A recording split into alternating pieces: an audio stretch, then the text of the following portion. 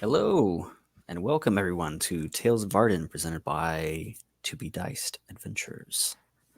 We're super excited to pick back up with this storyline and see where it's all going. We left off at a bit of a cliffhanger last time, but first, my name is Chris Kinney. I'll be your DM this evening. You can find me at Claybeard or Claybeard Studio and on socials, and we'll go ahead and start right here at the top with our wizard, Mr. Matt. Oh, that's me. Hi, I'm Matt. Y'all remember me. I'm Mortor Knight on the interwebs. All that kind of stuff. But I am once again pleased to be playing this evening.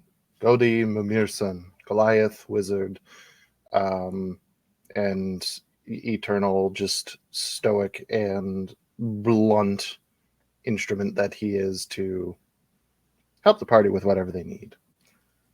Yeah, buddy. I'll just go across there with Mr. Daddy Tarzan.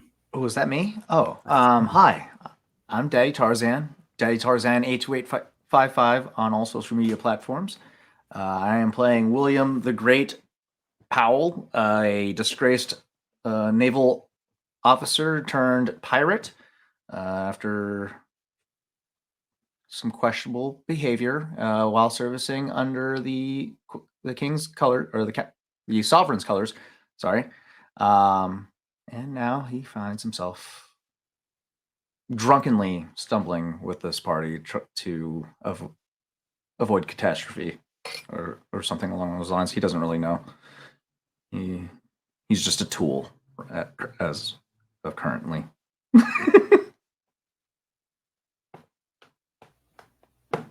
We'll just drop straight down from Daddy Tarzan and then go across. So me? It's Taylor, yes. Yeah. Hello, my name is Taylor, also known as Nerdy Pinup Girl on all social media platforms, mainly TikTok and the Instagrams. I am playing Grendel. She is a half-orc barbarian, and she absolutely loves flowers, and she's looking for her tiefling goth girlfriend named Helene. And last but certainly not least, Grendel, I love you. I love you too. Hey guys, I'm Dia, also known as Diavel.calls on all forms of social media, predominantly on TikTok and Instagram. I play Xenia, who is a runt of a half-orc. He's a Beastmaster Ranger whose not so little friends are not in fact beasts, but actually all various categories of monstrosities. So he's fun.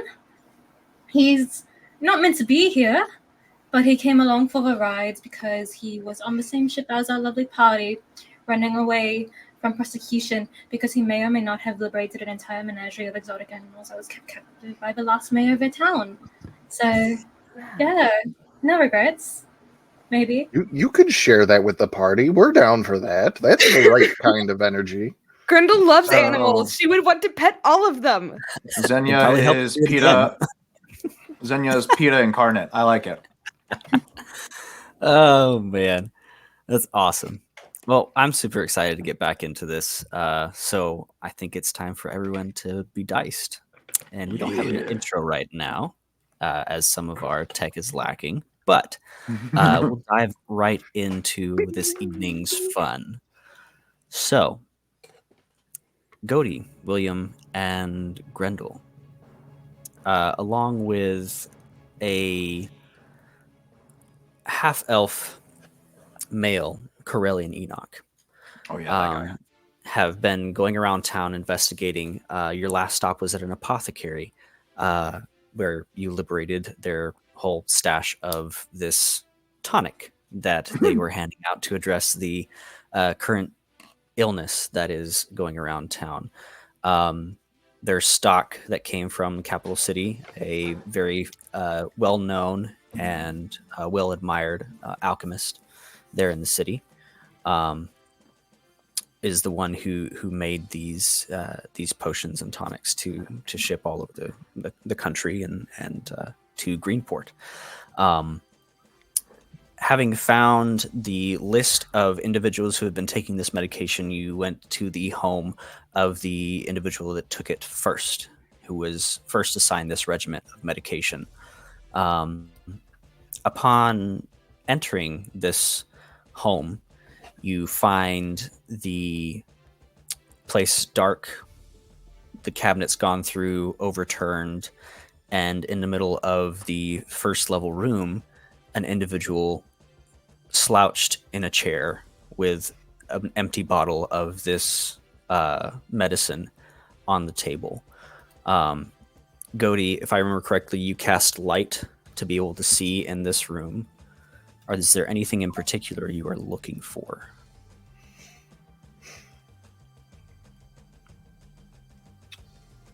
I would probably be trying to inspect the body, actually.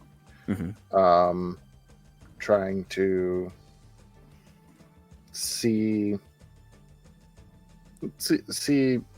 what is to come for people who have taken this tonic. Okay. Try to get a better grasp of the condition. Okay. Roll an investigation check for me. Just to see. Obviously, right up front, you get the hands and the about up to the wrists is just pure black, and then the rest of the body is very colorless, almost a gray pale skin tone, much like yours. But for this individual who is human, gray pale skin is not normal. Very abnormal. So that's what the rest of the body looks like. What'd you roll on that investigation? I haven't rolled it yet. We are starting great. That's a total of 10. Okay. Incredibly bloated. It's been dead for quite some time. Go ahead and roll me a perception check real quick. I can do that. Perception. Ooh, that's a good one. That is a dirty 21. Perfect. While you're investigating, you notice that the eyes are obviously kind of calloused over, very, very much lifeless. And out of the ears, it seems like dried blood. But with that perception check, you notice it actually move a little bit before it completely up back into the ear. And the body begins to move.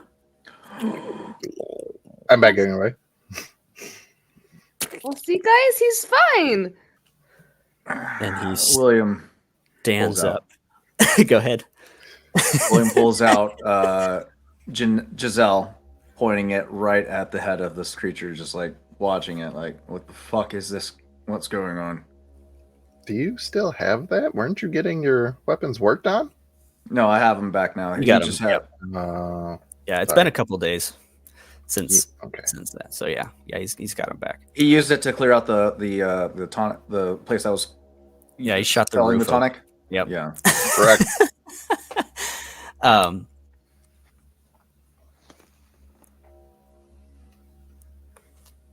Roll something real quick. How far are you away from this creature now moving? You guys can me? Yes. Go to As far back as I can. I'm not being in melee with that thing. I am huge, but I am a wizard. I would say William would still be up close and personal with it because he's got that. He's got the just shoving it in its palm mouth. pistol. Yeah, he's ready to blow this thing's head off. Okay. So as you're walking towards it to get a more advantageous pistol to mouth ratio, Goaty, roll me a D100 here for me. I can do that. Uh-oh. Grendel, are you doing anything at this moment in time? Pardon? Are you doing anything in this particular arrangement? So Grendel is probably looking at this because first she thinks the guy is asleep. And like he's just like, oh, it looks like when Papa would drink too much of his mead and he would go into the chair. And so like that's like her thought process right now. And as she sees the guy get up, she's just kind of like, well, he looks fine now. And she's now kind of confused as to why William is aiming his gun at this guy. So she's just kind of standing there, just a little confused, just like wondering what is going on. Listen, you big, green, beautiful bastard. This thing is not alive. So that was a D100 roll, and I got a 99. Oh, you bastard. Why would you do this to me? What do you mean he is not alive? He is walking. He looks fine. Just a little Goaty. sick. For the last few months, you've noticed an ebb and flow in the weave.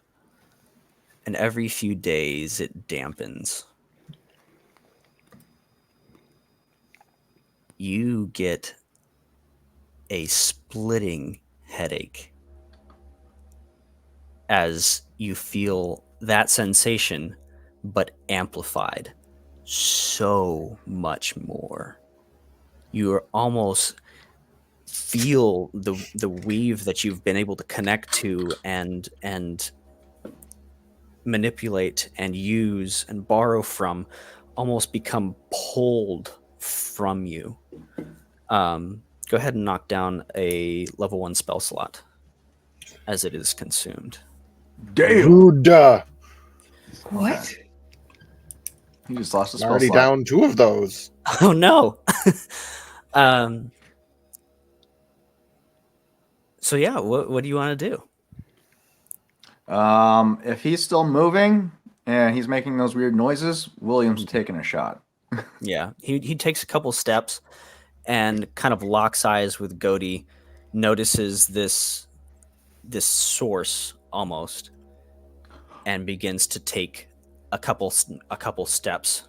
And Yeah. you fire. Go ahead. Yeah, 100%. All right, Giselle. Giselle, you are in my offhand. Okay, so you are in my offhand. This is going to be a +8. That's a dirty 20. Mm-hmm. And this is just the palm pistol. It has not converted over to the blunderbuss yet. So it's a D8. I'm going to have to sit down and tinker after this. 4 plus 5, 9 piercing damage. 9. Okay. How's it looking? You see a chunk of its shoulder disappear as it just goes away, but where it is gone, it reforms, but not as the clothing or the skin of the individual that it was part of. Just these black tendrils begin to just knit itself back together. Now William's stepping back.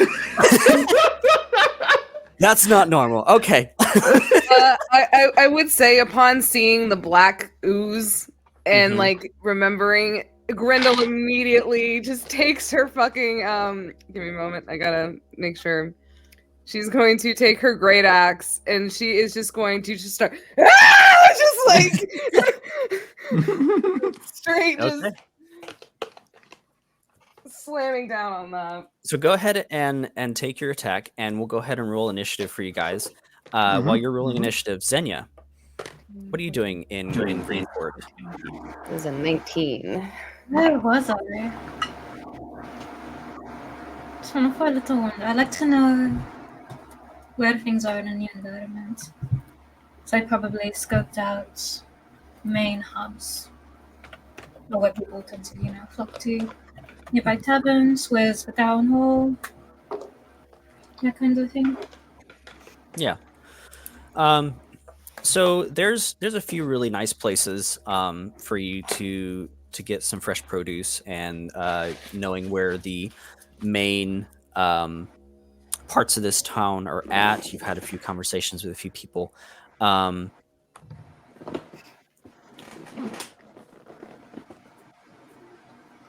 Your chipmunk friend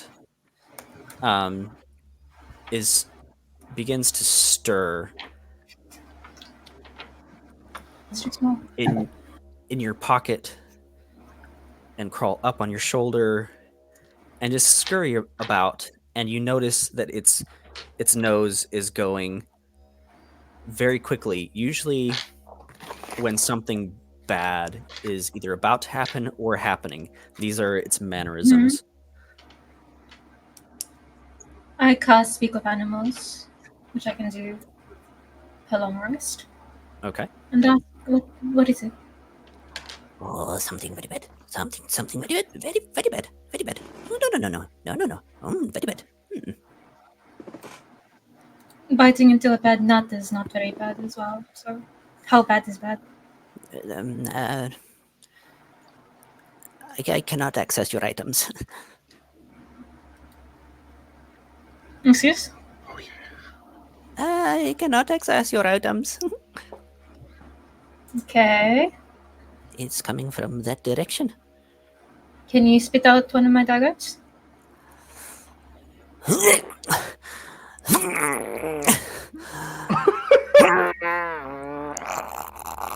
I am sorry, Xenia. I cannot.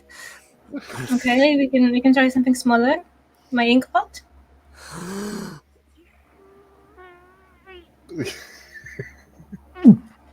Okay, And okay. he spits out some ink, and he's got the part of the ink pot kind of stuck in his cheek, and he is trying to like dig it out. Okay. Okay, don't strain yourself now. It's okay. Which direction? My bag of holding is a chipmunk. It's great. Yeah, I remember this, and it's fantastic. Which direction?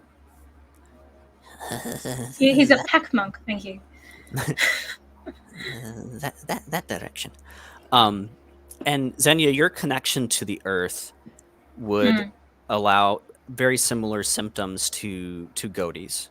There is a sense of sapping, a sense of something pulling your magical abilities almost away. However, you are within a further distance, so that particular aura does not affect you at this time. We are going to venture that way because it's very suspicious, and also I don't know where my companions are, and they tend to bring trouble with them. So I found. You round the corner, and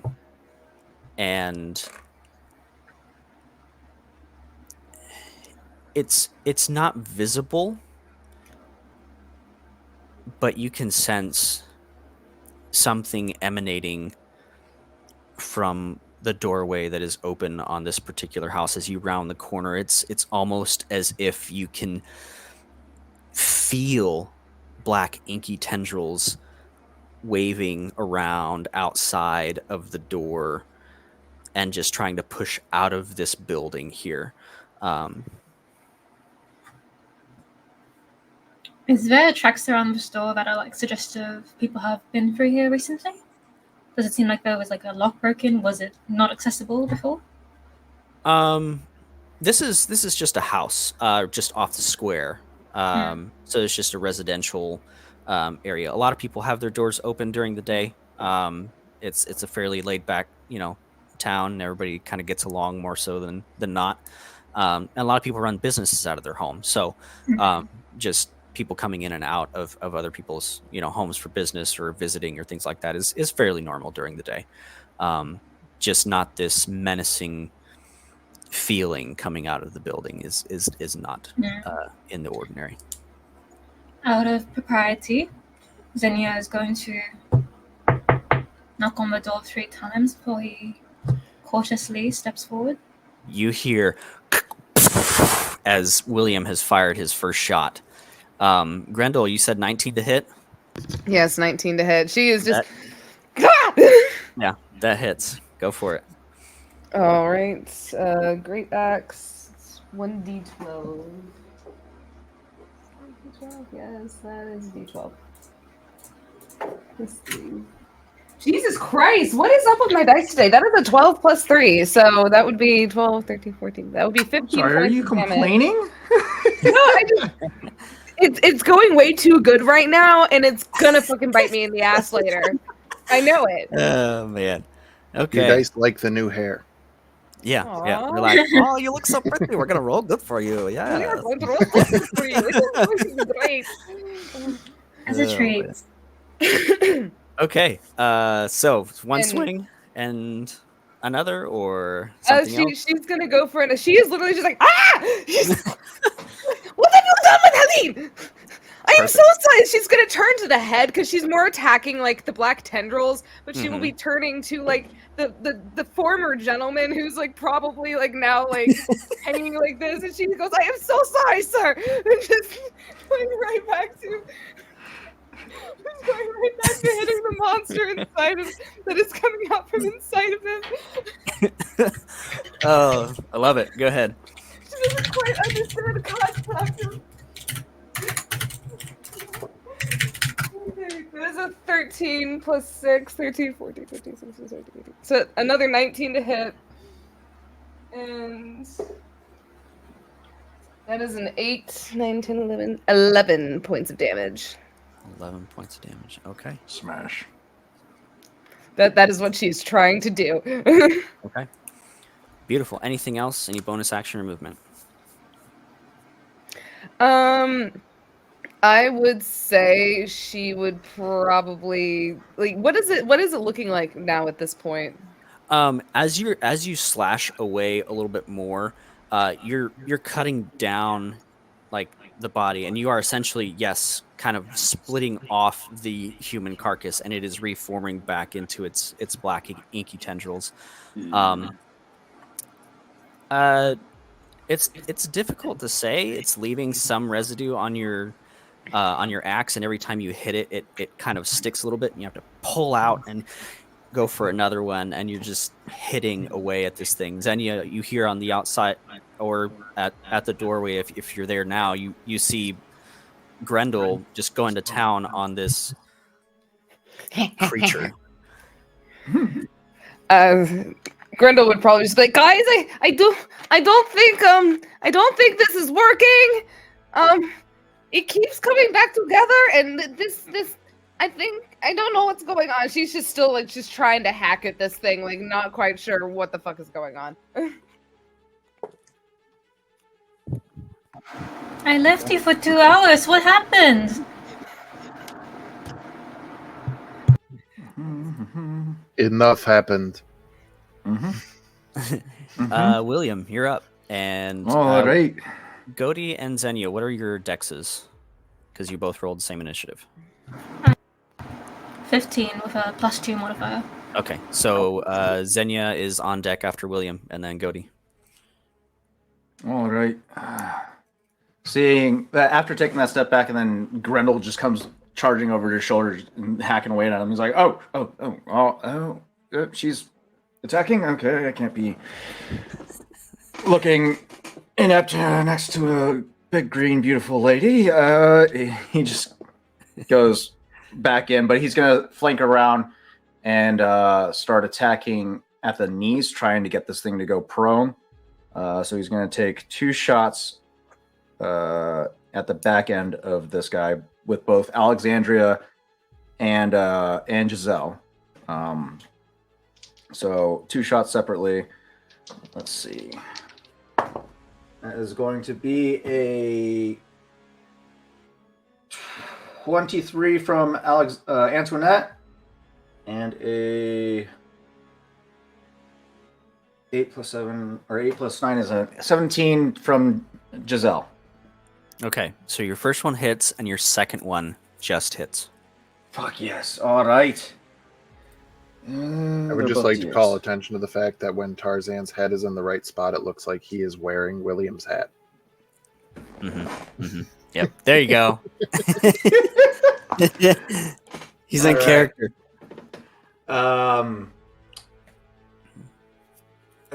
Antoinette did 13 piercing damage, and Giselle did 9 piercing damage. Okay. That's his 2 shots. He's going to action surge, and he blew his 2 shots in these guns for the round. He is going to go in with Antoinette's kiss and Giselle's bite. So here we go. That's a nat 1. That's not good. And a 3. Both miss apparently. So a total of 9, and well, the Giselle's a nat 1, so I'm but Antoinette was a 9. Okay. So you fire off. You move around to more a better spot, and you get a good bead on both kneecaps, and you fire away, and they just essentially blow out. The human parts of this corpse are just disintegrating, but quickly refilling, as if it is just a husk for whatever this thing is. So while it blows one kneecap out, it reforms, and you blow the other one out, and now it's more so taking a look at you as it turns the clouded eyes over to you. I don't like this. Xenia, you're up. Zinnia sees this is very obviously a fight, so any sorts of talking are sort of off the table. He draws his quarterstaff, which is usually resting on his back, and it's this long branch of ironwood with what looks like half of an antler sort of projecting from the end. With his bonus action, he casts Shillelagh to imbue it with his magical energy, and a sort of vine of these almost like fang-like thorn projections begin to spiral up his staff, and he takes a swing at this undead creature. Does a 14 hit? Does not. What about that? What's not? That doesn't hit either. Sad. Uh-oh. That's an 8. Oh no. So you swing with your quarterstaff a couple times, and you see sudden protrusions of this inky black ooze or tar or tendrils just shoot out and smack your quarterstaff away as it's kind of facing away from you. You try to get at it and just blocking your blows with that. Anything else? How far away? Oh, well, technically I'm in melee. Who else is around me? You got Grendel right next to you, and then William is probably 10, 15 feet over to the left of you. Okay. So Grendel on your right, William on your left, and Godie probably behind you, I would assume. Okay. I am staying put. Okay. Godie, And you're up. remain in 5 feet.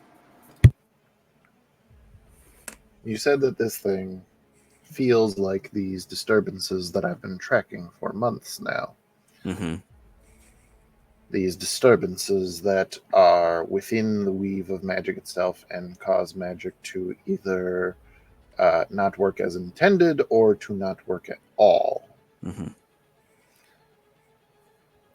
And this is the same presence that I felt when I had my duel with Dizikath. Mm-hmm.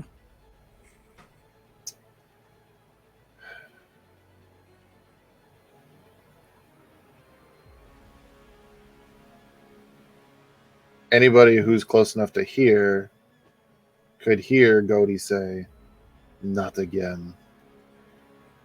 And instead of going in with brute force like he did last time, he's going to try to think his way out of this situation.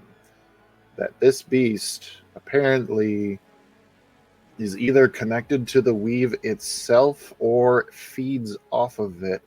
Therefore, he's going to try to starve it by punching a hole through the weave and casting Dispel Magic at 4th level. That's some big brain ideas. Smash! Damn. Okay. Smash.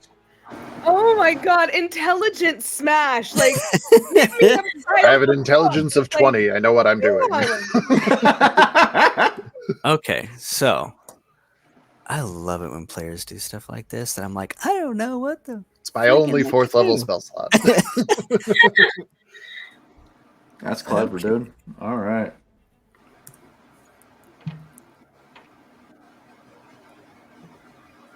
Punching a Okay. hole in the Let's weave. see. So,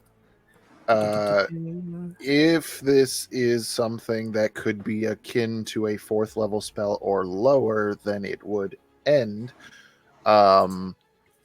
If it is treated as higher, then I can make an ability check using my intelligence modifier. The DC would equal 10 plus the spell's level if this was a spell, but I guess this is not. So you could set an arbitrary number on this, and I can just try to beat it. Yeah. Go ahead and roll. Let's say DC 16.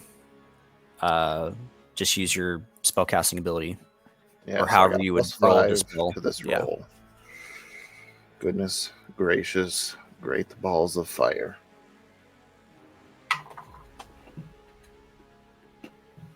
It's dark.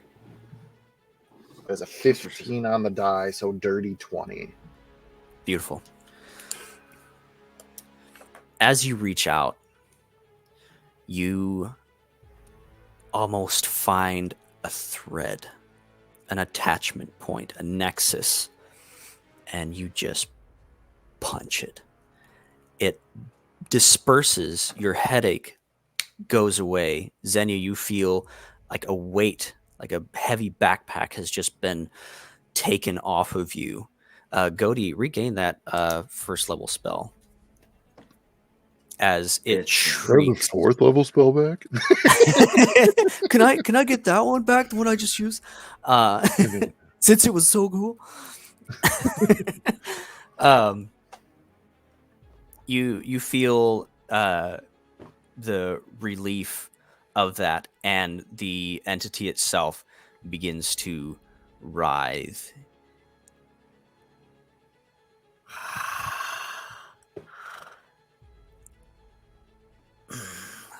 You're playing dirty, I see. Well, I'll start with you. And he will attack. Is he coming past everybody to me? Let's see. How far are you from him? As far as my movement would have allowed me, and I have a movement speed of 35. Thank you to Horatio's Stompers. Okay. So we'll put you probably at 20 feet away at the door. Let's see. Unless you want to go out into the street and... No, I wouldn't do that. Okay. In all honesty, like, if it could be like a free action thing after Xenia came in, I'd probably close the door to make and then effort to keep this thing in here. Okay. Yep. Okay, so it's going to...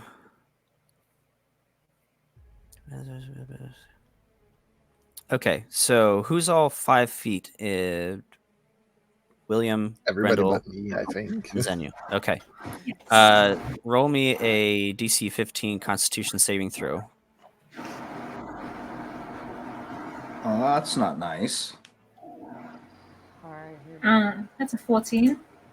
Oh, that's a nat 20 for a fucking 25. Jesus Christ, what is going on today? Taylor, leave the table right now and go play the lottery. What was I what was won the like DC? $300 on a 15. scratch ticket the other day. 15? Constitution, right? Yep. I barely beat it by a 16. Okay. So save. Xenia, while the magical oppression has been relieved, you suddenly feel poisoned. Unless you have advantage on poison saves being a ranger. I'm not sure if that comes with I these magic. don't think so. Let me check. I don't think so. No. At least not standard. I also don't recall what type of ranger Xenia is. But Beastmaster. Sorry, the Beastmaster. you said that Ranger. earlier. I'm just not as perceptive as Godi is. Okay. No. So it is going to take 2 swings at one at Grendel and one at Xenia, just to kind of knock them out of the way as it's charging towards Godi. Let's see. That is not very nice. Does 19 plus 7 for Oh, Grendel. so much. It's a 26 to hit Grendel. Yeah, that hits Grendel. Okay. You take 13 points of bludgeoning damage, and it leaves residue on you, and you are essentially grappled in the location that you are. You can beat it at the beginning of your turn with a DC 16 strength save. So for Grendel, that's probably no problem. Okay, Xenia, yours is a 15 plus 7, 22 to hit. Hits. Okay. I would hope it'd be no problem to beat after you squeezed the It's a Minotaur unconscious. 16 of bludgeoning damage to you. And seeing that you are hit, you are also in the same condition, essentially grappled in one spot as it moves just and sticks both of you down to the ground, leaving these black inky tendrils around your ankles and just scooting past. You can take attacks of opportunity if you'd like. Yes, I would like. I believe they are at disadvantage, being that you are grappled. Only restrained. Only restrained. Okay, then they are not at disadvantage. Go ahead. That's not 20 for 27 to hit. Damn! Beautiful. I believe William misses with a... That's a crit 15, but I also have Savage Attack. Please hold. Whenever weapons dice, okay, I never D8. So that's 15 plus. 15. That's 21 points of damage. Okay. I believe. Yes. Bludgeoning damage. Oh, shit, dog. 15 to hit. I believe that misses. Yes. Okay. Hold on, I'm looking at. I rolled a 12. I got it 12, 13, 14, 15, 16, 18. Yep. That hits. Yep. Grendel just takes her fucking great axe and just fucking slams it down. She's like, that is not very nice. These are nice shoes. My papa made them for me. And for the attack roll, that would be a 7 plus 3. 7, 8, 9, 10. 10. 10 points of damage. Beautiful.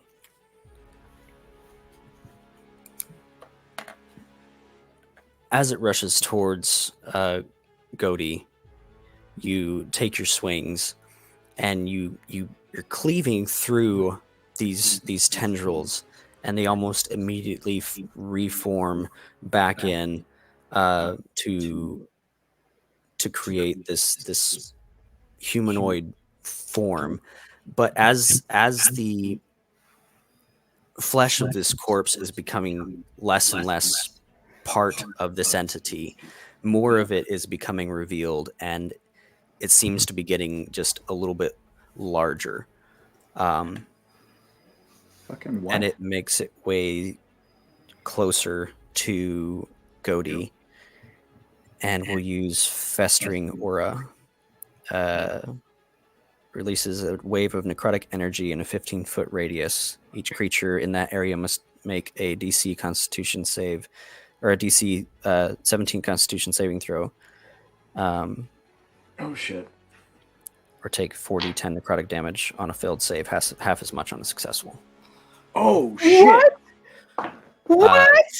So at this point, it will move closer. You were at 20 feet, so that will be... Yeah, that'll be everybody. Yep. That's a 10 for William. What do we need to roll, sorry? DC 17 Constitution saving throw. Oh, Okay, Yep. Constitution save. William was not prepared for that one. that is a 13, 14. 14, 15, 16, 17. Right on the fucking dot. Right on the money. Okay, so you'll take half of this damage. So how I much wish damage I is had it? money to be on. How much damage is this? It's We're about to 26. find out. If you failed, it's 26. Okay, so 26 halved is It's 13. 13. Zenya's not I looking. would like to use my reaction for Stone's Endurance, and I will be... Oh, I didn't get out of D12. I will be rolling a D12, adding 1 to it, and reducing the damage by that. So what was the number? 26? 26. 26. I don't get As to it- use D12s too often. This is nifty. What kind of It's not- damage was that? That's an 11. So Necrotic. 12.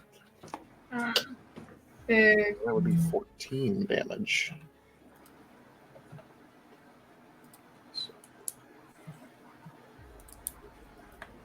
And I had 10 temporary hit points from something. I can't remember when, but Probably cookies. probably Yeah. cookies. I Mhm. forgot about the Yeah. cookies. Yeah. The damn cookies. William didn't eat those cookies. Yeah, no, he was eating water that was cleverly disguised as ale. Mm-hmm. You bastard, that's right. So this creature slams Grendel and Xenia and just launches itself off of them as he goes by. Xenia, you smell the sulfuric poison gas that is essentially just coming off of it before it and releases tendrils down into the ground as it spreads just through the ground. These cobblestones begin to lift in this small cottage as it just destroys the ground and takes these inky black tendrils and just and you take your damage through that attack there, and that is going to be the creature's turn. Smash. Grendel, it is your turn, top of the round. Ooh, yay! Okay, so I first, as a bonus action, I would like to rage, because I keep forgetting barbarians need to do that.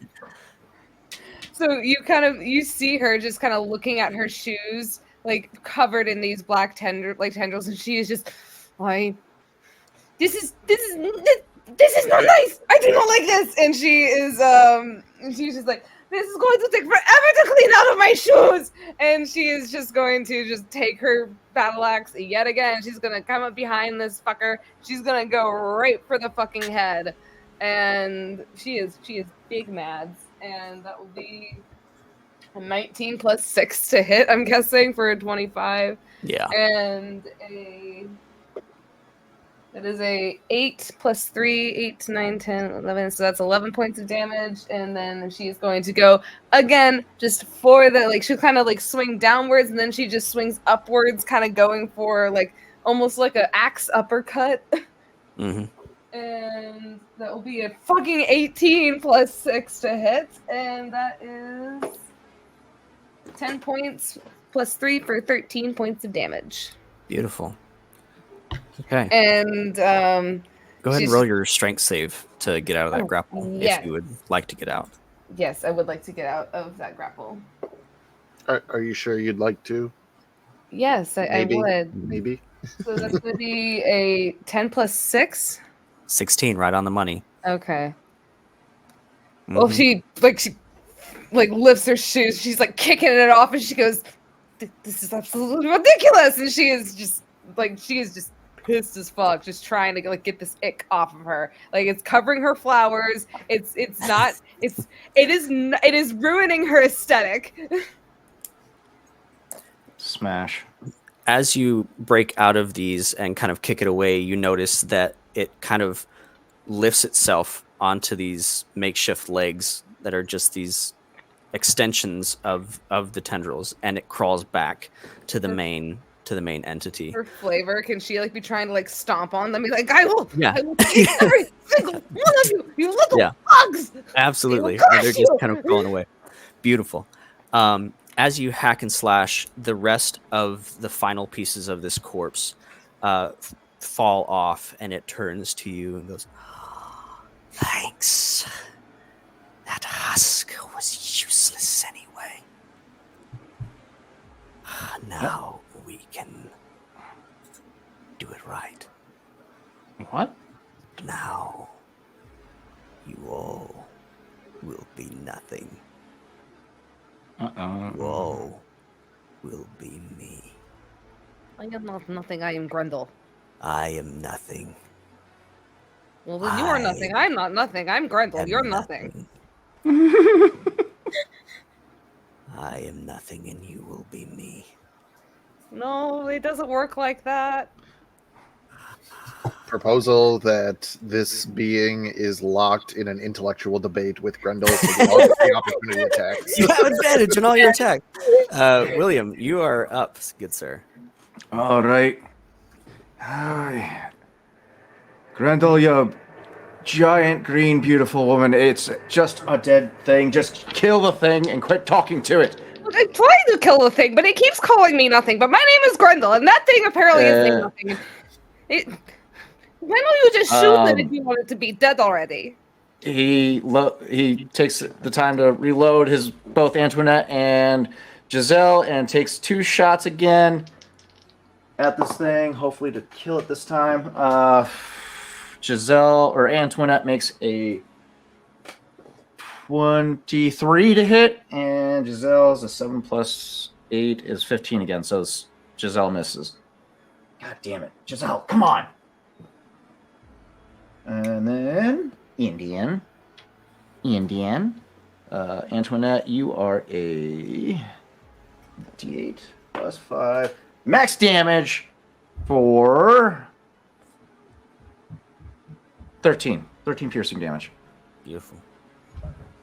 Bonus action. Do I have anything?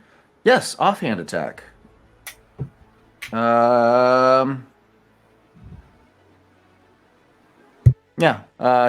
gonna rush up and take a offhand swing with Giselle, and see if he can get an axe in. Antoinette is black and gray. That's better. There we go, Giselle. You're doing better now. 25 to hit, and that's a D6. Okay. Oh, that sucks. That's 4. 4 damage on the offhand axe attack. So that ends his turn. All right. As you hack and slash away, you see the same thing you have been seeing, and it's getting a little frustrating that it keeps tying itself back together here and there through your bullet shots. You're doing damage. It seems to be working. It seems to be taking apart what is there, but it's taking a little while. Gotcha. And you see it kind of lock eyes with you, William, for a moment, and start to maybe go your way, just because of it's getting hit from multiple sides at this point, and it's just kind of reacting and turning and whatever. Yeah. So it kind of locks eyes with you for a moment and goes, "You have something I need."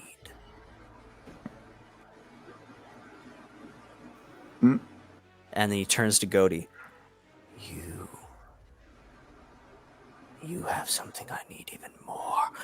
And he begins to make his way back towards Godi. Xenia, your turn. Cody's got a crush. What's the strength DC to break out of a grapple? 16. Just give him a little kiss, Cody. 18. A little snitch. So Xenia is free. He's going to use his quarterstaff again to try and intercept the creature. Oh, ignore that. That is the wrong one. First attack methods. Is 26 hit? Oh, absolutely, yes.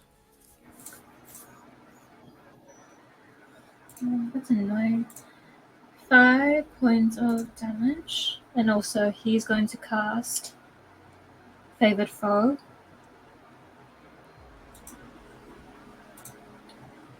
When I cast Favored Foe, does that kick in the turn that I cast it or the next attack?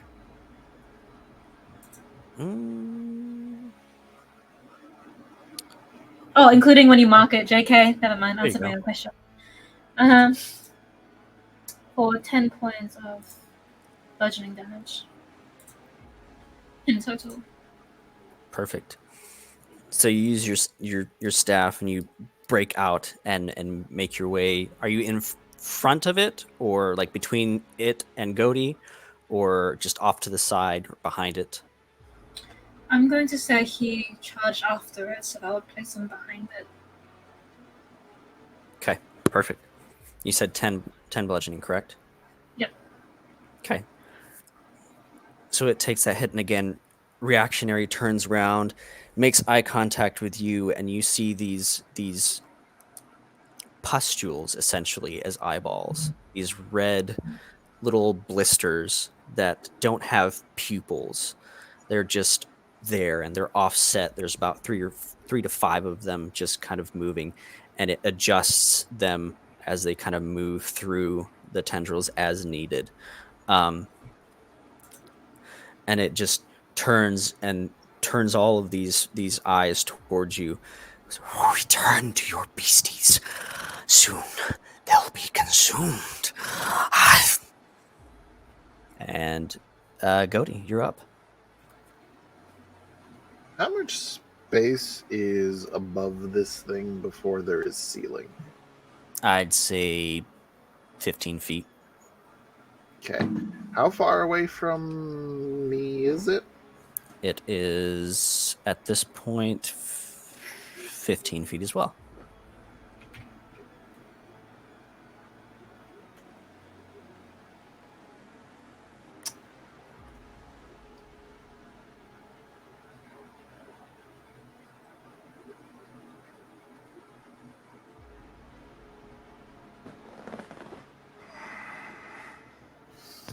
I totally thought you were frozen there for a minute, Matt. Like you were so like concentrated. Very much so in thought. Is Grendel still grappled? No, both Xenia and Grendel are out of their grapples. Okay.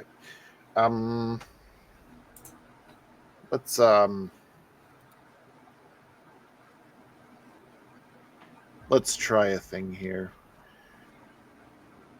I'm going to run at this thing for 10 feet and then using Horatio Stompers, which allow me to triple my jump distance, I'm going to leap in the air over this thing, and when I am at the apex above it, I'm going to point down with my open hand, and I'm just going to say, die, and I'm going to cast Pulse Wave so that the cone does not hit my friends and is pointed straight down.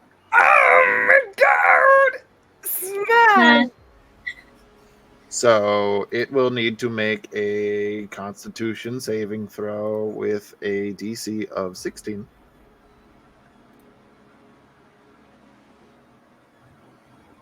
Oh, Well, shit, dude. I gotta get out.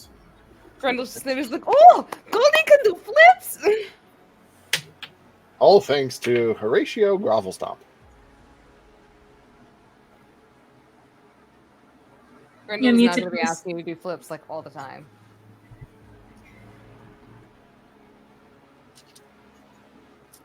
You said Constitution, correct? Yes, DC Okay. 16. That is an 8. It is going to lose a legendary resistance to succeed. Oh, Oh. bitch. Wait. Oh, shit. It Can will I respectfully rebuke that?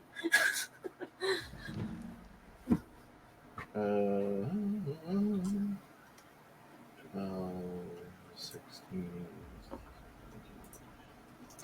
20 halved, so that is 10 force damage, and it is not moved. And perfect. Okay. And then I will land on the other side. All right. It's creature's turn. As you pull this beautiful maneuver off and just pulse this wave down, it gives for a moment before it reaches like 3 or 4 other tendrils out to kind of brace itself. Just I am an aspect of Vorak Ball, and you are becoming annoying. and it's going to shoot out spiky necrotic tendrils at all 4 of you. Can I have that name again? He's an aspect of Lord who? who now? Yeah, Lord who? Molag Ball. Vorak Ball, VORAKBAAL. Mr. Balls does not sound very nice. Mr. Balls does not sound nice. Does that name ring any bells? What sort of studies has Godi done of the abyss? Can I make a roll for this, considering Xenia speaks Abyssal and summons Abyssal creatures on the regular? You can have advantage for sure. Bingo. I would Go say ahead, on roll the me a history abyss check, itself, not what's it called? Not specifically, but I mean, I don't know if he would have possibly picked up in passing. If not, then so Yeah. be it. And hopefully Xenia gets it. Yeah, you can go ahead. What and am I roll me a rolling? History check. Oh, Did you say I could roll it? Yeah. I'm not proficient in history. So I'm 22. probably gonna- I am. 22. Yeah, I 16. 16. Xenia. What has my beast told me? Vorak Ball. Who is that? It's a minor lord of the abyss. Hmm. One who crawls on its belly, goes by many names: the Faceless One, the Consumer, the Devourer, and is known to be in charge of the layer of the abyss where all of oozes and slimes are summoned from.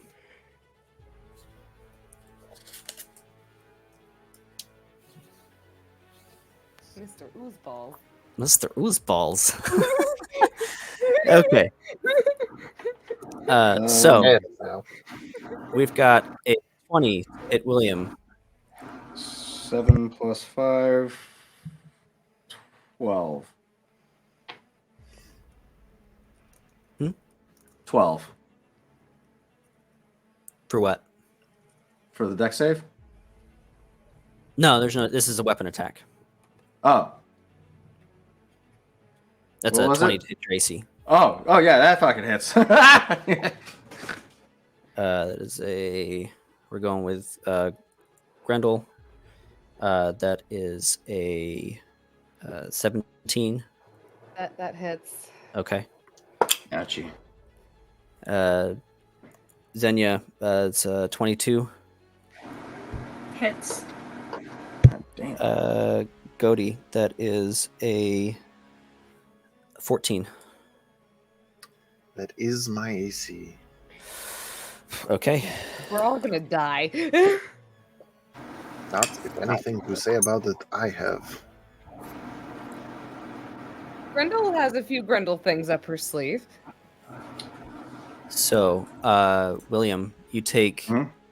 9 points of piercing, Ow. 3 points of necrotic, Ow. reduced to 1 because you are resistant. So, as this first one hits you, What? you feel something try to become pulled off of you, and something completely almost stops it. The second one, it's 6 points of piercing and 4 of necrotic reduced to 2. Oh, 8 damage. Okay, gotcha. So you see, if you were to look at your skin, these dark circles, Mhm. but they get bigger and then just like Goes the back up. dark part kind of comes back a little bit. You still have the puncture wound, but the infectious part of it is just a lot less than it should be. Remember Rosie. Okay, Owie. Godi, your damage for the 2 stakes. 6 points of piercing, 2 points of necrotic, 7 points of piercing, and 3 points of necrotic. How's Godi looking? Oh, that was for me. So, what was the total on both of those?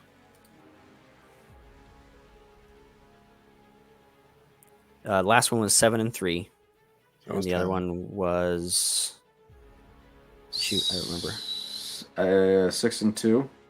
6 and 2. So 18 total.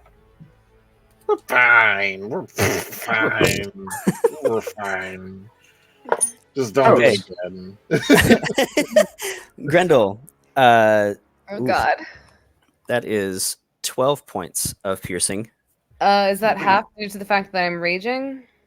It is. Piercing, Yep. yes. Okay, so that would be 6 points of piercing damage. And 4 points of necrotic. Okay. If I may I Stone's Endurance and take some of that HP back? Yeah. Okay. We're gonna... The second one for you, Grendel, is 10 piercing reduced to 5, Oh God. and 5 points of necrotic. She's still up, but she's definitely looking a little rough. The fuck? William, you see as these just spikes and tendrils emanate from its body, just all over the room, you notice that Grendel gets hit, one in like the stomach and one in the calf, and as soon as it hits, it just spreads. There's this massive, like half of her calf is just blackened by this spike. That's not good. Whereas yours looks, much better. Xenia, that is 10 points of piercing and 4 points of necrotic. Xenia, who looks like he was barely on his feet to begin with, supporting himself on his quarterstaff, was sitting at a nice 4 hit points out of 46 and would have been downed had it not been for Halfwork's relentless endurance. So he's back up again at 1 point. Oh! Quick question. That blast of necrotic damage that we got earlier, would I have had resistance to that? Yes, sorry. Yes. Okay, so that's that 13 hit points back. Okay, cool. Yep. I'm still weirded out the fact that William has fucking resistance to necrotic damage. Granted, Grendel has no fucking clue, but Was it the that I saw you taking? I have no comment. Xenia, for the Grendel second has no spike, thoughts. it's 3 points of piercing, 3 points of necrotic. Mm-hmm. Could I have taken all that damage and then popped back up? Yes. Yep. Okay. Oof. God damn. All right, we're not nearly as bad, but we're pretty bad.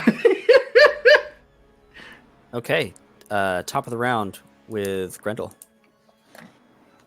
Grendel looks down at her calf and you said it was her calf and her stomach, right? Yeah, we'll say that. Okay, so she looks down at her stomach and she looks down at her calf and she's gripping her stomach like with one hand and she flips the fucking great axe in the other hand and she goes, "You are really pissing me off!" And she she is barreling towards the thing and she just jumps up in the air and fucking swings down at it and she is like, "I am going to cut you up into little pieces for hurting my friends, ruining my shoes, ruining my dress." And the first hit is a natural 20. Oh! For a 26. So that is crunchy crits. Yep. Okay, so that is 12 plus 3, so that'll be 15. And then for the second roll on that, that is a 5 plus 3, 5, 6, 7, 8. For 8. So 15 plus 8 for a total of 23. All right, and for her bonus action, she's just going to take her hand axe and she's just no. Actually, can I just do an unarmed strike and backhand to this thing? Yeah, you have another great axe attack because that was one attack. Yeah. You have 2. Oh, that was. Yeah. Oh, so she just flips her great axe in her other in her other hand, braces her wound, and then she just swings on the other side, and she's just like, and she goes, "And I have questions for you," and she. That is a 17 plus 6. 23. Mhm. Okay. And where's my d12? That is a 12 plus 3, so that'll be another 15 points of damage with the great axe. And she is then going to raise her hand that is covered in her blood, and she is going to go for a backhand with this thing. But before she does, she's gonna look at it and she goes, "You kinds of creatures are what took my Helene. Do you know where she is?" And she just backhands this thing the best she fucking can. And that is a 19 plus 6. So that will be a solid 4 points of bludgeoning damage. Perfect. Yeah, buddy. How do you want to do this, Grendel? Oh! Cleaves his head off with a backhand. How fucking dope! Grendel backhands him, and seeing him maybe start falling, she then swings the other way and backhands him again. You just see her it's holding her side with one hand, she's black is everywhere. She's bleeding out her fucking soul. She goes, "Where is my Helene?" And she is just sitting here just slapping this thing over and over and over again. She goes, Slap to death. Tell me. That's a hell of a way to go. I love it. As you are doing this, and you mention the name Helene, all of the eyes rearrange to look at you and go, "Ah, yes. I recognize you." She pauses for just a moment. That peasant bitch.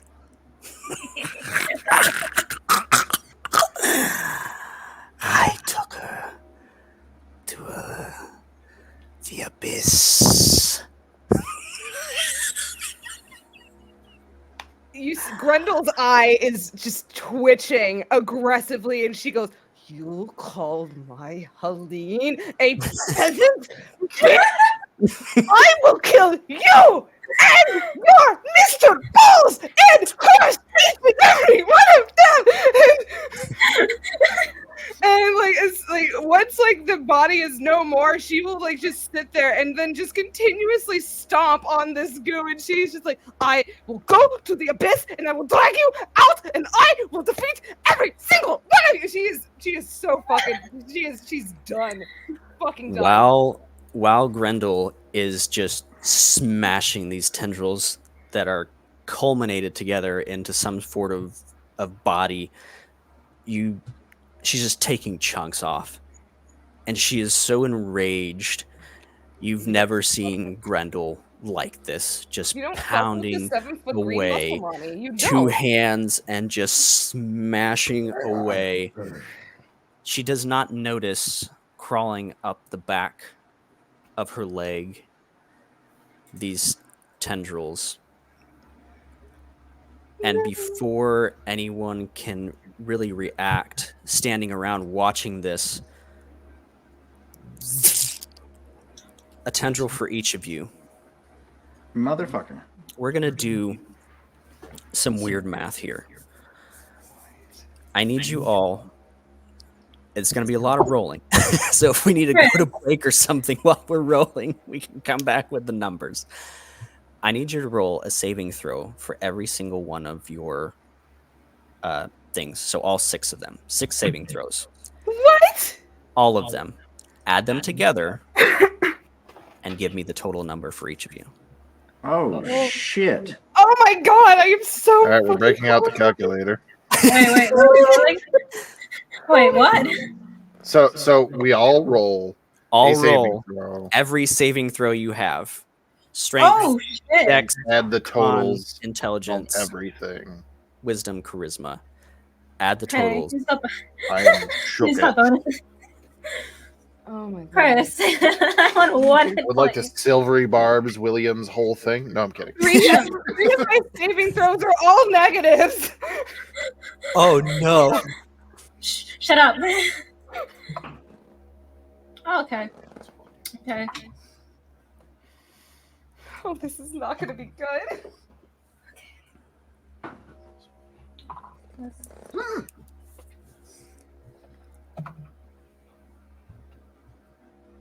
Oh, shit, I forgot. I don't have a W.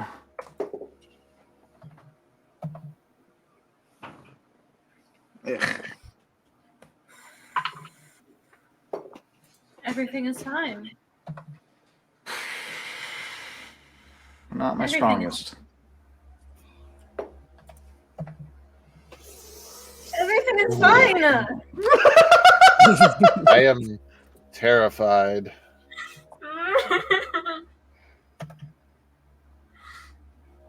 Wait, did you just need the total, or did you need each one? Just the individually? total. Yep, just the Okay. total. So add them all together. Sorry.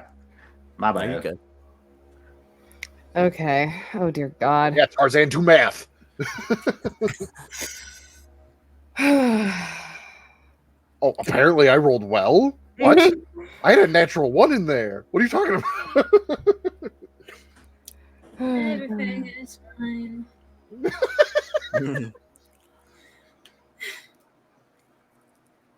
That's Maybe wild, here in the dog. chat, can you give us a I'm sure it's fine for good luck? Please. I'm sure it's fine. As these black tendrils reach out to strangle each one of you in one last attempt, as Grendel is just going to town, you see, for those of you that are not crushing a tentacly being to pulp, runes lining each one of them, abyssal in nature. Oh shit. What do they say? Names, people, places, memories.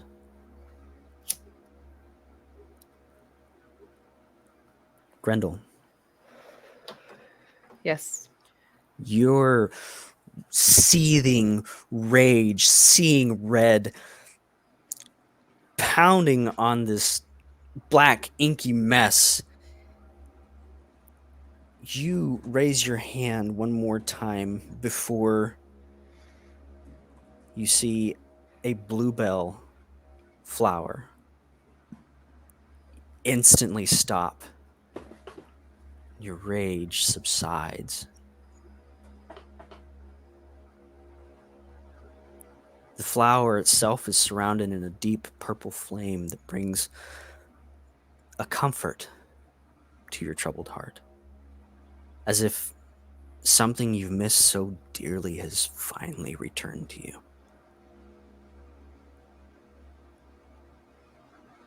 Do you hold it?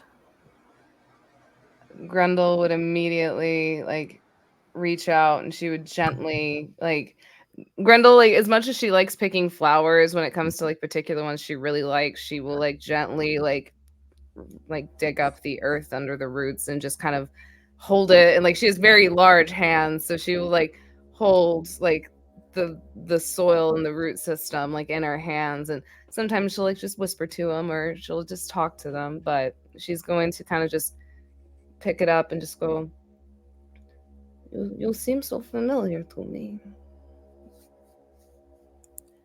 As you pick it up, this comforting bluebell flower begins to wither on the edges, first losing its color and then withering quickly.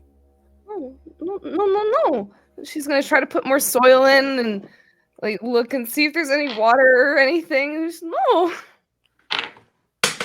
From as you're trying to do this, holding it in one hand and trying to get water and nutrients and things for this bluebell flower to live, up your arm you see the tendrils begin to wrap itself around and pull it from your hand and begin to pull it down and down away from you. Before it disappears into the earth, you see the small, deep purple flame flicker through the encasement. She is digging. She is digging herself into the ground, just trying to make sure this flame isn't snuffed out. She is chasing this almost like a will of the wisp sort of situation. She is at this point she has probably about a hole this big within a matter of seconds. She is flinging dirt. Absolutely. Is this a mind palace kind of deal, or are we all watching this? I'll get to each one of you. Okay, I'll shut up. Yeah. So it's more of a mind palace to answer your question for sure.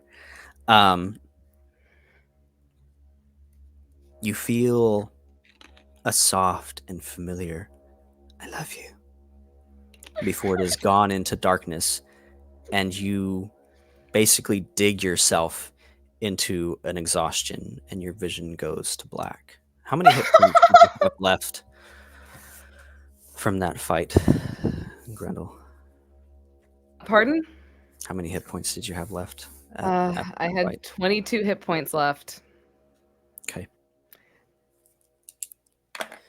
Oh, I didn't Xenia. like that face. Oh God. You find yourself sketching underneath a tree in a glade where the sun filters through the leaves. The animals on your page dance around happily, prancing before they freeze in place, but not how you normally draw them. As you look at them, terror is stricken in their expressions before they begin to disappear from your pages as sand blown away by the wind. The birds no longer sing in the glade that you find yourself in. In fact, a dead, eerie silence permeates the forest.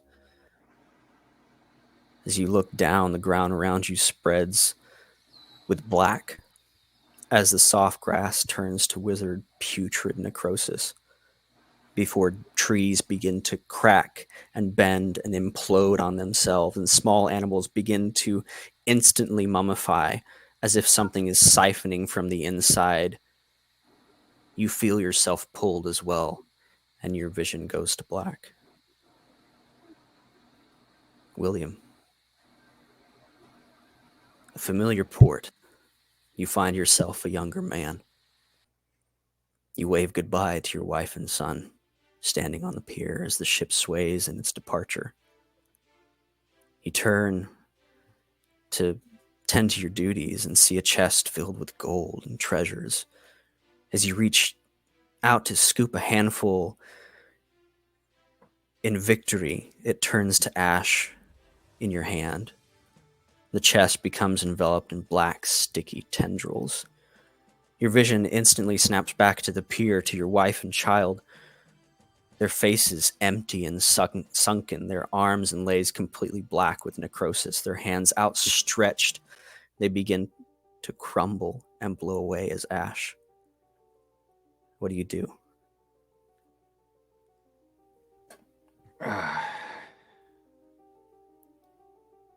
He calls out, "Morgan! Grayson, no!"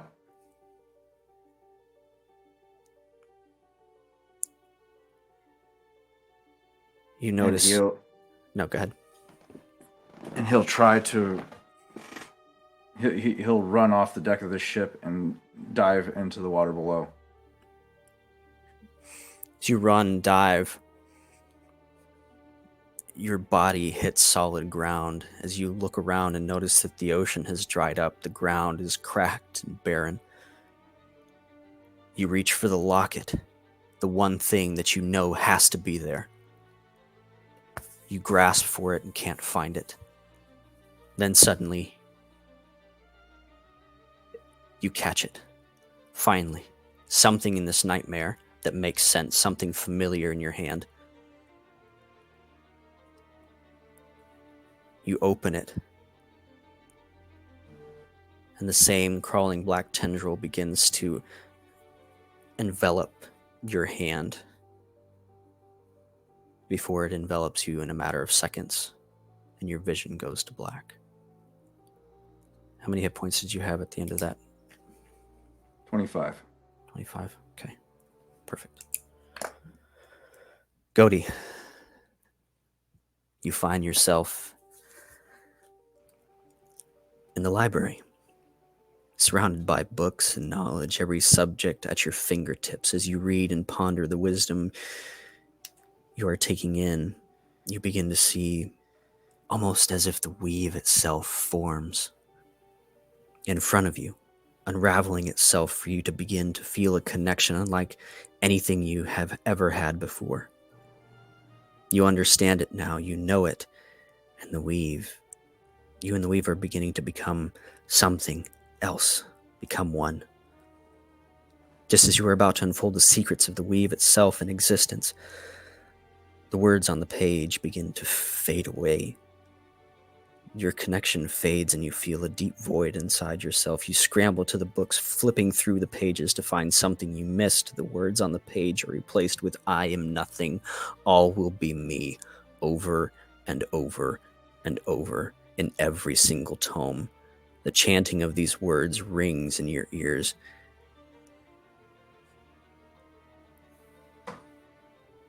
As you try to cover your ears to keep from going mad, something finally gives.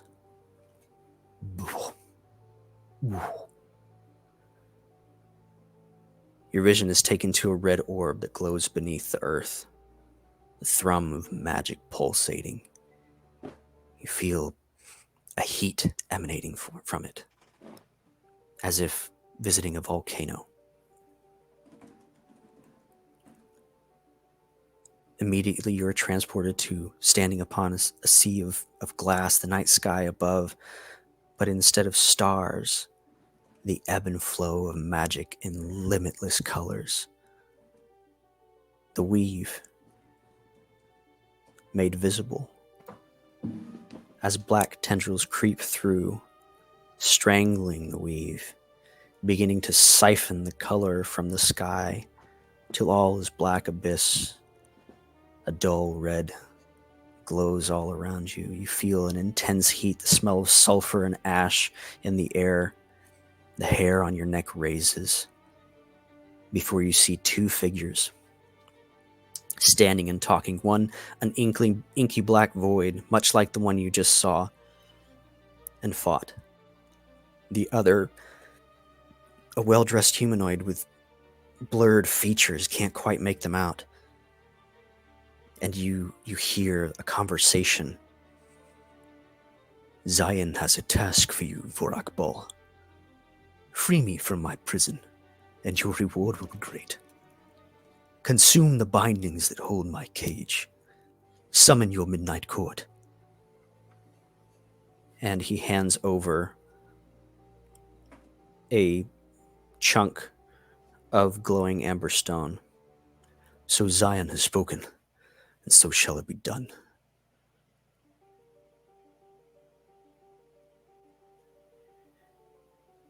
You are returned to this small cottage. How many hit points did you have at the end of that battle, Godi? 32. Beautiful.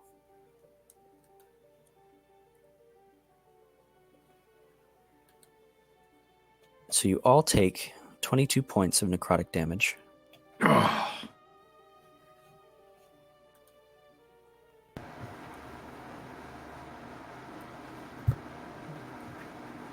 I'm guessing there is an and. Xenia's down. Zenya's down. Grendel is also down, but as soon as like this attack hits her and she finds herself out of this, the only thing, like, you see her just standing up and it looks like she's passed out, like her eyes are rolled in the back of her head, and she just slowly reaches out and she is just, you just hear her mutter the words, "My sweet Helene," and you just feel like this pulsing coming from her as she rages again, and she's going to use relentless endurance, and she then is going to just stand there just like heaving, and she goes, "Nothing will take me away from her," and she is just going to sit there fuming. Mm-hmm. Yori will, seeing that everybody's up, but Xenia falls, will move to his side and grab a potion of healing from Dizikath's pack and give that to Xenia. So 3 plus 1, 4. So that, I mean, it's 6 HP, but it's 6 HP nonetheless. Immediately coming back to reality, William's first instinctual response is to go for straight for his locket. Is it still there? It's there. Okay. Now he's too terrified to actually look at it, but he's reassured that it's still there. Leans up against a chair, pulls out his flask, and starts drinking. And using this moment to second wind himself to heal up.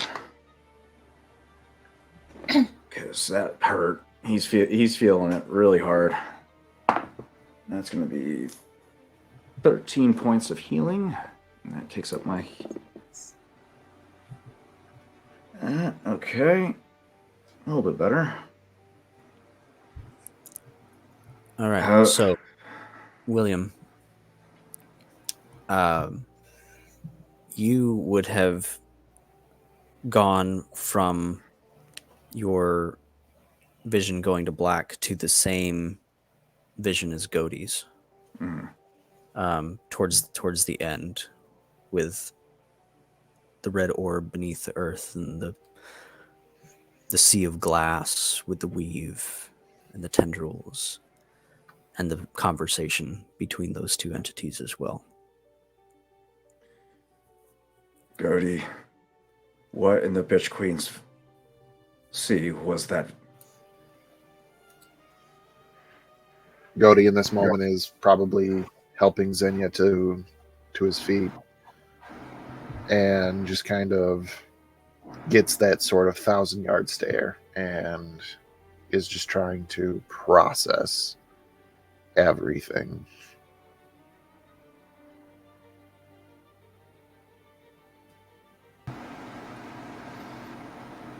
Xenia coming back.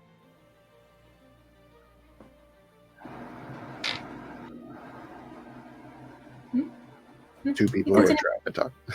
Oh, continue. Oh, I was talking to my cat, sorry. Oh.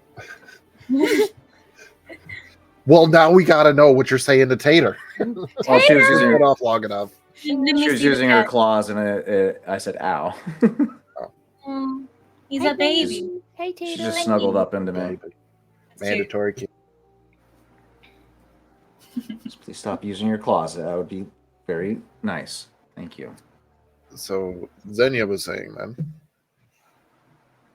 Oh, Xenia doesn't seem to have registered that he's quite back. He's almost got this half-glazed look over his eyes.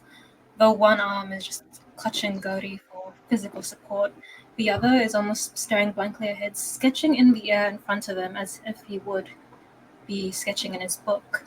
And sort of from the corners of everyone's eyes, I would see how he usually manifests his creatures, these sort of pools of black ink that manifest into various shapes, forms. But instead of materializing into the typical beast he would form, they sort of linger as silhouettes, like half-shaded sketches, but still move. You'd, out of the corner of your eye, you'd see like his dinosaur cat sort of skittering across the ground. The shadow of the two tails of a displaced beast just coming across the wall. The large figure of his death-crest ape towering above. They only last a few seconds before disappearing, and you can sort of tell he's sort of taking inventory, taking accounts, where are all his creatures that he himself is responsible for. Then he pats his hood where Rigor is sort of squirreled away and feels that little fuzzball. Takes a deep breath of relief and just sags against the seat beside William. You still have speak with animals, correct? Yes, I do. Are you okay, Xenia? Are you alright? Are you alright? I thought I fell on you. That was very scary. I did not like that at all. I saw you.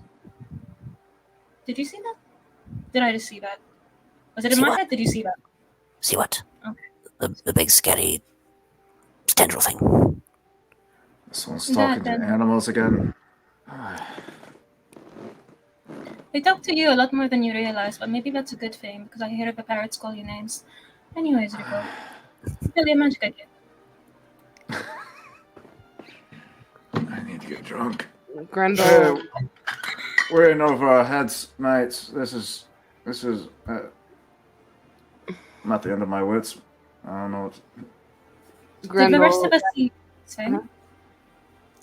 What? Or just who saw the vision at the very end? Was it just Cody? It was Godie and William. Godie and William, yeah, rolled high enough for their saves. I will say at this point, Grendel is still like she is just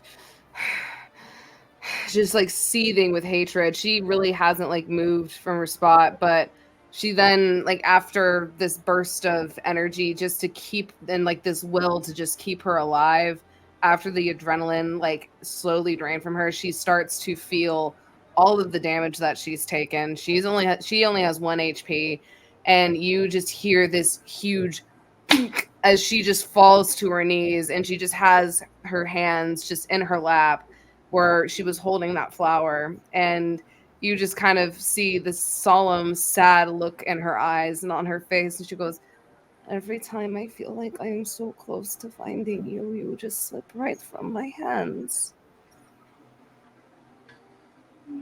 And Seeing she, that, yeah. William would recognize that look. Just holding his flask that he's just been feverishly drinking from, he just holds it out to Grendel. Alas, the pain of love lost is great.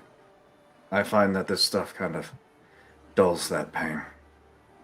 Grendel, she'll kind of like, she'll turn and like, the look on her face is completely different. She usually has a very cheery demeanor, but it is a deadpan stare and just sorrow in her eyes. And she kind of looks at William and she looks at the flask and she goes, "I would not like to think that my love is gone. I believe she is still out there. I just need to crush a few more splattervents first, and then I will find Mr. Balls, and I will destroy him." She's then just going to go grab the flask. She's going to take a big gulp from it, and then she will hand it back to William, and then like as like the strong substance hits, she's like, "Oh, you should try my papa's meat instead. That stuff is what does it taste like? Fertilizer." It's rum, lass. It's great stuff. Might as well be lamp oil that you're drinking there, son. And you see Corellian come in as you guys had investigated the house. He was outside. What in the nine hells was that? Pure nightmare fuel, mate. By Mr. Balls. If you are looking in the nine hells, then you are looking in the wrong place. The creature Came spoke of from the the- abyss. Oh fuck! I need more rum. And with its, what snapped Godie out of his 1,000-yard stare was actually Grendel hitting the ground. So he would be helping Grendel up and like into a chair at the very least, like not wanting to have interrupted that conversation. That is a thing that would happen. And Just with Grendel saying that she would like to think that her Helene is not gone, Godie would kind of like kneel down, look in her eyes, just be like, "Your Helene will be fine. Your Helene told me to watch over you. Not but a few days ago." you just see her eyes widen, and first she's like excited, and then it processes for a moment, especially with the whole event that just happened here, and you will then see her like eyes just kind of furrow for a moment. And does a 17 hit you? You bet your ass it does. You see Helene, or you see Grendel's brows furrow, and she just goes smack And actually, first she grabs him, and then she smacks him across the face. And so he'll take like 4 hits of bludgeoning damage, or 4 points of bludgeoning damage. And she just goes, "You saw my Helene, and you did not tell me?" And she's also shaking him, like, at this point, too. He's gonna just like Gentle. put his hands on your shoulders to like try to steady you a little bit and just be like, "It was not her in person, but a vision of her." It's still seeing my Helene. So no, my hit was still valid. You lied to me. That is not me lying to you. It is lying by omission and omission and I'm You left things out. you left it out. You I did kept not it from wish- me. I did not wish to upset you more, but knowing how you are feeling now, being told that she was no longer with us, I needed you to know that that is not the case. Whatever this creature is, this servant of Vorak Ball, Mr. Balls, yes. whoever they were trying to get a reaction from you. Trying to make you trying to get you to come to your basest emotions, to make you vulnerable, so it could probably take you just as it took Dizzycath. Grendel just sits there and she furrows her brows for him. She goes, I am an orc. I only know what my raw emotions are. I feel and I love deeply. If he wants me to feel my raw emotions, then he will get my raw emotions, and I will take them all the way with me to the fucking abyss. I am going to destroy him! And she is just, like, she releases Goaty, and she just kind of, like, tries to go up in a rage again, only to just go right back down, just from the fatigue, and, like, hitting again. She's God damn it! And she is just flustered. She is frustrated. She is out for blood. Grendel, your emotions give you strength. But control is what we need. It was control that FaZe lost. And I cannot let that happen to you or anyone else. Because I'm not killing any more of my friends. Wait, has Goaty admitted already to Grendel that he killed him? This is his confession. This was what Xenia was trying to like avoid when you spoke to him on the ship. Oh no.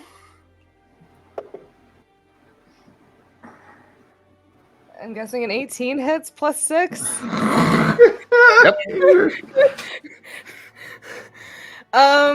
So It's probably gonna be Grendel, another 4 points of bludgeoning damage. Grendel now at this point, Bait actually, and switch.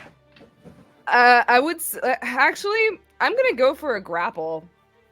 Oh, I'll Oh. take that HP back. Yeah, I'll go for a grapple. It's I'll William let does it. a bait and switch. I'm not fighting. So you just, is there How are you trying to bait? bait and switch? What you're just trying to become Pushing the you target? out of the way. Yeah, pushing you out of the way so Grendel has somebody smaller to wail on. Oh who's dear not God! as Well, It's just like- considering that William fucking bait and switched, William is grabbed by the throat and pinned to the fucking ground. All right, you big green, angry, beautiful woman.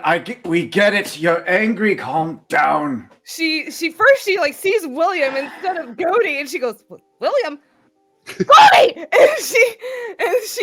and she goes, and then she again just seething out. She currently is just kind of like aggressively, like just out of anger, she's not really thinking.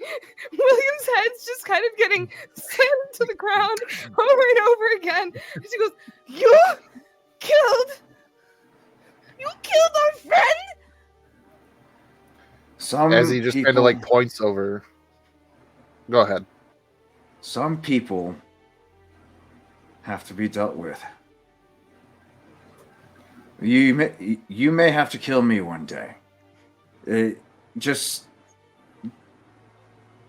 think I'm too fucking sober for this. I just need you to calm down. We can talk about this later. But for now, just understand Goldie did something for the party. I think he did something very wrong. And Grendel just looks at Goldie and she goes, I am disappointed in you. And she then stands up, William's still by the neck, and she's just like, let us go. And she's just gonna start just dragging William out the door. And she goes, let's go, Xenia. All right. Xenia helps Goldie up. And then just tells Goldie, given Grendel being Grendel, I really do think she only has enough room in her beautiful little head for one emotion at a time. So we can be patient. As William's being dragged out, please no more absurd confessions for the rest of the day, please. Thank you. Grendel, you should eat. You'll feel better. So we're leaving the I could go for some meat the pie. home. As you begin to gather yourselves, Goldie would linger just enough to see if there's anything to gather from the splatter of whatever remnants Grendel has left. Perfect. Don't forget. What's that? Don't forget. I was gonna say, don't forget Antoinette. I dropped her. Tempted to leave it, but yeah, Goldie would pick it up on the way out, seeing as William is incapable being a security blanket for Grendel at the moment. I'll hug him and love him and love him and hug him and name him George.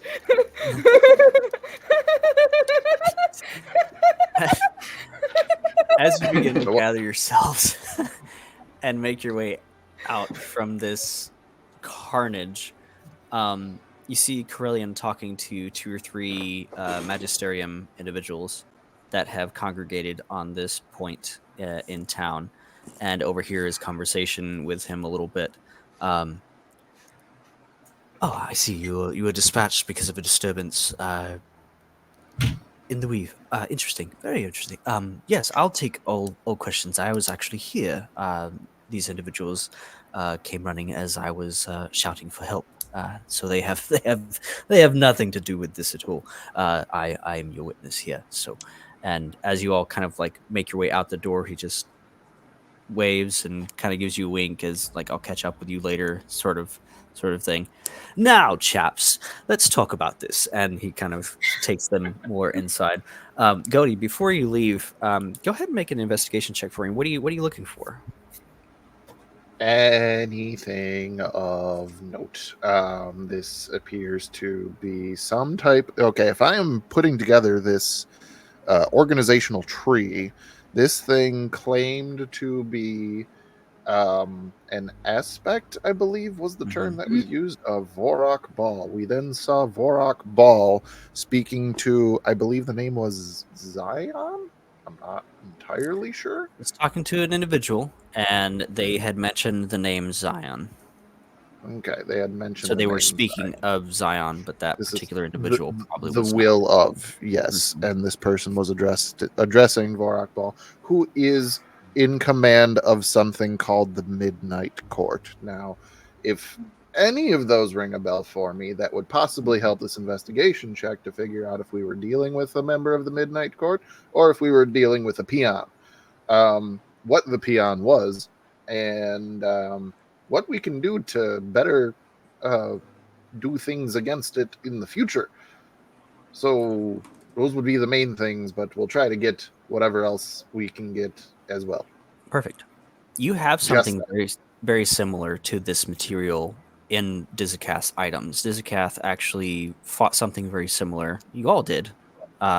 on the other side of the world, and he collected a sample.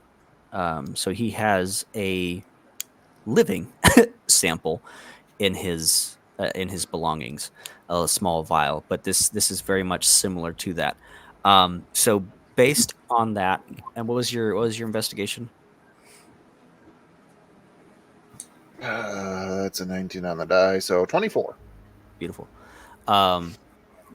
Based on that, this is most likely a minion of some sort, a very powerful one. They are seemingly getting stronger, because the one that you guys smashed in, shoot, what was it? In Fair Harbors, when you first started your adventure, that one was decimated between the 5 or 6 of you in I think one round or something like that, and didn't put up as much of a fight as this one. This one was something different.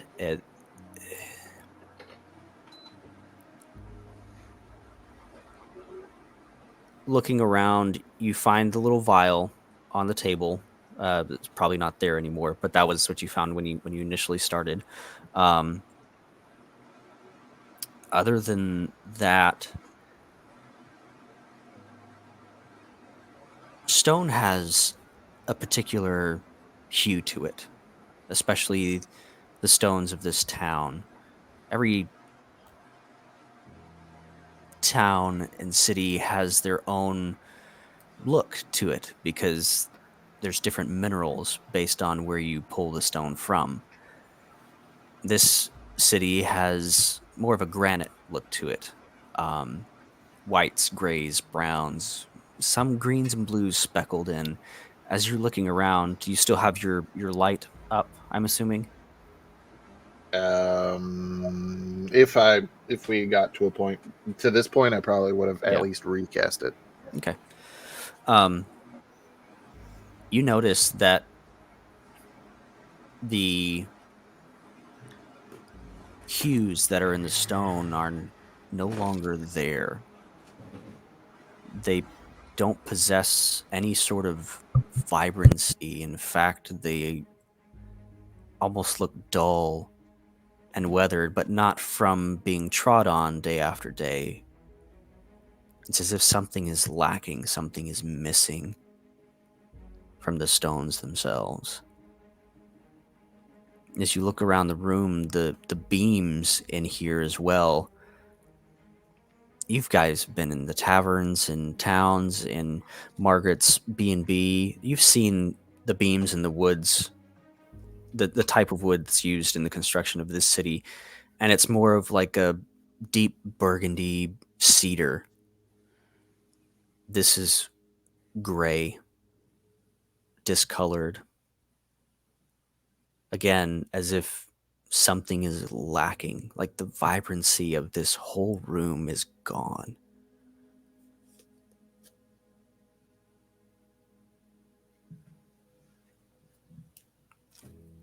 Interesting. And as you make your way out the door, it's almost like you're hit with this contrast. Like you went from black and white to full color in a matter of, feet. And it just hits you in the face.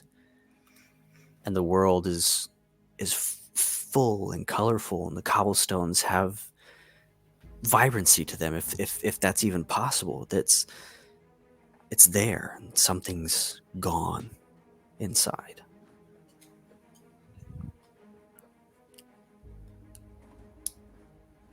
There's much to ponder, but Godi would rejoin the party. What do you guys want to do? Where would you like to go? More booze. Grundle, Food. No. Grundle just still has William by the fucking throat, just dragging him around. She is actively ignoring Godi. Like if Godi even looks at her, she actively glance down at him. She'll go, and just like. He's not going to press the issue, but he would remain like a healthy distance away. probably a good idea. Xenia will keep you company towards the back. Grendel, would it be any trouble at all if we could make a stop somewhere that has a semblance of alcohol? I am thirsty. Grendel kind of just like looks down and she goes, honestly, I could go for a drink that does not taste like fucking fertilizer. And she just kind of like lifts him up by the neck and she like turns around. She goes, do you see anything?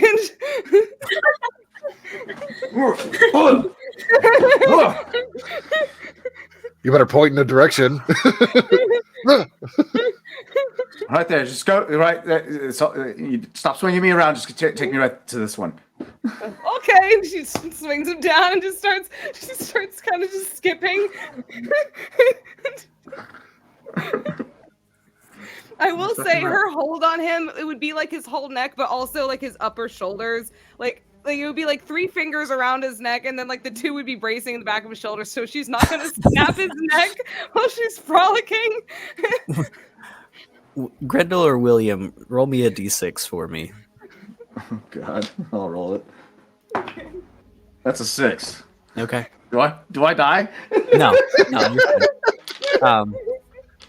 The location you pointed at found is known as the Whippoorwill. It is one of the finer dining establishments in Greenport. There's actually tablecloths on the tables, and Oh, wow. God. Yep. I Wanna chose the have it? worst spot. Great. Hey, listen, you were Whiplash. You didn't have really much of a choice. Just that one right there. However, they do have some of the finest liquors, boozes, ales, and any other drinks that you could ask for. Unfortunately, they are overpriced, but they are the finest. Grendel would probably like walk in. She'll like find like a seat in like a big like booth for everyone, and she will she will probably sit on the end, and then she'll just kind of sit William down. Pat him on the head she goes, here, this is for you. I'm sorry that I tackled you, Goldie. That was meant for Goldie. I know. And Calm yourself. You're fine. Then she puts a flower crown on his head, and she goes, there you go. That will make it feel better, right? You'll stop swinging me around. I'll deal with it for the time being. As a bit of analytical thinking, knowing that Grendel herself and her flower crowns are very vibrant indeed, given our proximity to this space and this creature, are they any less vibrant than they should be? While you're in the room itself? Or well, now that we have left the room and everything. Or does Grendel emit her normal sunshine and rainbows? She emits her usual sunshine and rainbows. The flowers on her, the very edges, are almost frayed and grayed a little bit. Oh. What? Interesting. But not much. Like, not enough to completely change the entirety of the flower itself. Seeing that, because that would probably be the most noticeable thing, Goldie would then try to look for any signs of desaturation of color from himself and Xenia or William.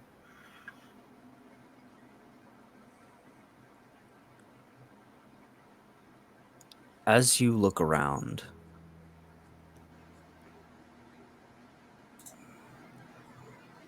Cody's fairly monotone already. Yes. Perception check, I could do that. You look at your fingertips, and the tips of your nails have moderately changed.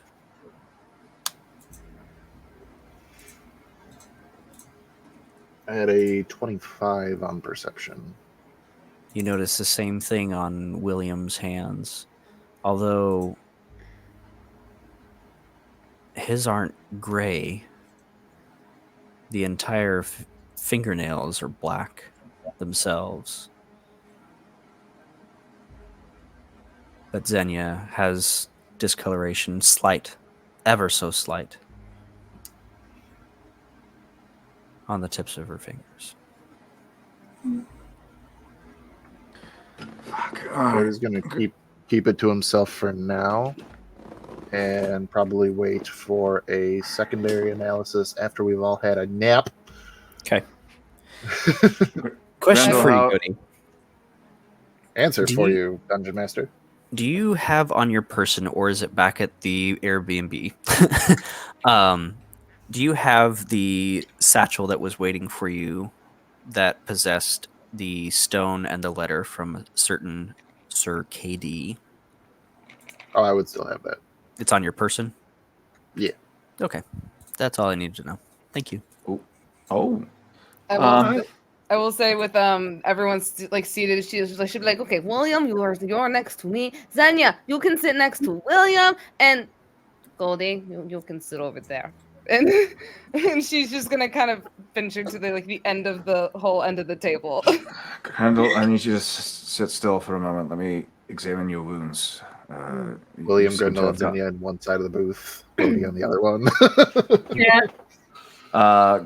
William's going to take a quick second to check out the wounds that Grendel sustained, because she took a large brunt of that necrotic force. Has it spread at all, or has it remained the same? Do you mean like the hole in my stomach? It's kind of impressive. I can almost stick my finger through it. If you're It's not good. So you're looking at Grendel's wound to see if it's gotten worse? Yes. No, it has not. But it is still a decent, probably 6 inches wide, of just this blackened, necrotic skin. Well, Grendel, thankfully your beautiful face was left unmarked, but this is going to leave a nasty scar. Well, I got plenty of nasty scars. I'm just more upset that they ruined my dress. Yeah. That is unfortunate, but I need to go dress shopping. Or I wish Mama and Papa were here. They could make me a new one out of the tablecloths that they have. But for the time being, late serving lunch, barkeep, where the fuck are you at? Young gentleman comes over. He's got a little waistcoat on, very scrawny, kind of very quick walking individual. Elf individual with hair parted right down the middle, and a very thin pencil mustache.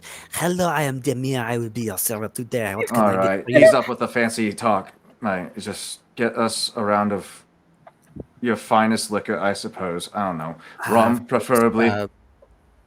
Wolf's Head. I've got. Make sure it does not Dragon taste like Tail, I've fertilizer. got Dwarven Reserve. I've got Valencia. I've got. What's your If you keep family talking name? fancy, I can't remember what we had named it.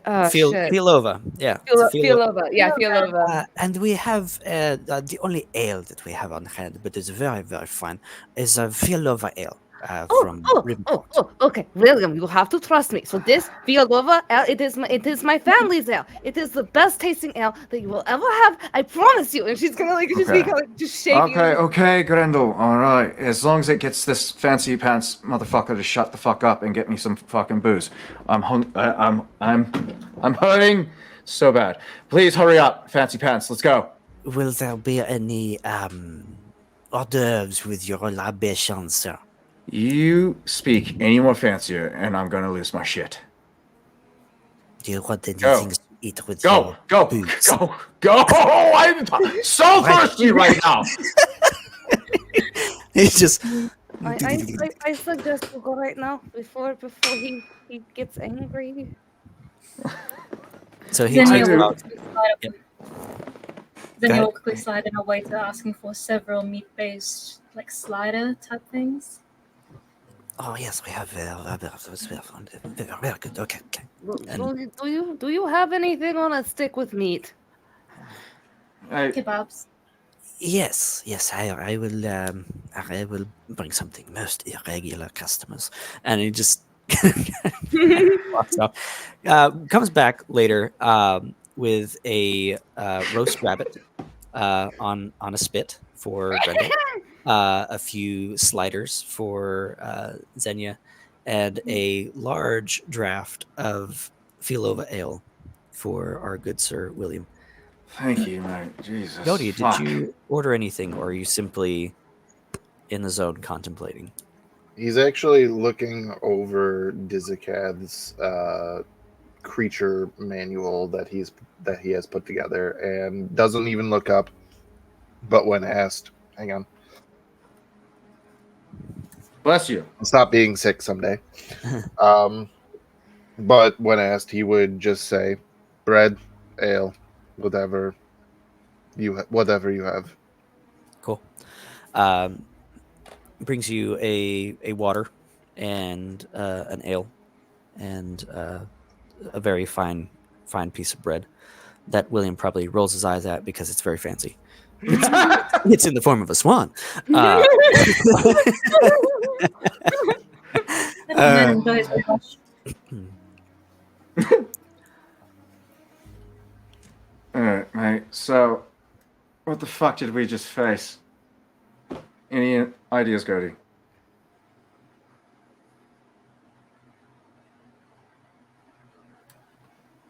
Are you sure you want to ask Goldie?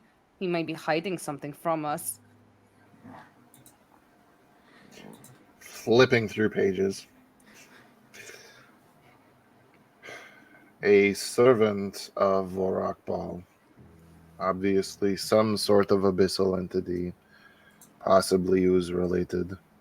I'm seeing if perhaps this journal might give us any more insight, as it is not the first one that we have fought. You guys fought these things before. Some of us. You flip through the pages and come to the last one that was drawn by Dizakath himself. And it looks similar, but much more beast-like. Multiple arms and tendrils, more of a mass than an actual humanoid body. But very much the same look, the same sort of feel, the same pustules for eyes.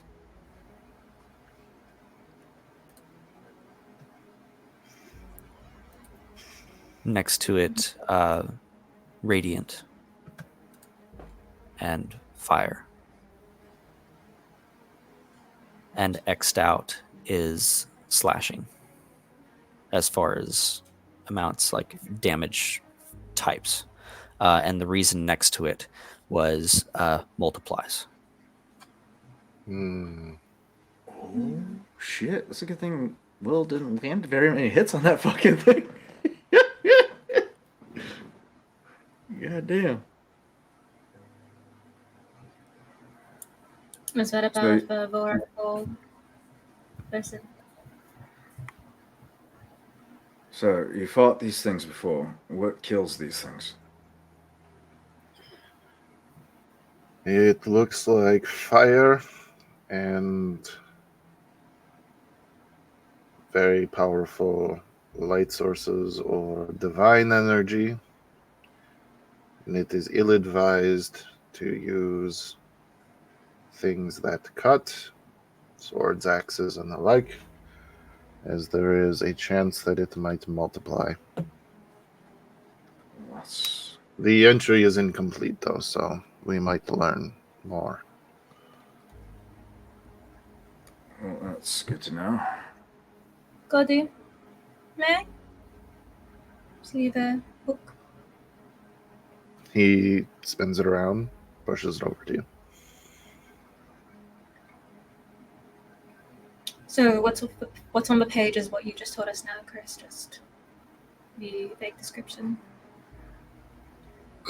This is the Vorakbal person, right? Or This would be Yeah. one of those ooze monsters that we fought who identified themselves as a servant, subordinate aspect of Voron Ball. Respect. Xenia makes a small, very neat notation of Vorakon himself. Minor lord, several titles that he could pull off the top of his head. If you guys looked up a private chat, I added one who crawls, one of many names, greedy bitch. Much. I think that's his most formal title. The greedy That's bitch. me. Capitalism. Oozes, slimes. ...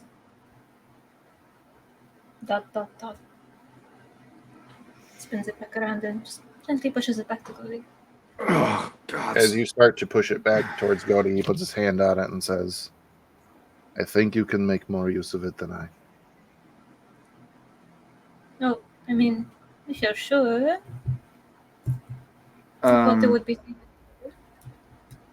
In this moment, William's trying to recall if he's ever encountered anything similar on his voyages as either a naval captain for the Sovereign or on any of his voyages as a pirate within the fleet. Probably 2 years ago, crew person caught a fish that was, or at least what they thought was a fish. They completely threw it back because it was inedible. It's the closest thing you can recall, but it's kind of like a squid looking sort of thing. Had tentacles and tendrils on it, but you know, you see weird stuff on the ocean. You pull stuff out, and yeah, it's not edible. You throw it back. Right. The closest thing I've seen to something similar to this was a squid-like creature, but we just tossed it back in the water. We didn't think to assess it or anything of that nature. When was this? 2 years ago. Mr. DM. Mm-hmm. When did I start noticing discrepancies within the weave? 6 months. Grendel will just turn to William and she'll be like, "Those are the things that attacked our village when they took away my Helene. And they just keep showing up, and I don't know why. And I don't know why they took her either."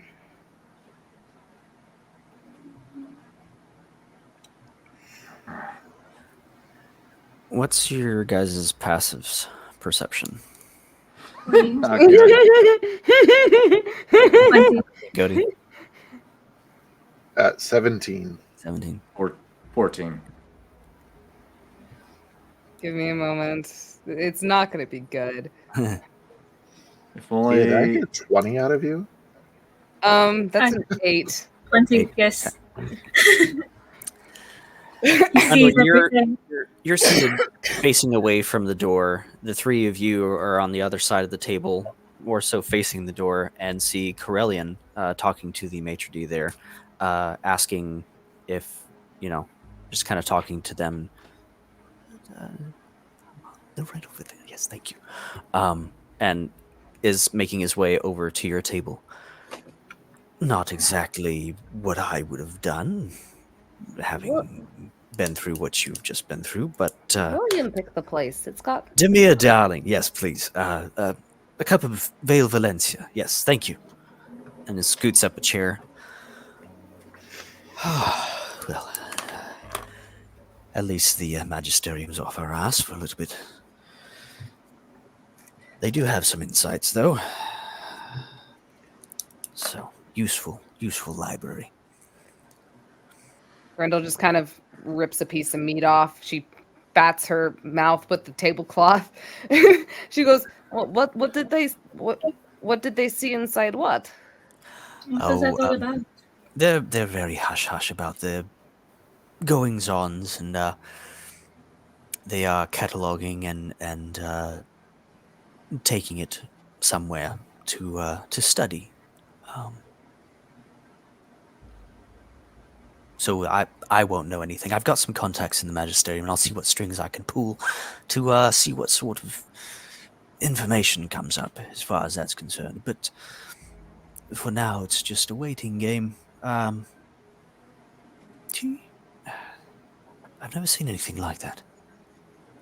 That was Alexis, right? You saw him there. As far as we could tell. At one point, it was. Poor boy. He looked very sick, and then he turned into the big blob thing, and then started talking about Mr. Balls. As soon as we've hit the source of the medication, we learned that your mate, Alexis, or whatever his name is, was the first to ingest the medication or tonic, whatever. I don't fucking know. This shit's beyond my scope. They Cody, already what- have them. Yeah, Cody knows more about this than I do. I'm just here to shoot shit.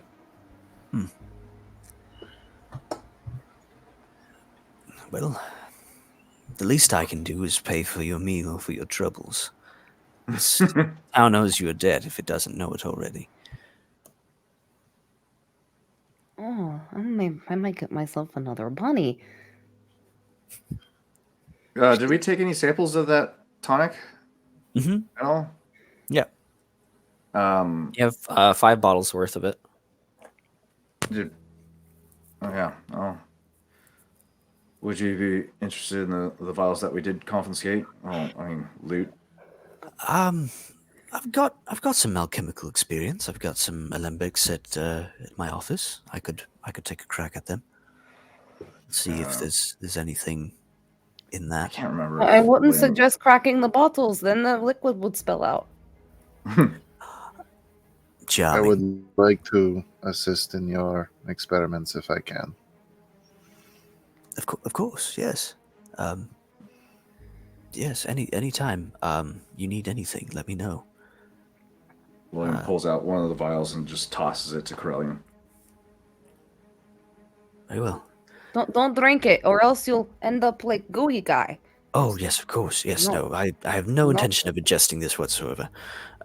Speaking of, what are we doing for other people who have ingested it? I'll see if I can concoct some sort of antidote. From a militaristic standpoint, I would recommend quarantine, isolating the infected individuals from the town population, or it could get worse. Maintaining a 6-foot halo around yourself and covering your face, washing your hands, Well, only going up when you need to. I have to do this carefully without causing some sort of mass panic. Don't want to think that city guard is just arresting people, and it'll have to be a joint effort between the Magisterium police and the city guard. As it is you can both invite them all to a jurisdictions. picnic, and then just make the picnic last a long time. That is an excellent. And then everyone gets to eat food and drink while you work on the antidote. You see, we're already coming up with great ideas. Fantastic. That is what I am here for. I will let you get back to your meal and come and find me when you're ready. All right? Just 3 blocks over, 2 blocks left. Can't miss it. It's the Enoch Mansion. I can't count, but we'll try to find you. But As a player, Grendel wasn't okay in hearing that Goaty lies, but we can lie to normal people and say, "Oh, it's a picnic. It's not isolation and quarantine." Well, bad. everyone not loves saying that, everyone but loves Matt, the on the party, other not hand- finding out that their best friend got or one of their friends got killed by another one of their friends. Well, you can find out that some of your friends just got put into a box for a little bit, saying that it was a picnic. But it is a picnic. It will be food and there will be ale. It's not lying. There's actually a picnic. We're just also arresting them. Corellian stops once more at the maitre d' at the door, talks to him a little bit, and then leaves. Maitre d' will make his way over. Good evening, everyone. I am Maitre D of the Whippoorwill. Should you need anything in your stay, Mr. Corellian Enoch has taken care of it. So order what you wish. It is all taken care of. Thank you, Mr. D. You are the best. And I will Give take me- another rabbit, please. Give me a bottle of rum. Coming right up, sir. Absolutely. Yes. I will take another bottle of Fialova ale, please. Philo, got a new shipment in. It is divine. Absolutely. It is my papa's ale. He is the one who makes No. it. Yes. No. Yes. Nepo baby. You're from Riverport. My goodness. Yes. Such a quaint little town. It's amazing that something so nice can come out. Never mind. I'll get that right away. And Thank he you. walks away. Goaty, Yes, sir. You feel a small vibration coming from either the satchel or the pocket that you're carrying the stone from Mr. KD in. I will retrieve it. Ring, ring, hello.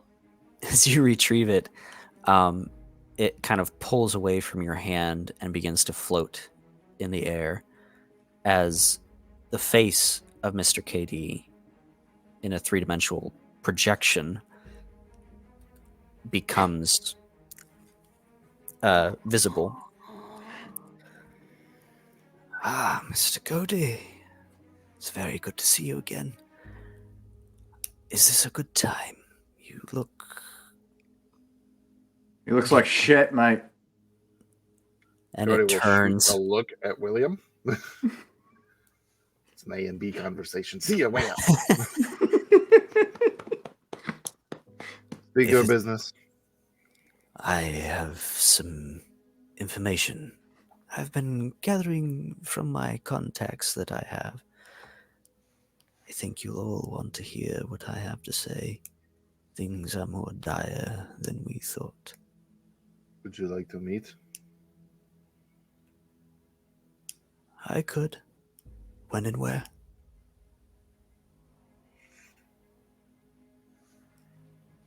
What is the official title of the Airbnb? Margaret's bed and breakfast. Honeywell. Honeywell bed and Honeywell. breakfast. Yep. Are you within the city?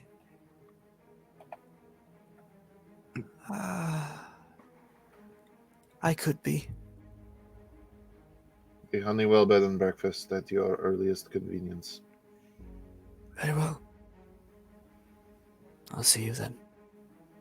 And the apparition disappears, and the rock floats slowly down to the table.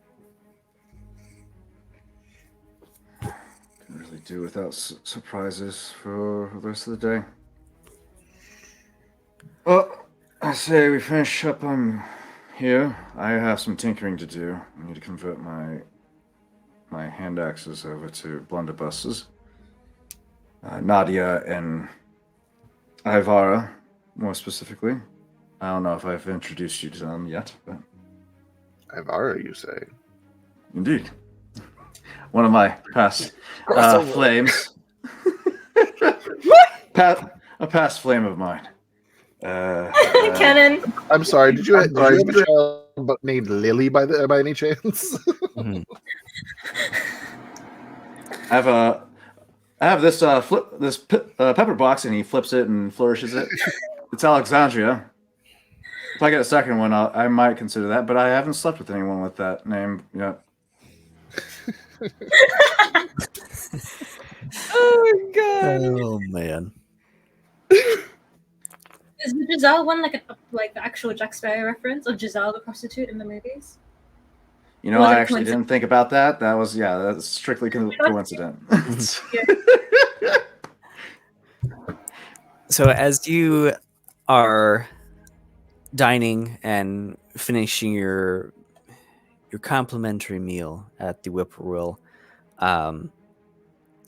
we will go to break and re-adjourn after to whatever the party would like to do, the direction that you'd like to go in. There are many to pick from, So we'll see you soon. All right.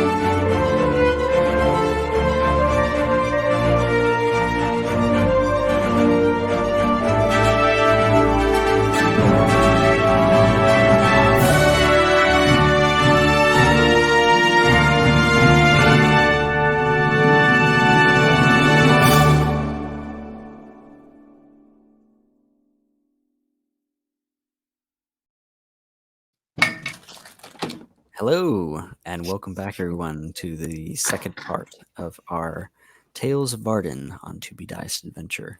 I'm not sure what we've got going on either the rest of this week or next week, so if somebody could fill our lovely public in on what we're doing on our next streams.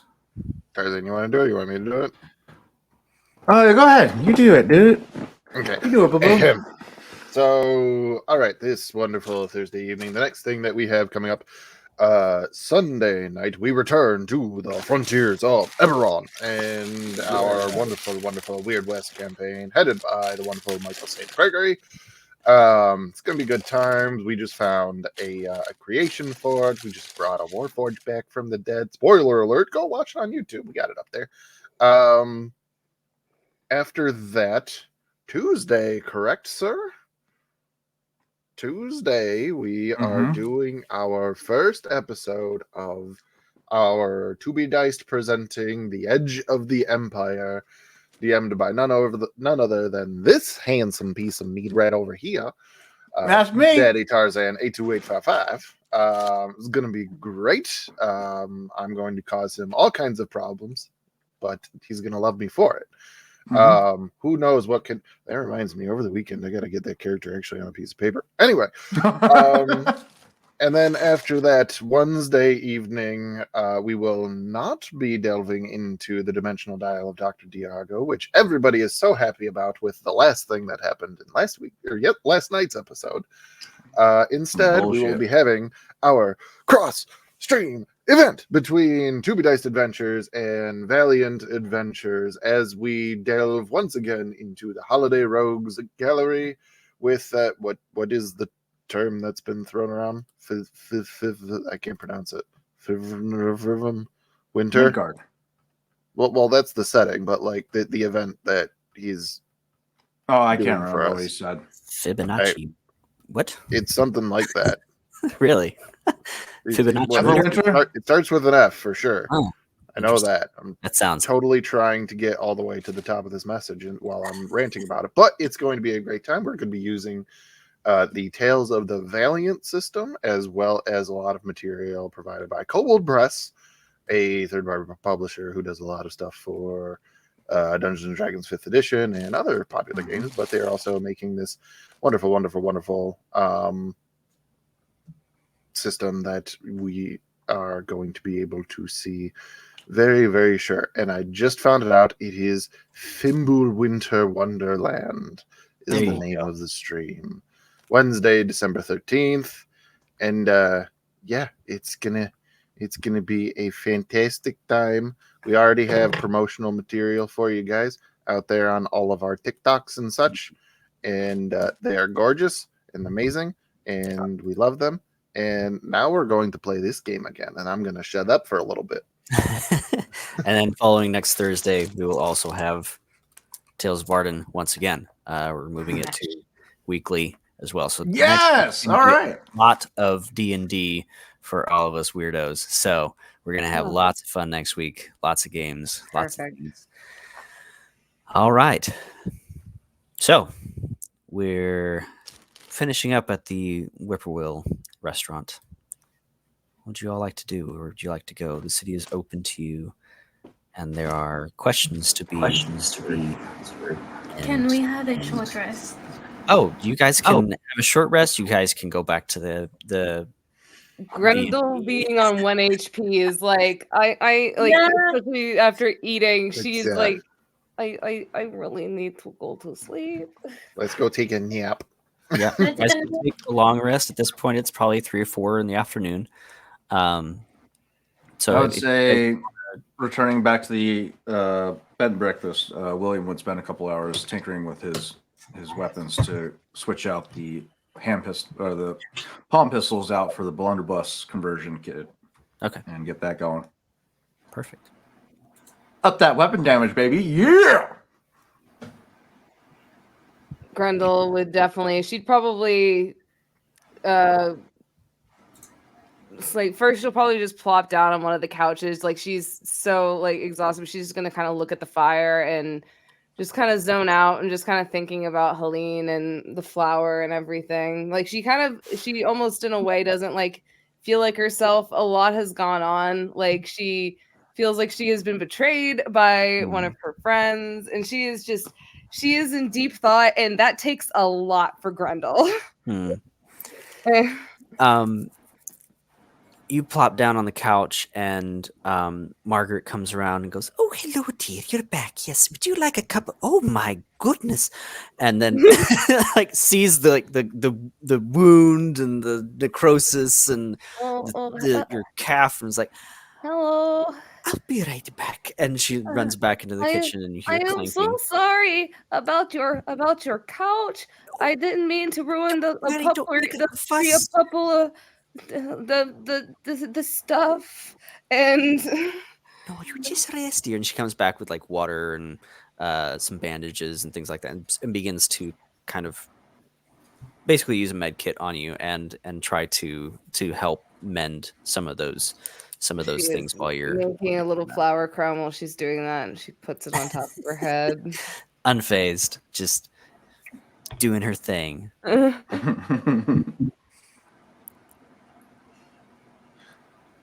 Oh, I got to rename the hand axes now. There you go. Yeah, William's probably in his room, tinkering away, making sure that the conversion kit will work flawlessly with the already pre-built frame. Just doing a couple dry fires just to make sure that the functionality is working properly, that there's no that the gears aren't offset to where it cocks the hammer in a weird, funky way or something like that. Yeah, perfect. So on. You were given a like a small little pamphlet, sort of by the two goblins. It's Right. like step by step. Step 1. Make sure it's not loaded. Like step 2. And you go ahead and switch those out fairly easily. Their work is something you really haven't seen before. These Right. goblins are smarter than any you've come across. Goblins before. Yeah, goblins are freaking idiots. These two are like massively genius, and either they're crazy or they're just awesome, or both. But you switch those out. Of goblins. You switch those out, no problem. Godtistic. Oh my god. Oh man. What are Xenia and Cody doing during this time?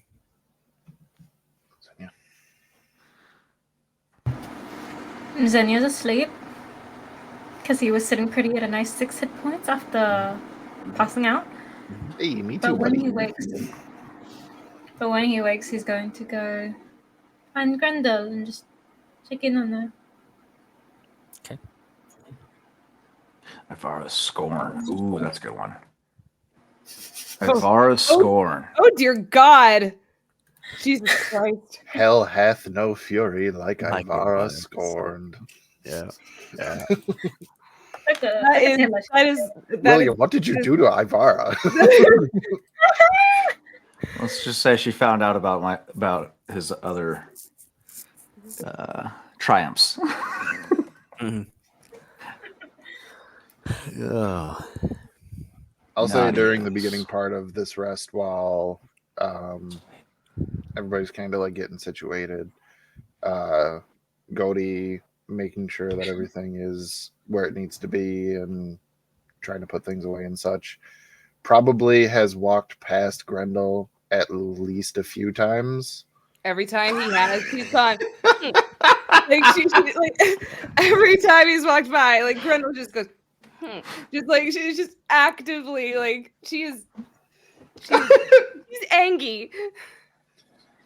It's probably like 3 or 4 times that goes by before, with one of these, Gody stops in the middle of the room, looking over at her, and takes a deep breath. And is she like sitting on the couch, or is she like laying prone on the couch? She's like laying prone on the couch. Like she is and I would say her feet are hanging off the end, like. But she also just like she won't even look at him. Our biggest baby. Well, she doesn't need to look at him. Cody's going to grab a chair and bring it up to the side of the couch where she is and sit down. And then using his finger, drawing with like blue arcane sigils, make a few runes that are eventually going to make a needle and thread. And he's going to cast mending, starting to put her dress back together. Aww. Without saying a word for the entire 1 minute of the casting while he actually gets it all repaired. Grendel, she's like looking away. She knows Goaty is there. She kind of just like glances down, sees that she's like mending her dress, and she goes, and she just kind of turns away again, and like she's sitting there just contemplating because like she's like, oh, he's doing something nice for me. But he lied to me, and just like, and like and then she's like, he's fixing my favorite dress. He killed FaZe, and it's just, and like, he killed our friend, and she kind of like will sit there for a moment, and then she'll slowly turn, and she'll just kind of like have like just this very like it's not a look that Grendel carries often, but it is a very stern look, and you can tell that she is, by what she said earlier, she's extremely disappointed in Goaty as to how he went about this, because like trust is like one of the biggest things for Grendel, and so she's just gonna be like, I am still very angry at you, even though you were doing a good job on fixing my dress, but I am still mad at you. As he's kind of finishing up, without looking up, he's just going to say, make no mistake, I'm not proud of what I did. I'm not asking forgiveness, for I do not deserve any. Your wrath does not need to be subsided on my account. There's nothing that I can do to make what happened right. And I have no illusions to that.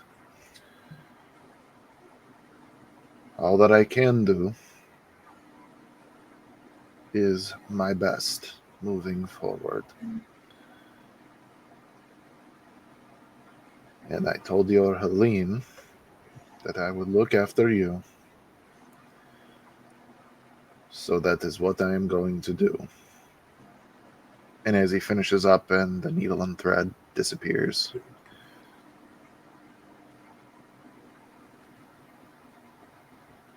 I could never be as good as you are. I can only hope to try. Do not let any of these creatures make you any less than what you are. And he's going to reach behind him and setting on, like, up against the couch next to Grendel, he is going to place FaZe's executioner's axe.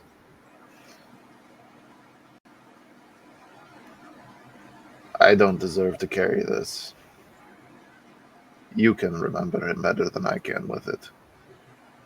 And he's going to get up and leave the room. Oh my god! Oh my god! Oh no.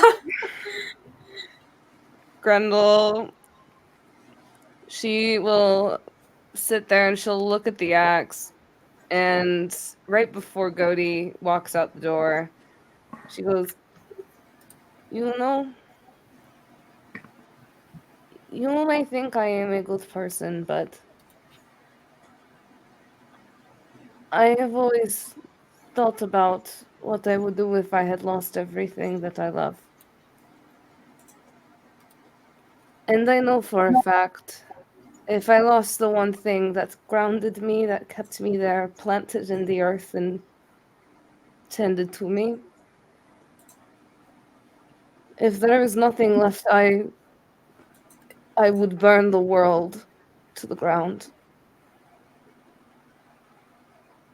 There are a lot of things that we do that are horrible, or that we want to do that are horrible.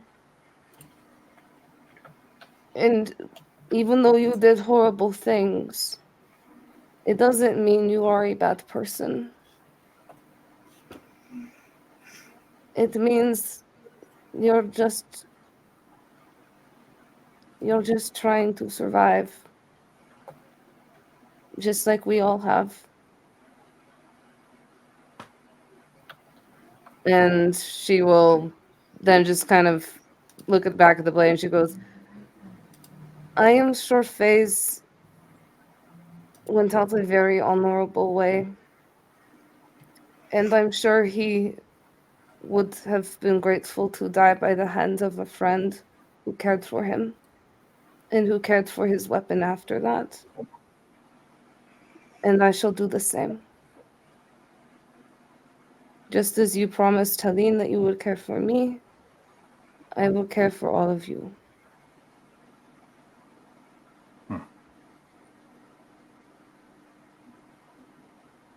Good night, Goldie.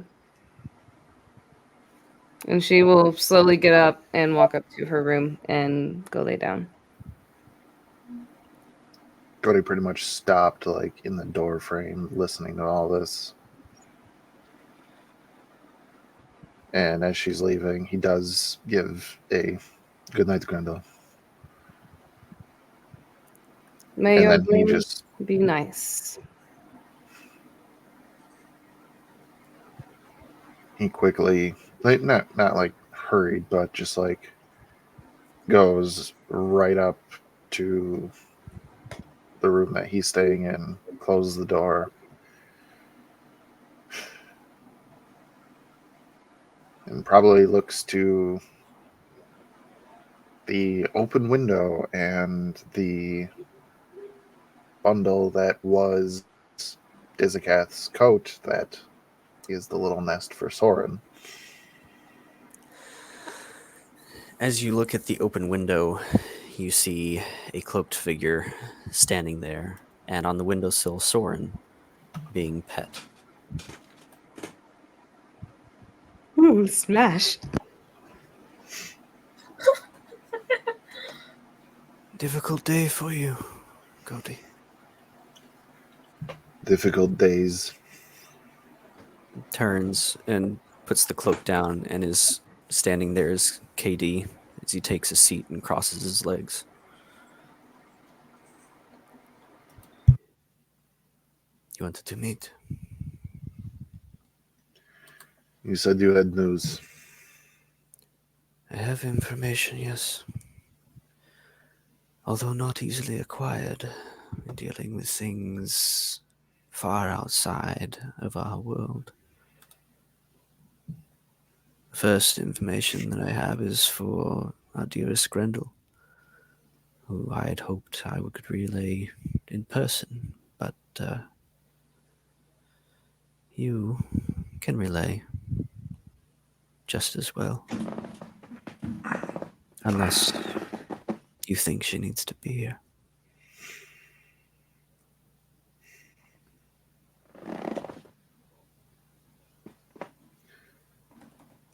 I do believe, given circumstances, perhaps the words should come from your mouth. Very well. William, your room is right next to Godey's, and you hear voices through the wall. Godey's and a different individual that you're not too familiar with, but probably Familiar, though. though? Yeah, you probably pick up on a familiarity from these very small conversation at the table earlier this afternoon.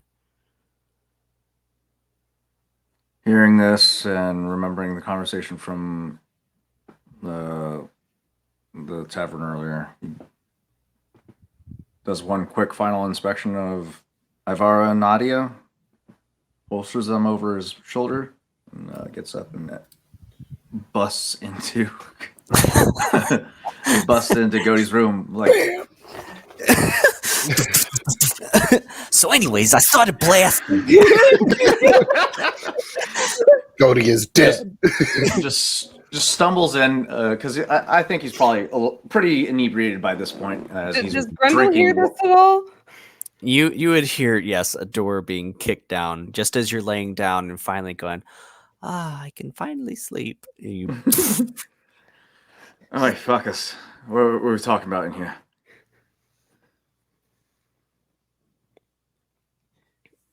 KD has a hand behind him while he's sitting in his chair, looks to Godey. One of yours, then. I'm a man, mate. I suppose we don't get to choose the perfect match for the job. At this point, you would kind of just hear like heavy footsteps, and Grendel is just walking. Just like, what is going on, William? Get in here, you big, beautiful green bastard.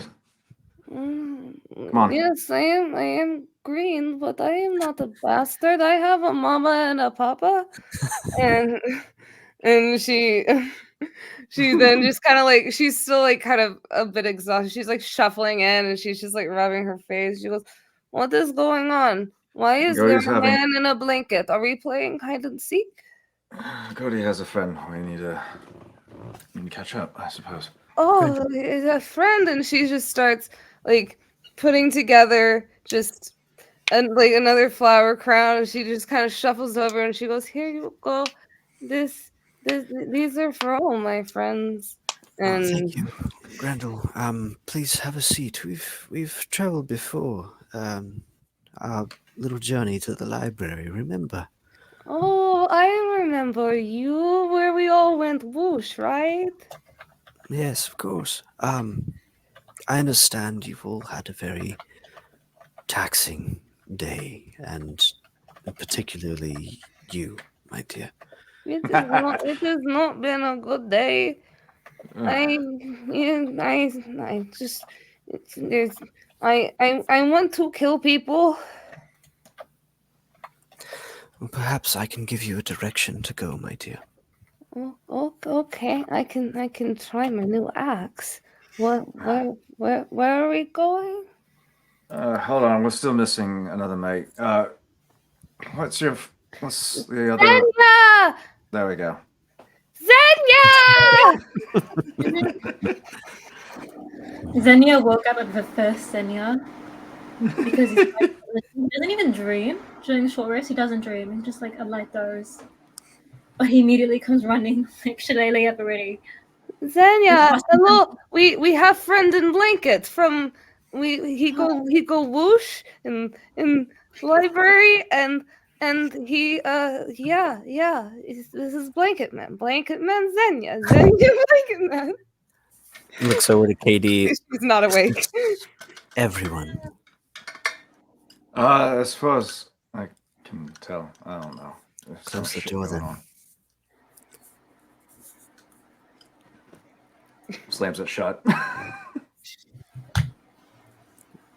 Zenya, I don't believe we've met. My name is KD. My name is Xenia. I've never been to a library. I'm not sure what you're talking about, Grendel. I think this is before you met too. Yes, it was. It's quite some time ago. Now, anyways. Alright. Since your travel across the Midland Oceans to Greenport, I have been busy researching, pulling contacts wherever I can, trying to decipher some of the things that our friend Mindoran was talking about. I came up with a lot of nothing at first, until I started looking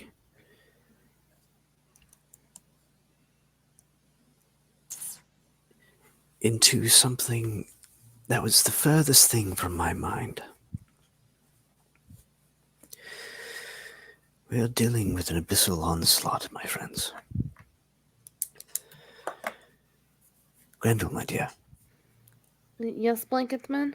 I have multiple contacts, both in Vardin and abroad, that I have been able to not pinpoint, but locate where your Helene has gone. What? You know where my Helene is? In a relative direction, yes. Well, show me the direction. You're gonna have to point because I'm not good with right and left. But Slow down, Glendale. We'll find out. Are you sure you want to hear this? I want to hear this. I need to know where she's at. This may be very difficult to hear, my dear. It is more difficult to be without my Helene. Now tell me where I can find her. Your Helene has been taken to the 631st layer of the Abyss. Holy fucking hells. I can't even count up to 6. It's very far, my dear. She's been taken to a demon lord, Dorumas. You spell it? Dorumas. Well, I don't care even if I can't even count up to 6, let alone 6. Don't. 631. You don't have to worry about the number. Well, what was the guy's name again? KD. Dorumas. No. The evil guy's name. He says, "Well, I will count to 6 over and over and over again until I reach the Dudumas, and then I'm going to beat his head in with my axe, and then I'm going to take this demon lord. I will take his crown, and I will replace it with a flower crown, and then I will bury him, and then I will drag my Helene out of there, and then we will go back and live in our flower shop, and it will be nice." As much as that probably sounds like an incredible plan, I believe I think it's a very good plan. is needed. You see, after I found where, I did some more research into it, poured through some tomes, and pulled a few more contacts. Dorumas is one of the highest ranking demons in the Abyss. Well, you know what they say, the higher they are, the more they go splat. This is relatively true. Mm-hmm. It's said to exist, and this is just a warning to you. Make sure this is what you want. There is only... Go ahead. It's said to exist in his lair in the Abyss alone, because anyone who enters his domain goes mad.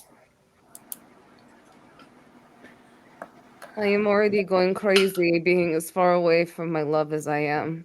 I will only go crazier. I can already feel the rage taking over me at this point. If I do not find her anytime soon, I feel like I am going to be uprooted from where I was once planted by her. So I do not care if I go mad in there. I will go mad out here. So tell me where we need to go. I will see if I have some way of getting you there, but it will take some time. I don't care how long it takes. I understand. Think like Papa always said, when it comes to brewing mead and anything good to come, it must take time. Even though I would like to find her as much as possible, I want to make sure I can. Just find her. Here, Grendel. Take some. Grendel Soothe your nerves. grabs it and she goes, "I will drink the fertilizer." And she Soothe your nerves. And she just takes just giant, so it gets to the point where it's just like she just kind of almost leaves it empty, and she goes like, "Thank you for the fertilizer." God damn. What's our heading? What's That's up to you, because I have more information. aside from Magic Man? What else do you have for us? There's a sickness in Greenport. We know. It is elsewhere as well. We know.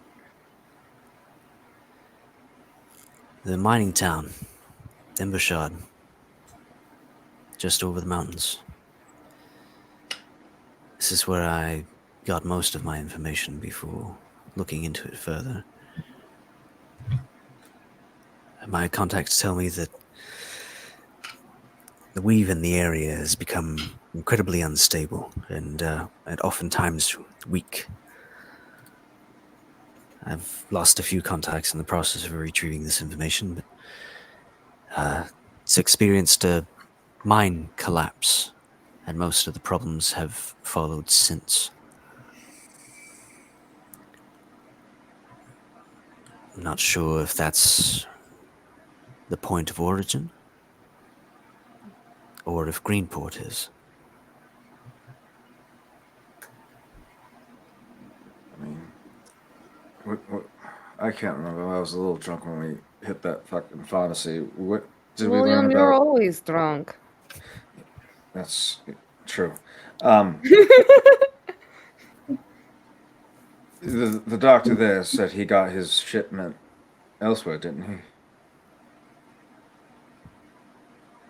Did he say that it came from Embershard?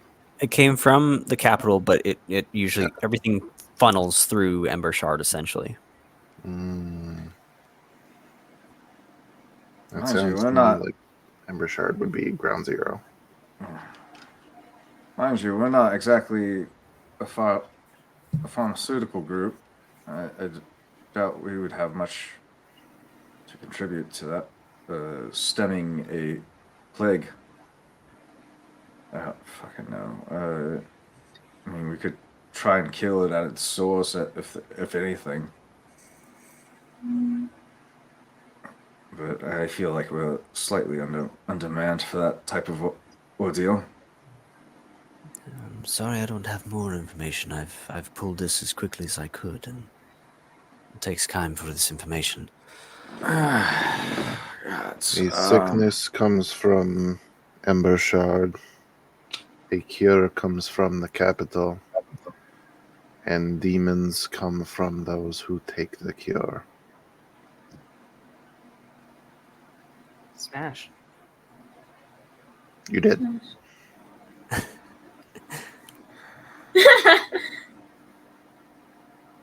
So, choices. Why? Say that again. Said who would do such a thing and why? Those are my questions that I'll try to resolve. Who benefits from it? No, I sometimes struggle when it comes to understanding things, but there is one thing that I do see that is in common with anything here between my Helene and the attacks, and it's these ghoul beasts, and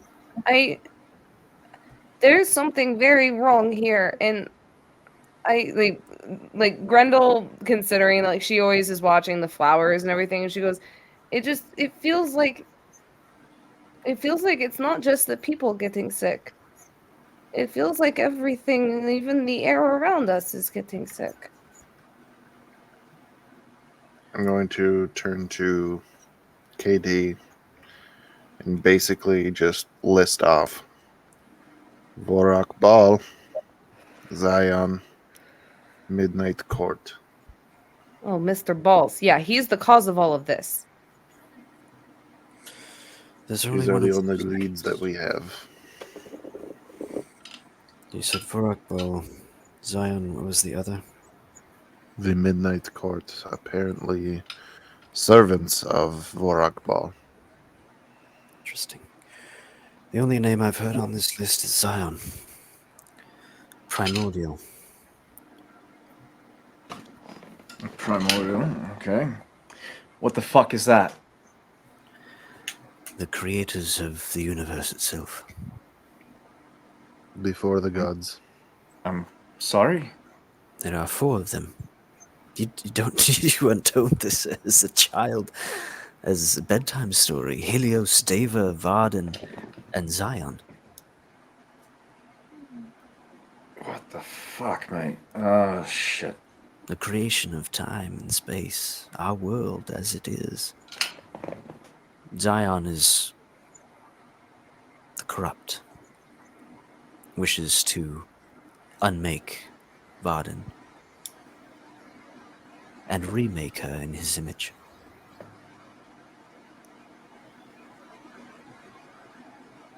Oh, fuck me. Fortunately for us, they're sealed off. But Not for long. that's what I'm afraid of.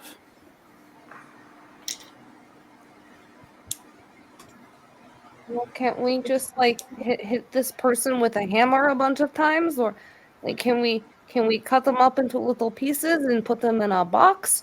Like, Certainly try. really? I'm very good at cutting up things. Grendel, the primordial is not something that we can just stroll up to, boss. We can't unless we try. Unfortunately, for some reason, this is something that the Magisterium has been blind to for quite some time. Well, then they need to get glasses. Not how glasses work, lass. Yes, it is, and they help you see. If they're blind, then you put the glasses on, and you see. Why do these people not have glasses? They can't or they won't see. What do you mean? Like they? Corellian said it best earlier. They don't want to cause a panic. Oh, okay, I guess, but more people are going to get sick. That's why they're going to take this sweet-ass time to quarantine the infected. I think the picnic is still a very good idea. Does anyone know if he's primordial too? Do any of the stories say? I can pull it up.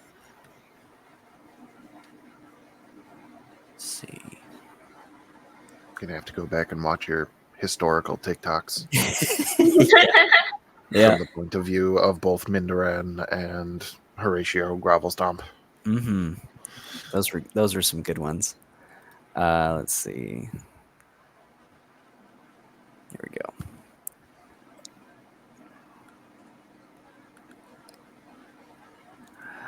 I just received a message from one of my contacts. I sent them a message about your Vorak Ball, and they're looking into it.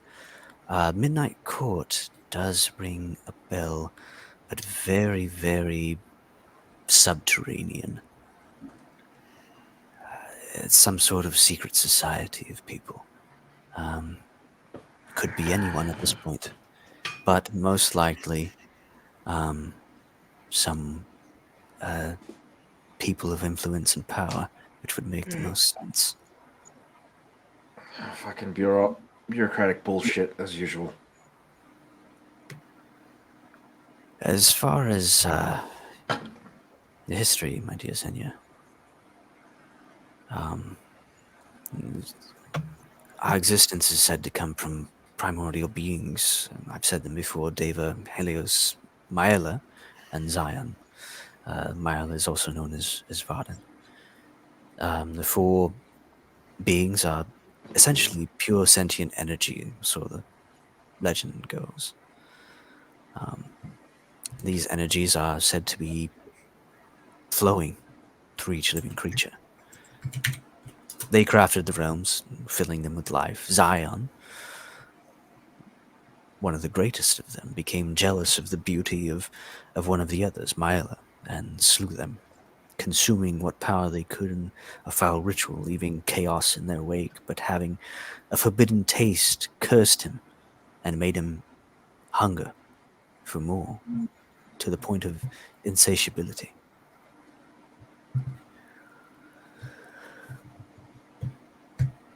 two remaining, Helios and Deva, turned on Zion, cast him down into one of his realms, into Primordials, reconstructed Myla into what we know as Vardin today. And she was reborn. So Zion keeps trying to do the same thing over and over until he's consumed all of them. That is not very nice. No, it is not.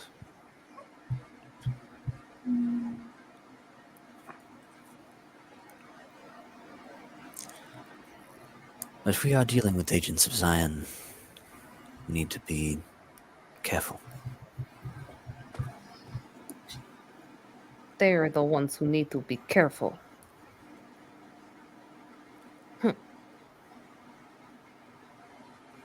Katie will stand up. I'm sorry I do not have more for you. Keep your sending stone close, Cody. If I have something, I'll reach out. Thank you, Blanket Man. You've given us plenty. Much we did not know before. I am one step closer to finding my Helene, so that is one step closer than I was before. He gets up, walks across the floor, opens the door, and as you see him, tiny little glow in the chest, little blue stone. Glow goes out. He disappears. A little pebble falls on the floor. Impressive. He went whoosh. I have that pebble. What's that pebble? You pick it up. Mm. It's a clear glass marble.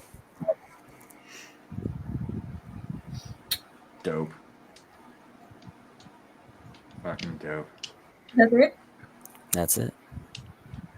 Then give it to Rico. He can eat it. All right. Oh, we have our heading. 2 directions. Well, one more actionable than the other at the moment, but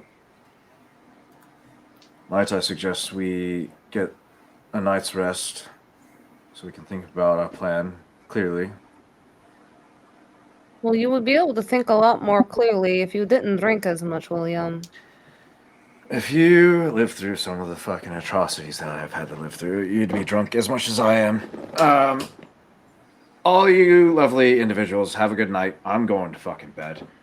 Grendel, you're free to come join me. Excuse me? I would push you in your sleep. No, that is silly. I'm going to get That's my what own he bed. wants. Snooze. Yeah, snooze. Like, knowing exactly what he was the pot that he was stirring, he just continues walking and closing the door behind him. He's like, I'm not. Grendel just heads to like, silly William. He does not know what he's talking about. Silly man. He's short. He's small. His bed is short and small. My bed is big. But if I will hurt his bed and probably hurt William. But also, I just wouldn't fit. It's not going to be Let's get you comfortable. to your bed, Grendel. Okay, all right. I'm gonna go make more flower crowns and then go lay down. All right, so we're going for a long rest. Yes, sir. Yeah. Okay. Please. Heal me. I'm You one all- reveal away from Grendel knocking me the fuck out. Oh man.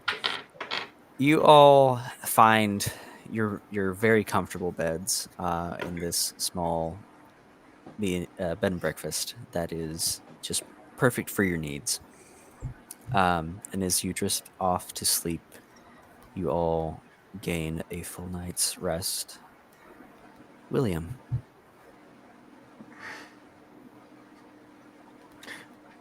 do you dream most nights? He That's what that calls drinks. for. He drinks to suppress his dreams. So Okay. most of the time, no. Pulls his Xanthi. I love it. Oh god, that's gonna be the name of his next weapon. Oh dear God. You go and do your nightly routine, drink yourself into the stupor that drifts you off to a dreamless sleep, or normally dreamless.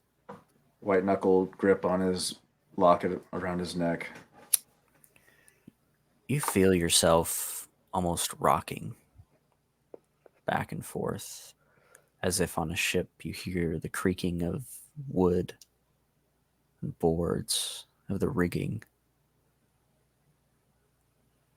the waves gently hitting the side of the ship, and open your eyes. You're in the captain's cabin.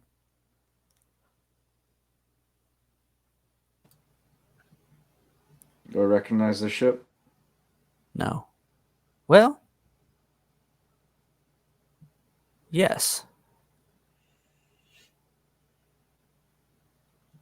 This is the ship you were all on in the Dragon Turtle's shell. Oh, shit. Interesting.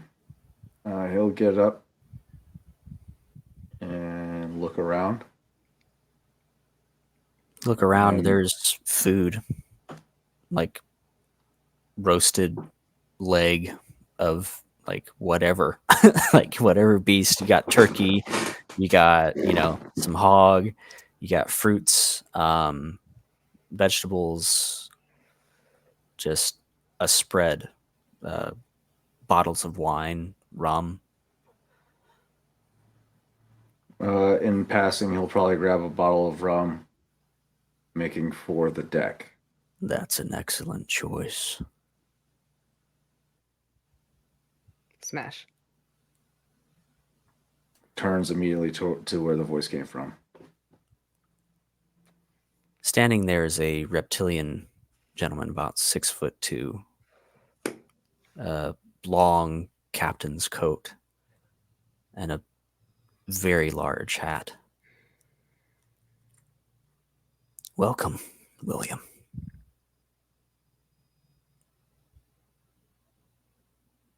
Have a seat. Put your legs up.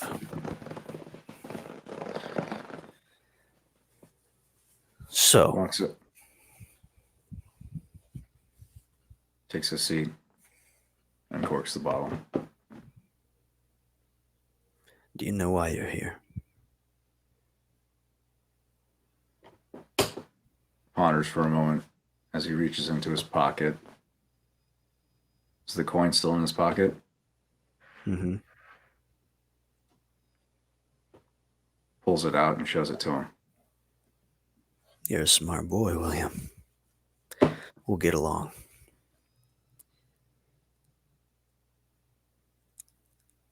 So, you found it. What do you think?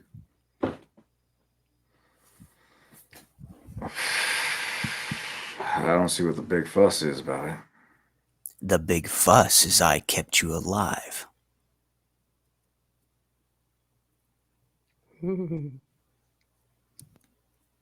How so? You noticed anything different about yourself recently?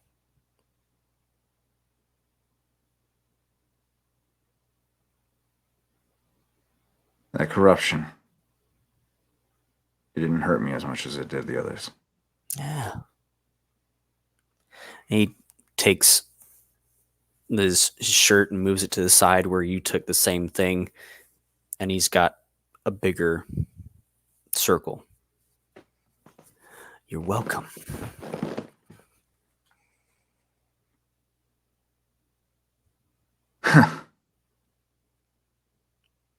Now, I've got some other tricks up my sleeve if you're interested, but that's only if you're interested. Either way, you're stuck with me. Or I'm stuck with you. All right. And what do I owe this charitable spirit of yours? I have a few things that I need to accomplish. And I think our goals might align. Seeing that you're someone who found my secret treasure trove and decided to take it, say you're either a real brave man or a real fool. Some would say the latter. I prefer the backwards. Some would say the. I can't remember how it goes. Some would say I'm a fool, but I prefer the latter.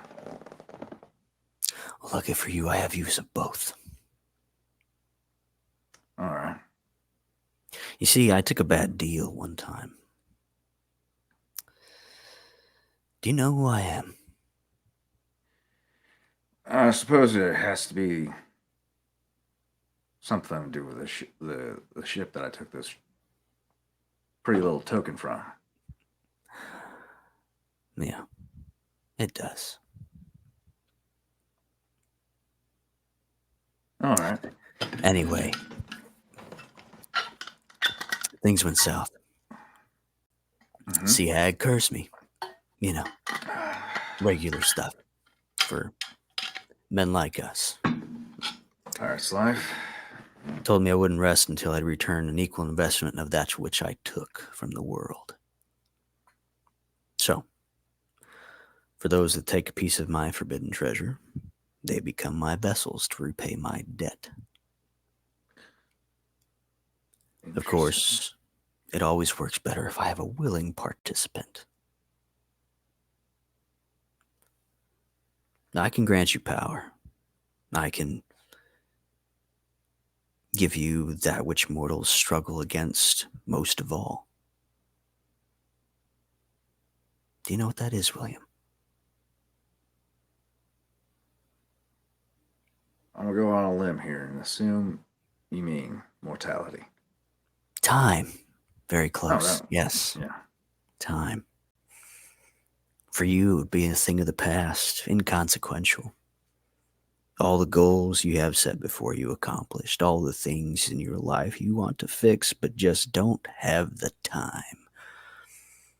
Now you do.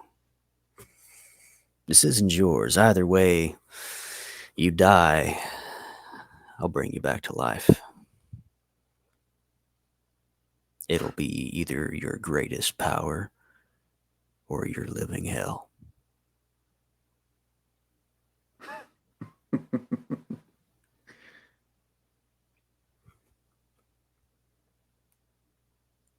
I think we could both benefit from an arrangement. I hope you're not looking for Elysium. Because when you come knocking on death's door, it will not be a family member's face or a sweet welcome to find solace in. There's no reward in Elysium and no torture in the hills for you anymore. Only me. You wake the next day. Shit. Whew.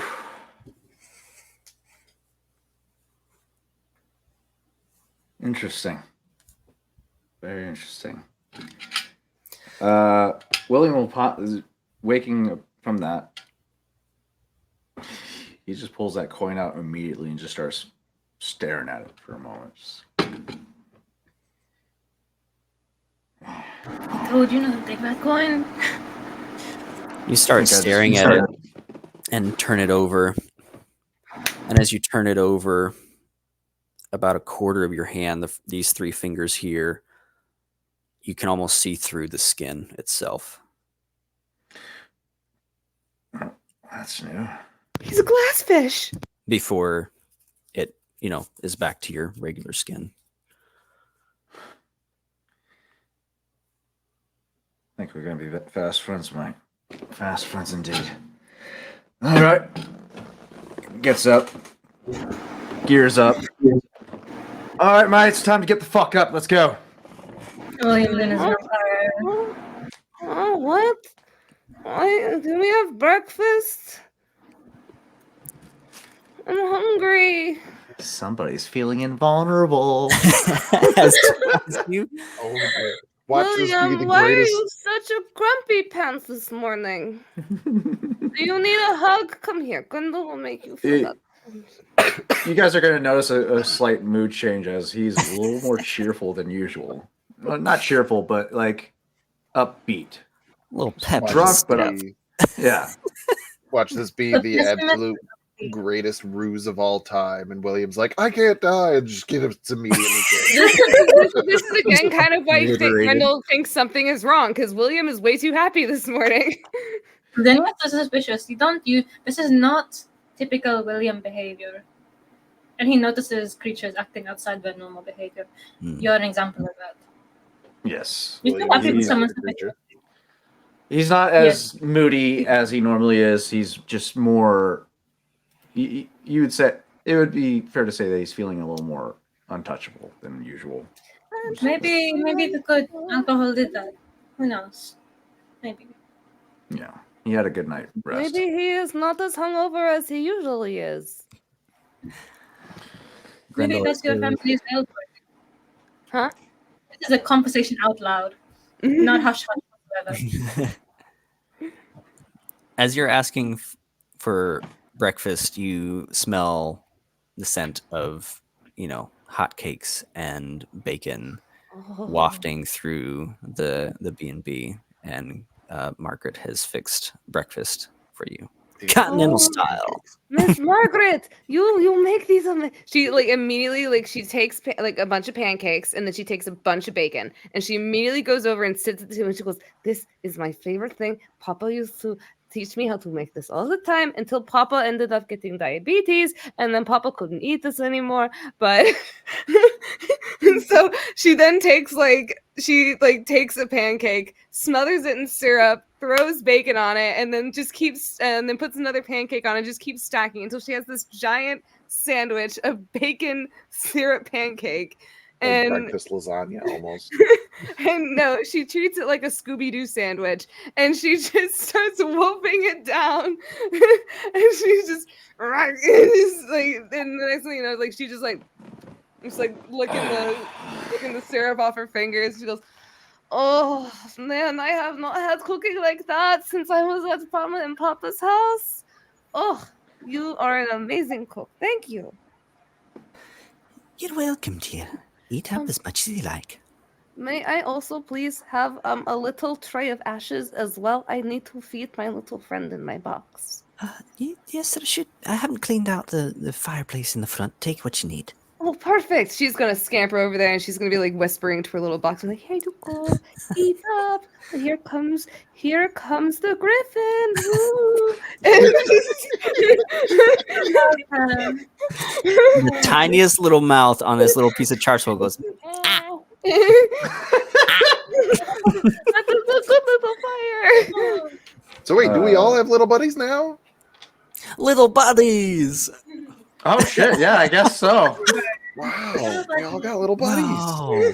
Just one's inside of a coin. If anything happens to this little guy in this box, Grendel is gonna fucking lose it. William, I signed the I was- death warrant of an entire world.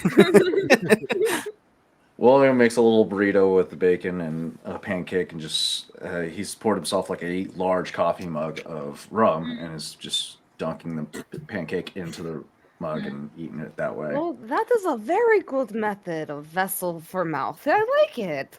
William, something is different.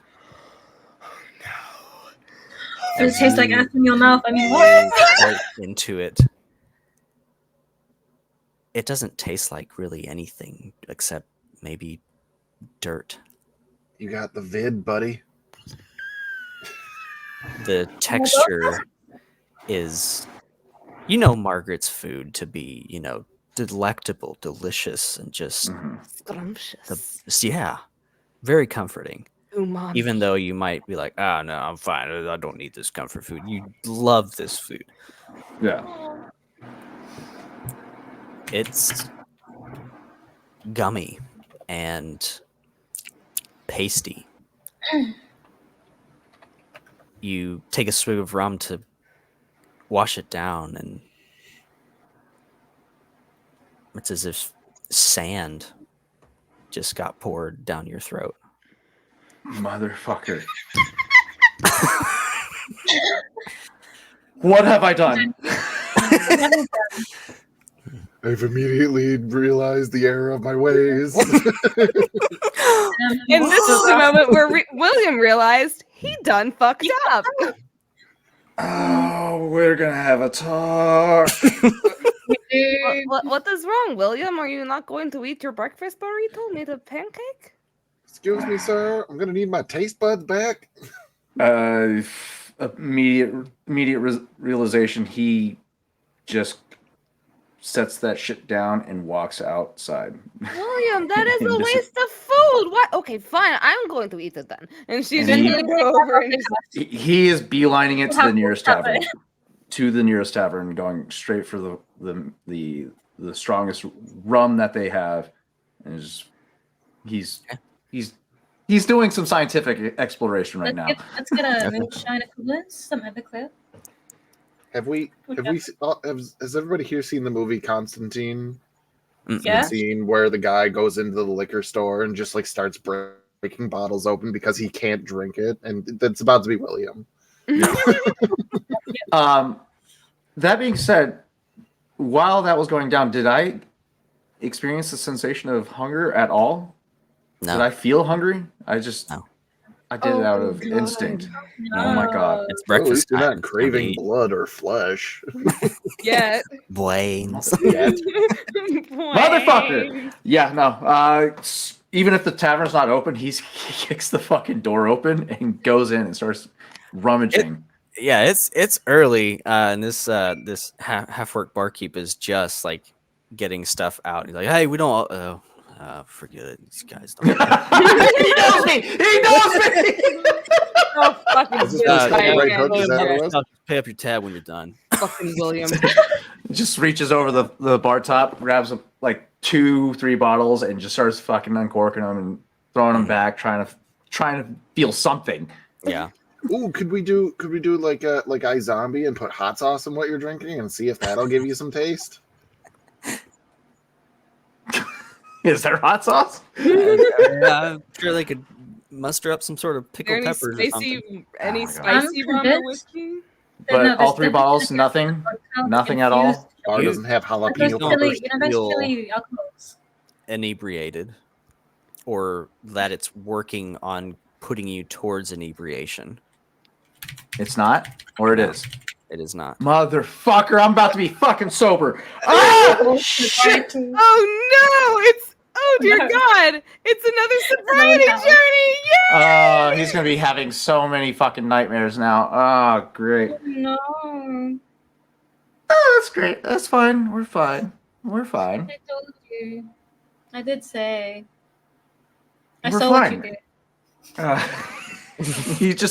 He sets like fucking 10 gold on the couldn't bar leave top. one coin. No. No, I can't. single gold piece. Fuck You no. just couldn't do it. This is why Could ya? William can't have nice things. Yeah. He sabotages. Self-sabotages. Smashes a bottle and takes it to his hand. Do I bleed? I'll take nothing. No, as you cut your skin, it cuts incredibly easy, but underneath it is just flesh, but no blood. Are you a living mannequin? You hear in your head, "You have time." Time is on my side. All the time in the world. Yes, it is. All the sober time in the world, mind you. Yeah. Yeah, these How's nightmares it are feeling? bitch, man. All Off right, to the brothel. talk. Oh god. Oh God, no! No!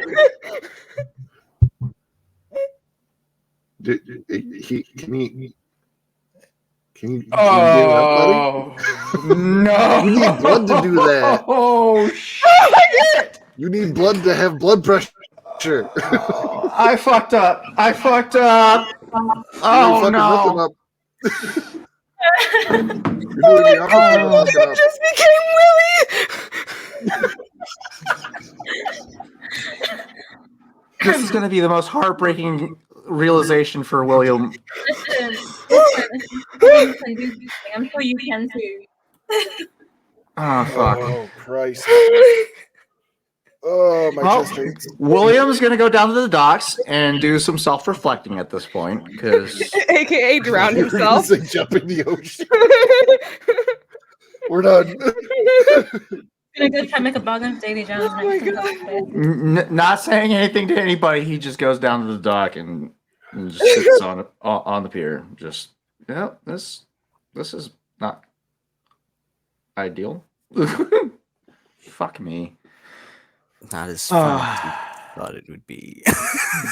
Oh, poor Willie. At all. Poor Willie. After the fine printer, he's like, oh yeah, I'll get power. I'll get more. What do I do? Tarzan, your Think to face is fucking priceless right now. Oh, this is a sex depraved, fucking inebriated, fucking militant individual. He is used to indulging in every impulse that he experiences, and now he just lost the ability to experience any of it at all. Your vices just got ripped out from under you like a fucking rug. Oh, he's about to be one of the most pent up, angriest pirates you're gonna have to fucking face. Here, have a drink and calm your nerves. Fuck you. Oh my god, my fucking diaphragm hurts. Jesus Oh Christ. shit. Well, that's great for William. William is going to now be the most miserable person in this party. His mood went. He started off this morning, fucking 10 out of 10.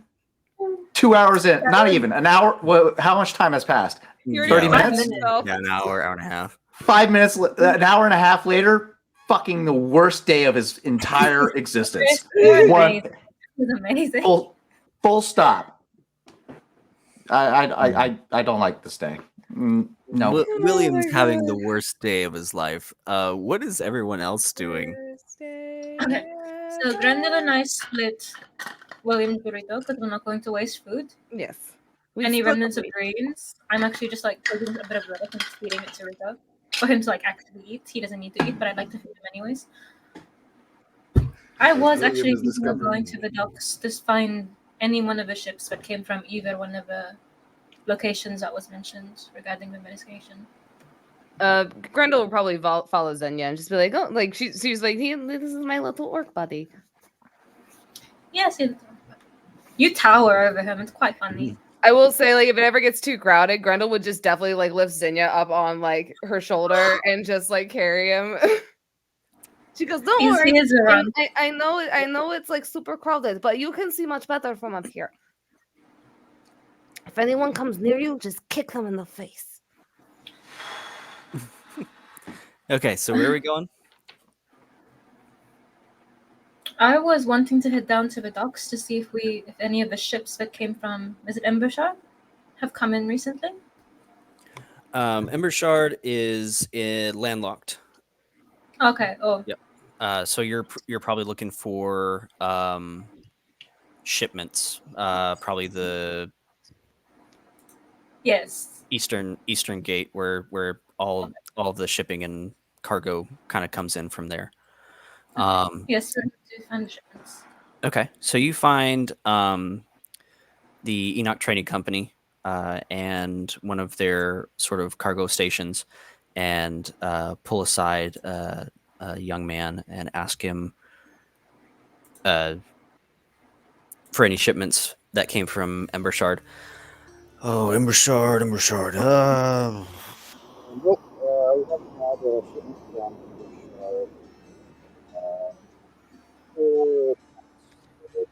You're Chris, we kind of lost you. echoing, Chris. Okay. Yeah. Oh, there you are. There we go. Bashad, nothing. We haven't had a shipment from Embershard in about 4 months. They're Is that way right? behind. Yeah, they're way behind on ore delivery, lumber. It's really putting a damper on our smiths here and on boat repair. It's really affecting things. They said they'd try to expedite as soon as possible, but who knows when that's going to be. We got a letter 4 months ago that the mine collapsed, but 4 months is plenty of time to clear that out. Hmm. And Bashad aside, the local temples and apothecaries and what have they been receiving medications of any sort, health supplies, bandages? No, we don't deal with the small apothecaries. That would be Bernhardt trading. They deal with more of the local stuff like that. We deal with larger shipments and more bulk items. So the apple carries are where the medicine comes from, correct? Mm-hmm. Okay. Grendel is not good with big words. Okay. I love She's it. a big lady. I love it. Big lady, smooth brain. So you find someone from Bernhardt Trading and ask them same questions. Yes. Okay. Oh yeah, right. We had a shipment come in last week, I think. It went straight to apothecary here in town.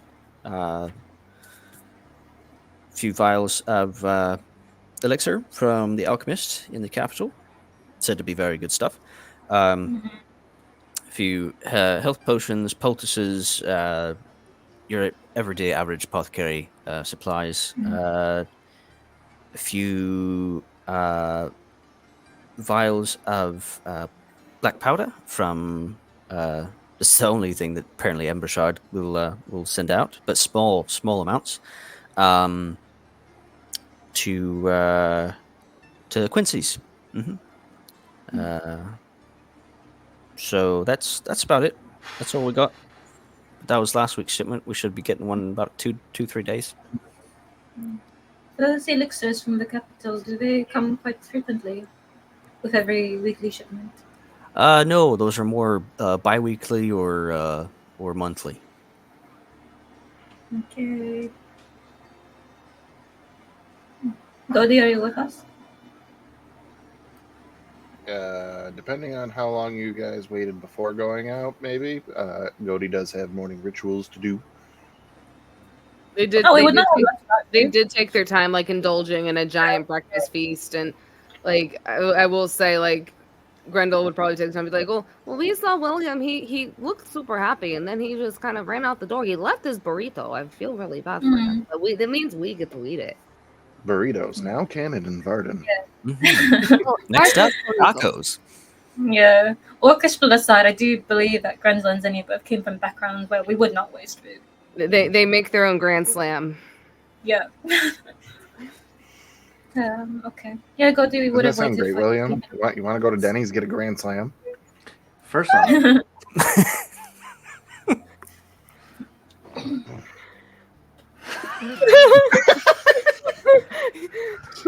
I can literally see. I can feel sorry. the heat from you fuming from like this side of the fucking continent, dude. I swear to God, Cody, if you actually poke William in this state, Godi doesn't know. I know. But if you do find out, William will be very upset. It'll happen on accident, probably. I'll figure it out. Oh no, this is so bad. I love this for him.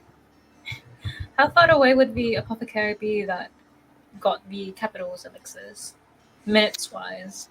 Probably 5-10 minute walk. Okay. Yeah. Okay. Right. I think it would be worth heading there next, unless you two wanted to have a look around. no. Zenya's very out of his depth. He's just sort of going through the motions of like, oh, this makes sense. Following the trail. We have to find We the right did stop by the right? apothecary yesterday. They didn't have any apples, but they had the elixirs. Is that what Yes, people have been drinking? Yes. Do the dead have dreams? Did you manage to save any samples? Yes, we do have several vials. I do believe that William has them. Right? Yeah, and he gave one to Corellian. Okay. So 4. Okay. But Cody would just say yes, we have several vials and William has them. Where is William? I do not know. Like I said, he left his burrito and then he ran, and I haven't seen him. Well, if you guys are down by the docks, you'll probably end up spotting him sitting on a pier. Oh, there he is. It looks like he's watching or maybe talking to the fishies. We William! can see that from here. William! Hello! Good morning. You left your burrito. Don't worry, I ate it. While they're probably walking up, he's having a small conversation with himself at this point. Like, do the dead have dreams? Do the dead have dreams? Do the dead have dreams? Grendel shows up behind. I whisper too.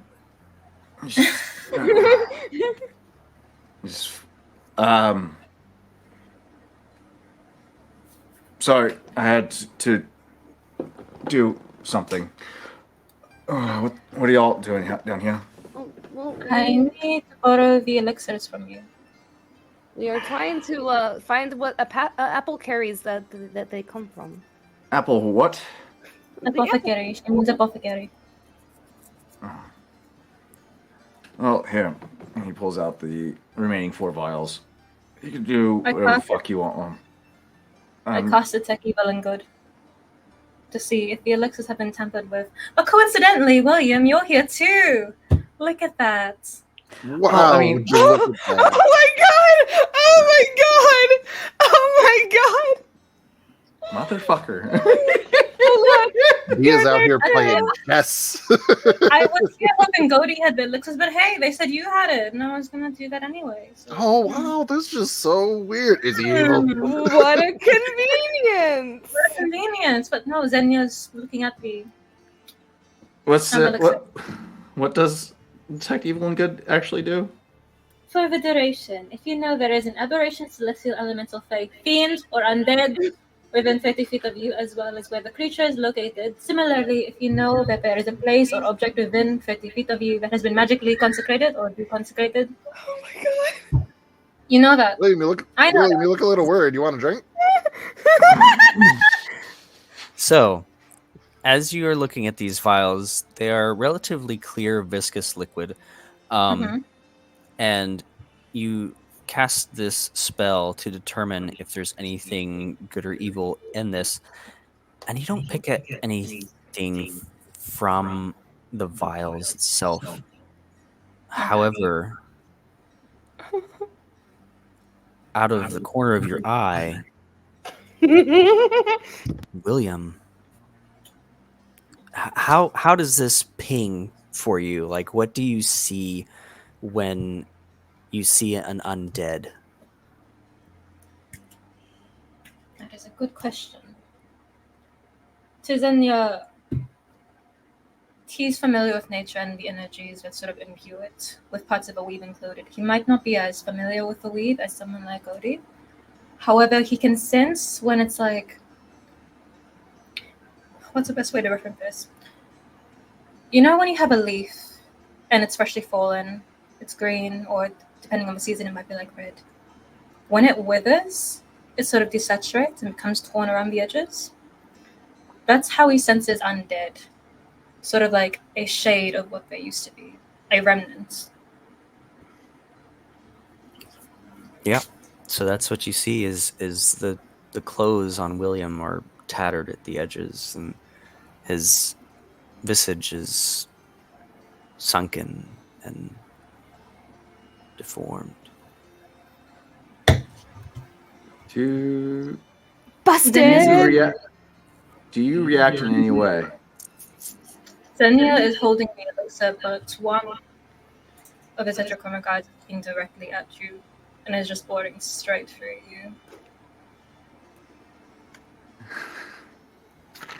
I'm not If sensing you're any looking, feelings, okay, is what he says aloud, but he's still looking at you. right. You could.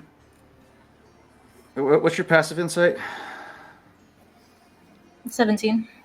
Okay, yeah, you'll definitely be able to tell. Like he's conveying a message with his eyes. Mm-hmm. Say nothing. William over here just sitting here going, shut up, shut up, shut up, shut up, shut up, shut up, shut up, shut up. Grendel is just in the middle of all this. She's making more flower crowns, putting them on everyone's head. Starts with William. Here you go, William. And Goldie, I got you this one. And just Xenia, and just As I said, I can't detect feelings, so it haven't been tampered with magic. However, I Good. can burn with that. Well, I suppose we should get about our business. We have shit to fucking do.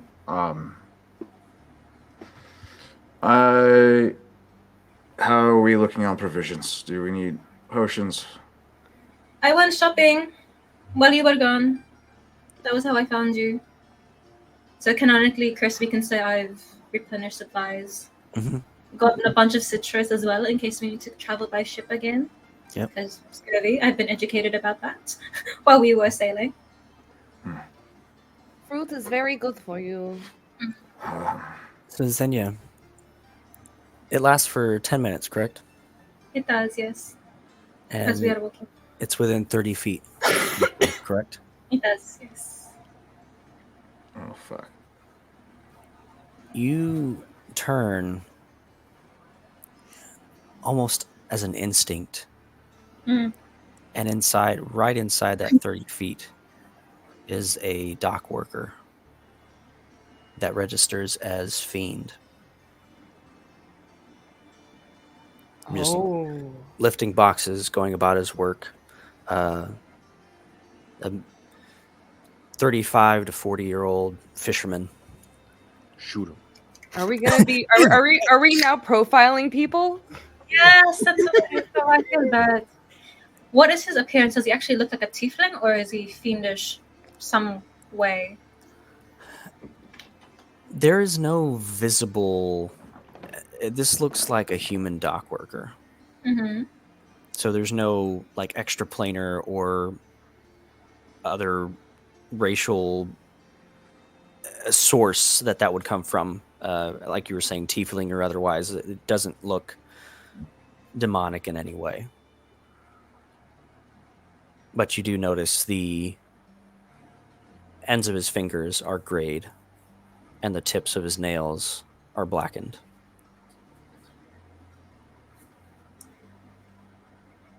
Grendel, in Wakish. Do you Yep. see that man? Yes, That the one who is carrying the boxes. Yes. Yes. Grab him and bring him to that alley over there. Come. Oh, okay. And she's gonna like just kind of walk Look at over. him. She's gonna just kind of walk around, la la la la. Oh, hello, sir. Excuse me. And she picks him up and she just flings him over her shoulder. She goes, Yes, can I help you? Whoa! No need to panic. It's okay. We're going on a little trip. Just follow me. So tell me. He's complaining quite a bit. Hey, what do you think you're doing? No, it's okay. It's okay. We're just coming to talk to Hey, you. No. hey, no. this La, lady's got me. La la, hee ho! I am a pirate, and she's Some of the people are looking on and kind of like, what's going on? And some of the people that like know him are going, Hey, lucky guy. Yeah, go get him, man. Yeah. And Grendel just innocently goes back and she waves and she goes, "Goodbye, gentlemen." Ah! And then Exactly she, what I was going for. and she just brings it back over. And she goes, "Here you go, Xenia." And she grabs him by like the back of the neck and she like sits him down. And she goes, "Here you go." And she pats him a few times on the back. And she goes, "Okay, you said you wanted to talk to him, right? Oh, I like your nails. They're painted so pretty."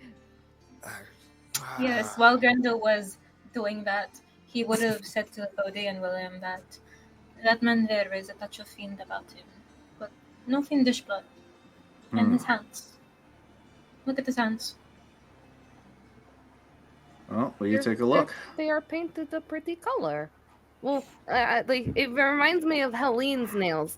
She always had like the most fabulous look, and they would always be shiny and pointy.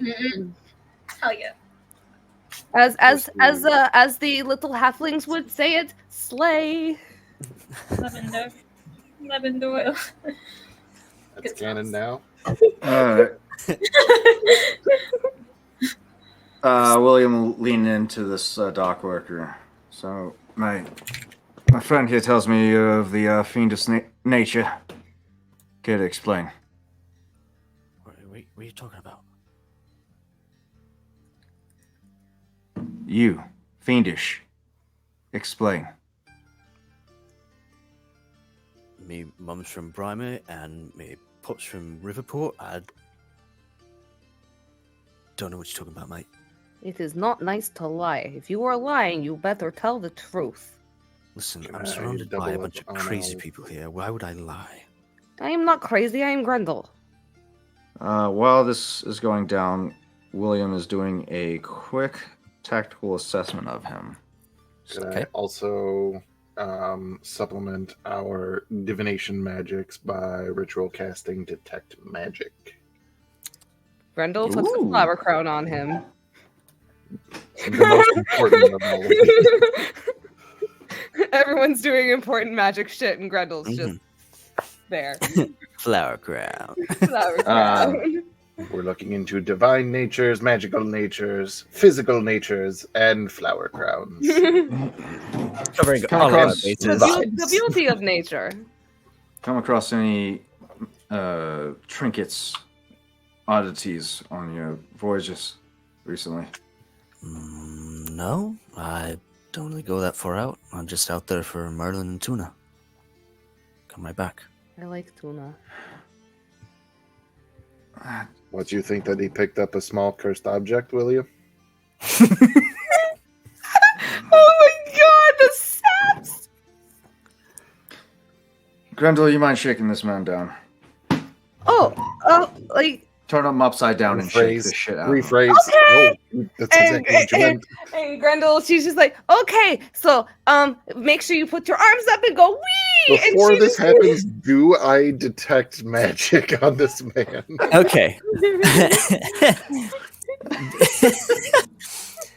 Oh my goodness. Rather than assault, I might just run his pockets. William's level of tolerance for bullshit has dropped drastically. He's Yes. He had Uh, tolerance for bullshit. I love how he We got immediately mad of a turns. person for having an accent. I love how he immediately turns to Grendel and is just like, I'm gonna use her as like muscle mommy, do the muscle mommy work. He's work smarter, not harder. You sense necromancy at work. I sense necromancy at work. Okay, so for the duration, you sense the presence of magic within 30 feet of you. If you sense magic in this way, you can use your action to see a faint aura around any visible creature or object in the area that bears magic. Grendel's gonna be the only, It's Grendel's School of gonna be Magic the and only Everything. one who doesn't know this. What- What's going on? What is glowing around me that is magical, other than the things that are on my person? I'm gonna kill everyone. There's a I'm gonna small. Okay, so we'll start with the person. You see his blood network. Whose? This person? The fisherman's. that is glowing. Oh, he's glowing with infected. an aura of necromancy. Mm-hmm. Okay. You also see on William in his pocket a faint glow of necromancy as well. And I think it would be enchantment. Okay. I'll take that. Any other secrets to divulge, anybody? Who's got magical items? God, he has Uh, a zoo. Something more You would powerful. see in Xenia's hood a little ball, Little guy. essentially. Yeah, a little guy. And then the executioner's axe that is The on executioner's Grendel's. axe, Does probably Grendel, her does, Can we- does book. Grendel's can we little just talk buddy about- give off any anything? Oh, your little buddy? Yeah, my little buddy. Probably. Oh yeah, absolutely. That thing is boom. Lit up like a Christmas Yeah. tree. I Absolutely. do just really quick want to bring up the dichotomy of Grendel, the almost 7 foot tall muscle mommy in a sundress, looking absolutely adorable in every way, shape, or form, and then strapped across their backs is something called the Executioner's Axe. I think he has pictures of it somewhere, and it's like jagged and has Jagged. skulls on it. It's metal It's a as great- shit. Great contrast. Great contrast. Meanwhile, William's secrets are being spilled everywhere. Fucking right. Hey, Well, hey, fair. don't I worry, don't know William. everything. Grendel will have no idea. Oh my god. I know you got a coin, and now here's the question: Does Goaty care about a coin that might be magical? Hmm. We'll find out soon. In the moment, Goaty hearing that it is fiendish in nature, seeing necromancy all the way through this man. Like, is there any way that I could put? I would say put 2 and 2 together, but this is more like putting 75 and 376 together. It's actually Between- 451. Between what and what? Between the detect magic bringing up Mhm. that there is necromancy all the way through him, Mhm. and Xenia reporting that this person is fiendish. Yes. So So based on what you faced yesterday and this new information or more investigation into it, yes, it would appear that this individual is set to be another husk. When? Who Yeah. knows? Mm-hmm.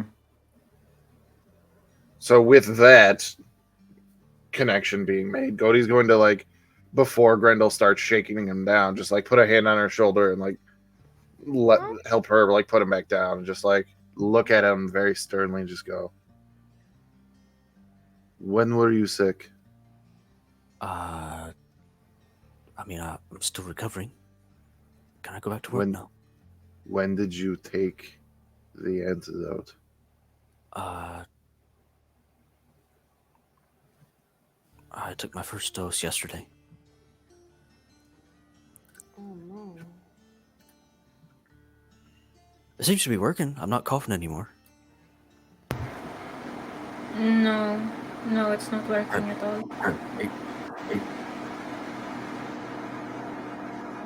I'm going to turn to Xenia and just goes, "It appears we can now find out who is at risk." Then I'm going to turn back to this person and go, "You have to come with us." I've got a job. You're coming with us! Yay! We have a new friend! Let's go! And Grendel just picks him up and like.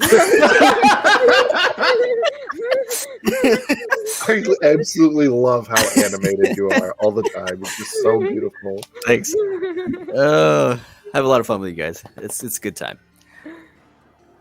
So where are we going? Where are we taking this guy?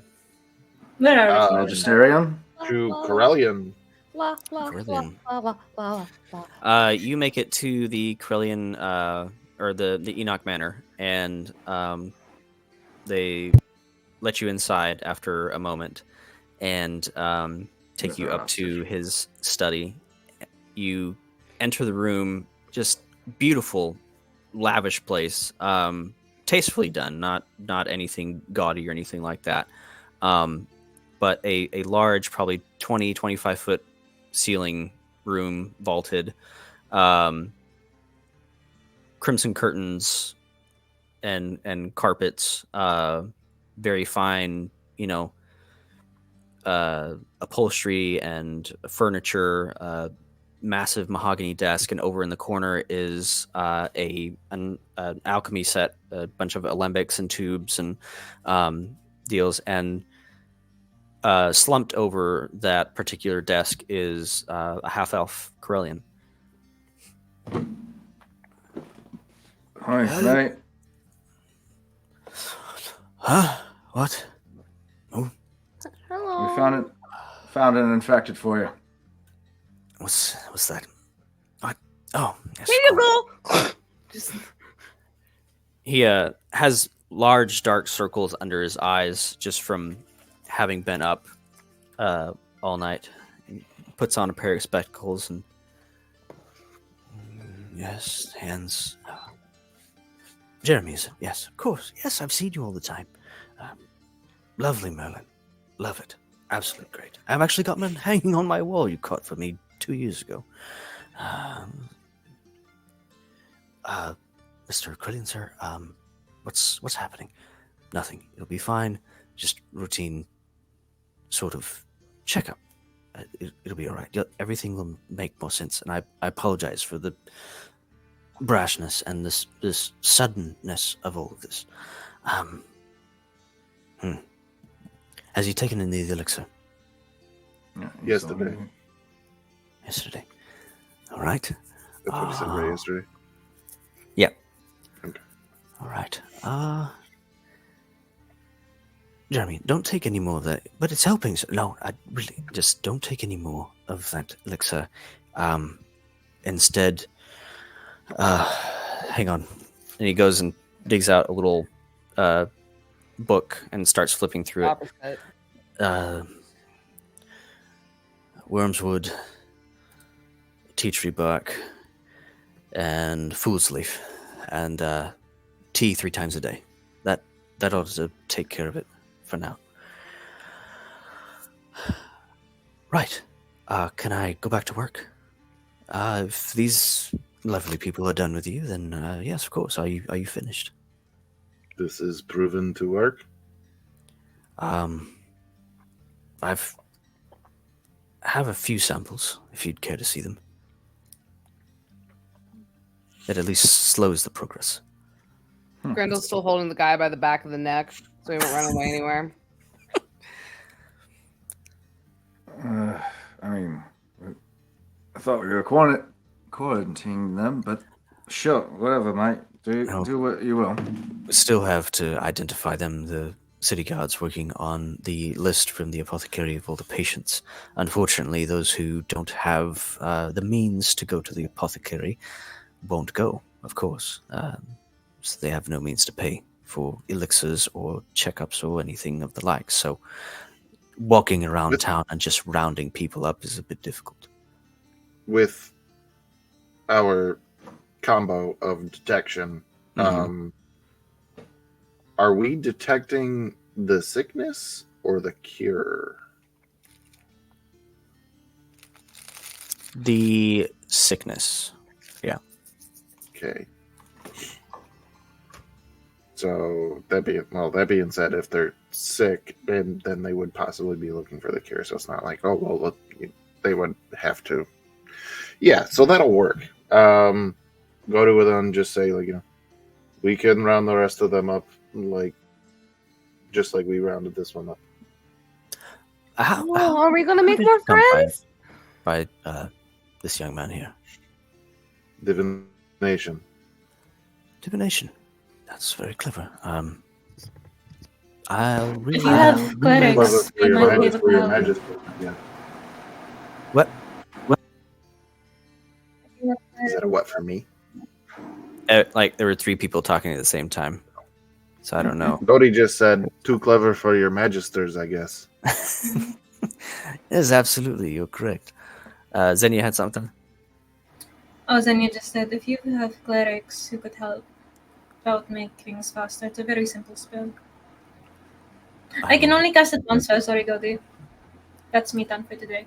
Once? What? Yeah. I'm not a Is cleric. it like an ability deal? Like you're a ranger, Yeah, you have spell slots. Cleric initiative. Initiate, sorry. Yeah, unfortunately. Once per long rest. You I'm got done. it from Magic Initiate, the feat? Yep.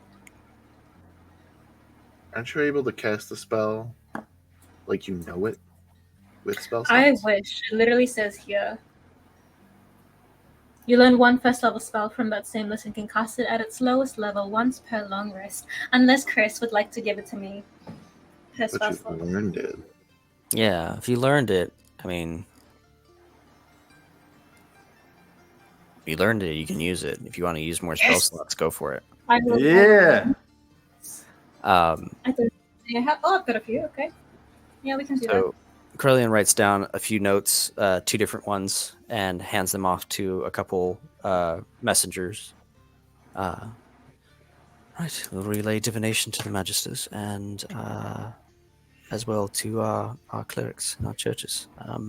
Between all of that and the city guard, we should have them collected by the end of the day. Are you at all interested in my findings over this evening? Yes. Please. I will listen, but I may not understand. It's quite all right. I honestly really don't even have that much. All I have is something that will slow the progress. And he holds up a little vial of the black tentacles. I was able to coerce one of my friends to hand me this out of the evidence. But it does slow the rate down a little bit. Haven't found a cure yet. That's still what I'm working on, but it's incredibly difficult because I'm not sure how much you know about alchemy. But there's a rule of 3 typically, and this, and he holds up the vial of elixir. This viscous fluid is only 2 parts, and the 2 things that are in here together don't do anything. There's no reaction. They're completely harmless.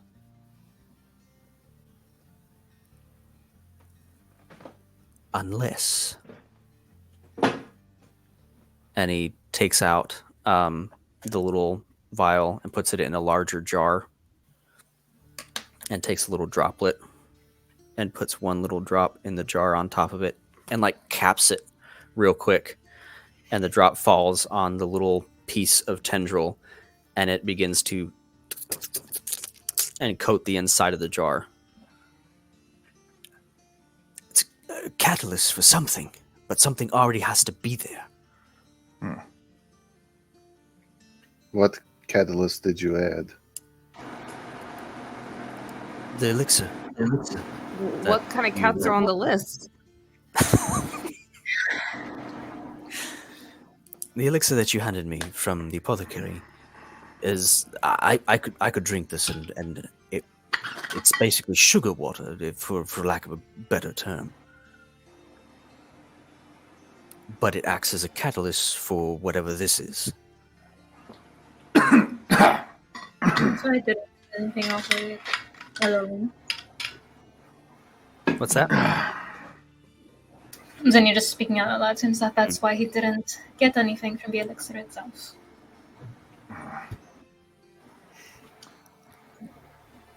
Right, how else does this infection spread? Is it only through the elixir? That's what I'm not sure of. Is the elixir doesn't have anything in it. There's no contagion, there's no bacteria, there's nothing. Say one of us comes into contact with these tendrils. Can somebody become infected? Proxy.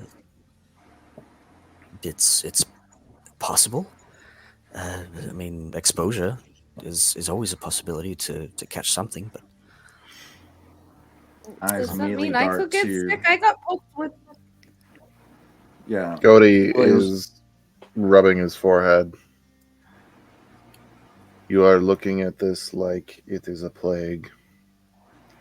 You need to look at this like it is a spell. These are components. Spell.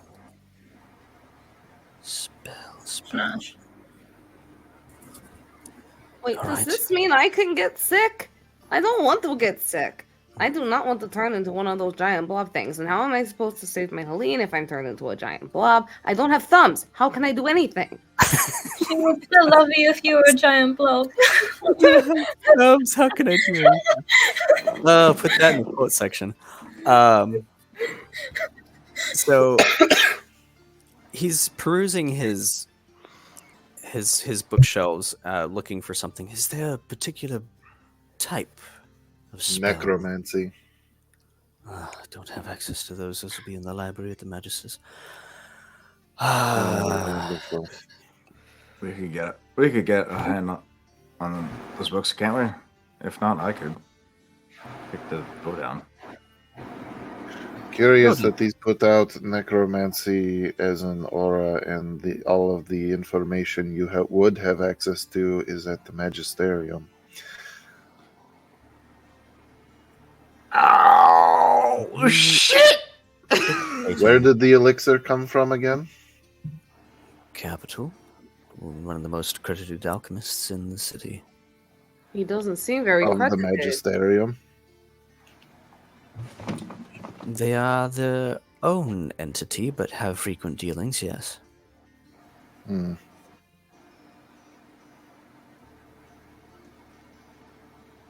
You're implying that this goes a lot higher than just... The weave of magic is not something to be trifled with. There is a tower of people who like to trifle in the capital.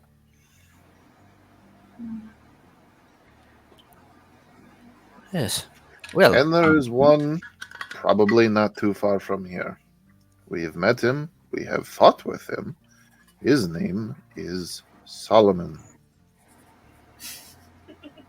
Oh, Whooshy Man, I miss him. I wonder where he is at right now. Not terrible. Me as well. Oh, I'm sure he's off probably doing Whooshy Man stuff. Are you okay there, William? Yeah, there's a little more bite than I'm used to. Well, that's what Try happens when water. you drink fertilizer, silly man. So, what I'm hearing is we go break into the Magisterium. Find no need to break in. I have contacts. And he writes out a letter, stamps and seals it, and hands it over. Show this to them. They should let you in. It'll be under guard, of course, because they're very touchy about their books for some reason. how convenient. But they'll let you peruse, find what you need. They won't let you take anything, but yes, go there. I'm not going to let.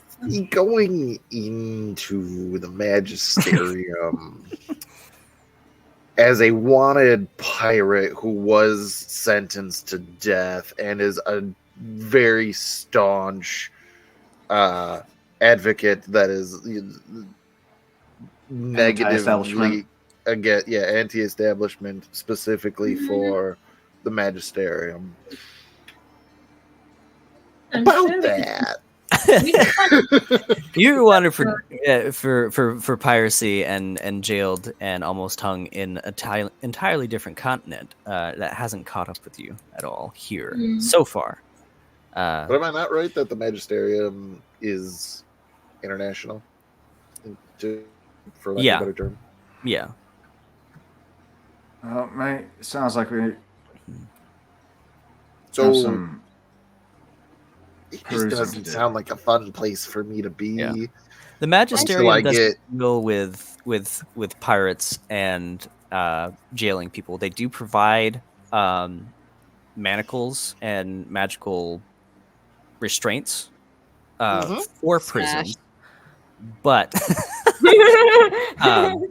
but outside of that, as far as like R&D for products for the prisons, they have no, like, they don't have a list of, oh, most wanted. They have a list of that, but it has to do with like mages and people who mess with like magic and interplanar travel without their say so and things like that. Cody. Is Cody on any FBI watch lists? No, not at Okay. the moment. Well, Not at the Cody. moment. That's about to change.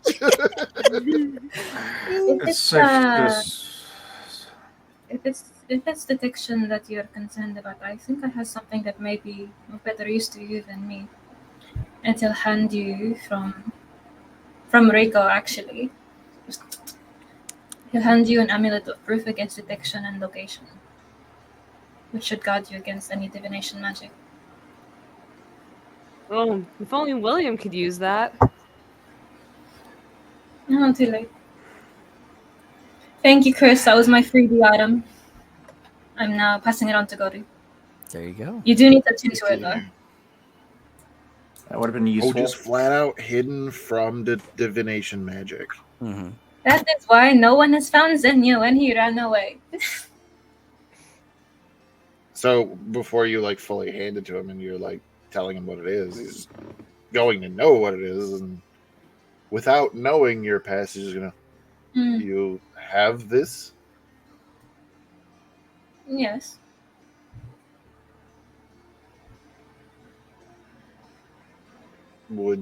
Is this not something you need? I think you need it a lot more than I do.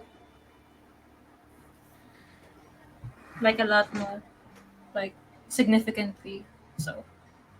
Yeah. Well, mates, it's clear that we need to do some reading. I doubt they're going to let us peruse anything that, pertains to what we're dealing with here, but I think I might be able to arouse a little distraction to help pull attention away from any inventory that we need to read. Or literature, I mean. Getting too sober for this. William, you just took a drink. Yeah, it wasn't that strong. William, you notice that as you've gone on the day, that however drunk you were when you woke up this morning, you've stayed consistent throughout the day. Oh, shit. I'm perpetually drunk. Yes! Oh, thank God! Woo! Well, that's something at least. Oh.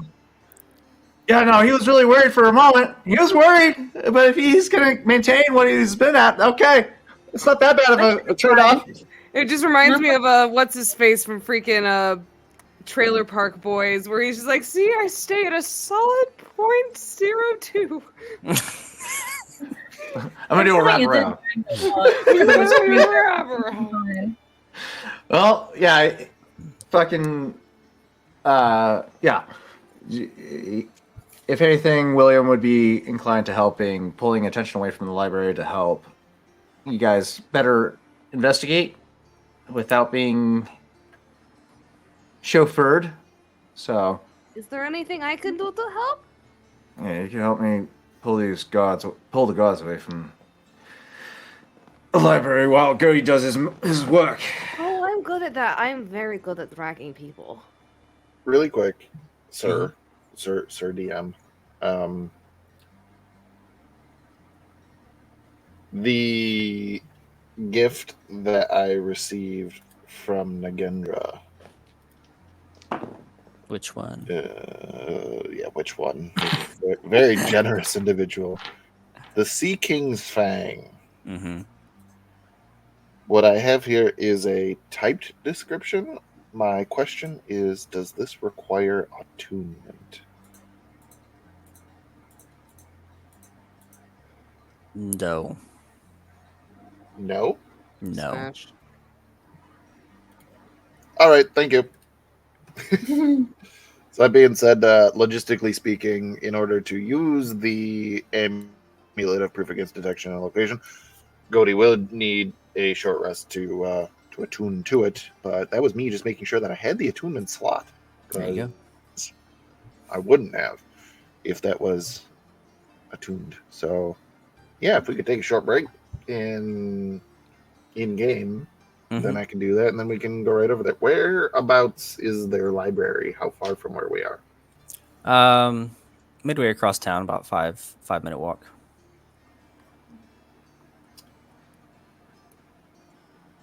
Heist? Heist? Um, Improvised heist? Yes. Walk through the front door. I Why are am we indeed doing very that? high. we're gonna stage a Yes. theft, Grendel. Wait, that's like stealing? Yes, we're gonna steal some books. Right. That's Oh, Don't need to steal the in that books. case, I just need to look at them. Oh, okay. So you just need to look at them. You don't need to steal them, because stealing is bad. Hmm. we can. Wouldn't be the first time that I stole. Bad, Or me. Goldie. You do know you're in the company of a pirate, right? Well, not all pirates are bad. You seem like a very nice pirate. Even just though drink you too shoot much. people in the face, but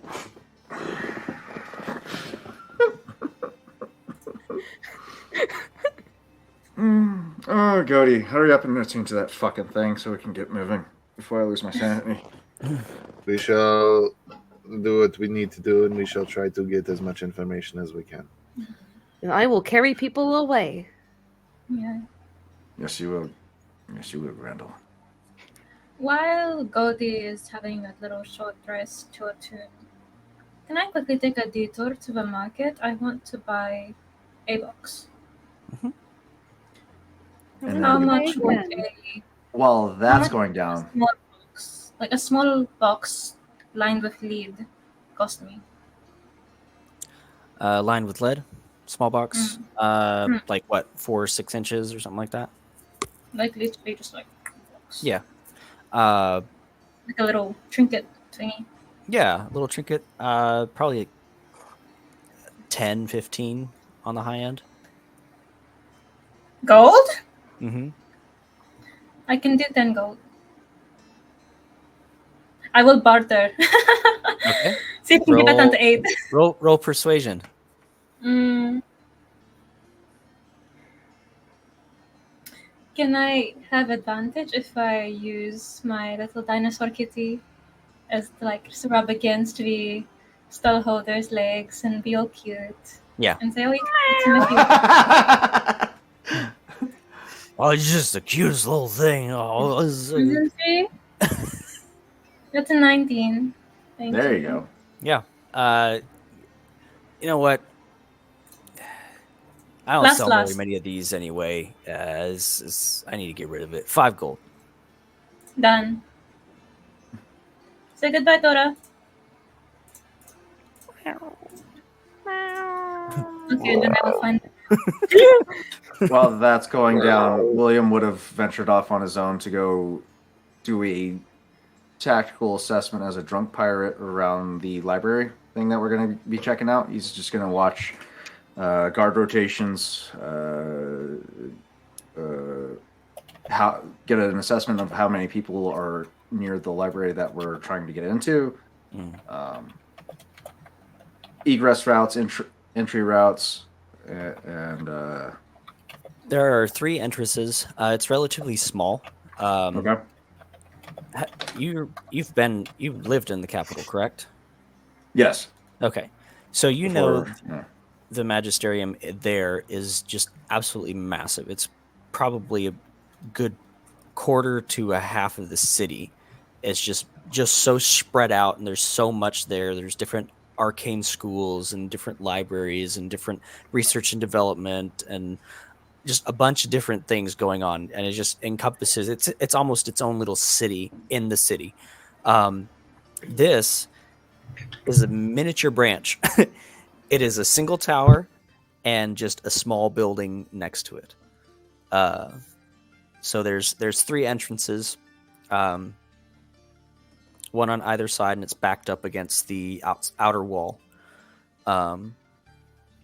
The guard rotations every 2 hours. They usually switch out for that. And it's not like heavily guarded where they're like, no, you can't come in here. But they are, every once in a while they'll be like, hey, can I see your papers? Okay, go ahead. But for the most part, it's decently trafficable. Okay. Like people are going in. They're not stopping a whole lot of people every once in a while just to make sure like that you actually need to be here. Or if somebody's delivering something, obviously, they have to sign and make sure that, he gets where he needs to go and then is escorted back out. Okay. Is there any, from an outside perspective, is there any portion of this library that's under more closely guarded supervision? Probably just the front entrance more than the sides. Okay. I'd say there's like 2 in the front and one on each side. Okay. Front entrance more heavily monitored. Okay. He's just gonna hang out there and continue observing until the party catches up. Okay. Is anyone keeping an eye on Grendel? Should Yes. be. Since you ask. I mean, with William's, infatuation of Grendel, he probably would bring her along. Okay, she's probably going to be asking questions and annoying the shit out of him the whole entire time. Probably, but What are they doing over there? Is that is a lot of people. Oh, what kind of door is that? It's a door, not glass. Are you sure? Okay. She just puts like the 6th flower crown she's made on his head while they're just like scoping this shit out. I will say she tried to like hide behind a tree, but like she obviously just cannot hide behind a tree. That's accurate.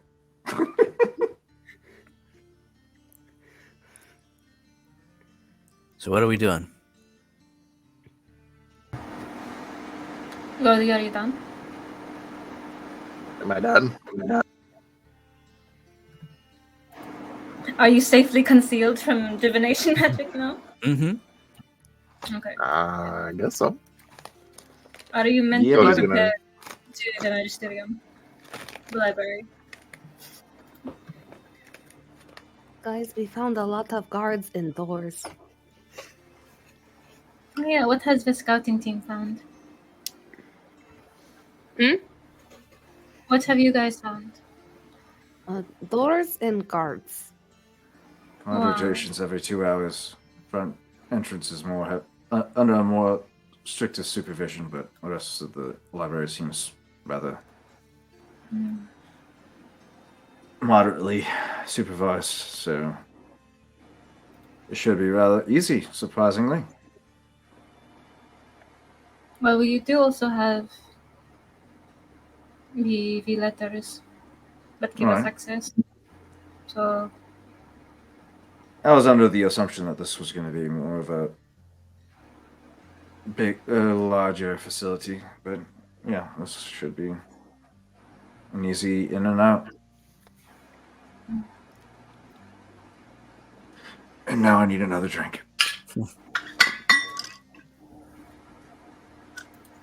Haven't you had enough? Nope, fuck you. Well, William can never have enough, apparently. not the bottomless stomach experience.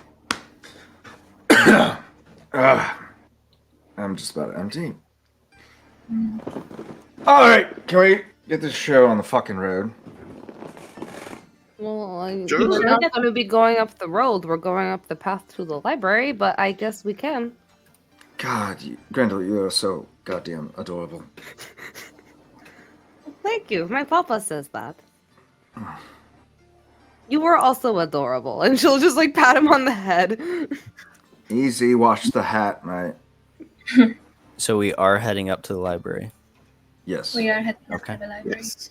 Okay. As we are heading up, Zenya's gonna pull up side by side to William and just pass the lead box into his hand and quietly say, "Put your treasure in that. You know the one. Unless you want others to see what I have." Thanks, It's mate. because the, thin layer of lead blocks out divination magic. You won? You owe me too. Oh, so sassy. That's fair. Struts up to go up to Cody. Grendel is just like kind of skipping and just la la la la la la la. Like, You all have an appointment.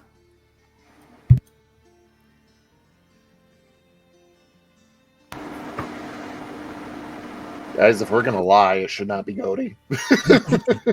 Oh, we got papers, mate. Here. Here. Library's up here to the left. They'll take care of you. ooh, goody. All right, that was easy. Let's go. We go to the library. Oh, it smells like paper in here. So you Sounds guys walk nice. walk through, and there are you go through a corridor where there are multiple doors covered with red curtains. And as you pass by one of them, where the curtain's a little bit open, you see a mirror that, as you pass by, you see part of your reflection, but it's frosted over. It's not like a pure reflection. It's kind of like a frosted glass. So you see yourself moving in it, but not reflected all the way. And then a small desk and a chair, and on the desk is a small orb that glows slightly, and that's all the way down this corridor. You turn to the left, and enter into the library portion of this of these magisterium offices, and are greeted there by a lovely little gnomish individual. Yes, of course. Right over there, aisle 33. Can I help you? Yes.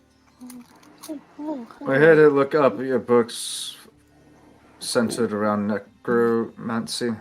Necromancy. You're a healer. Fuck no, mate. Do I look like a healer to you?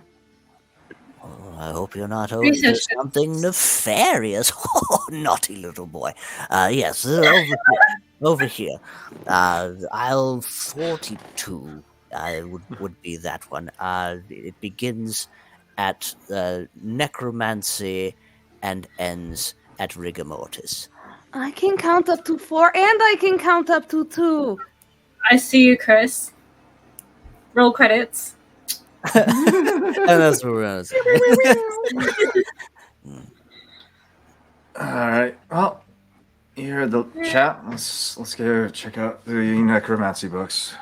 Well, actually, Cody, you go check out the necromancy books. I'm gonna go He's update on myself. his way already. He got pointed in the right direction. Yeah, they're gonna Mate. get away. William will lean over to the gnome. Mate, do you have any more updated astrogation charts that I can use for my navigation tools? Astronomy and is aisle 3. And William will go over to the astrogation to update himself on his navigator tools. All right. Don't we just love libraries, you guys? Everyone's finding something. Grendel just kind of leans forward. She goes, excuse me, do you have picture books? There should be various illustrations in whatever subject you are after. What are you looking for? Flowers. Flowers. Botany. That'll be aisle 13. 1-3, lass. 1-3. Together. 1, 3.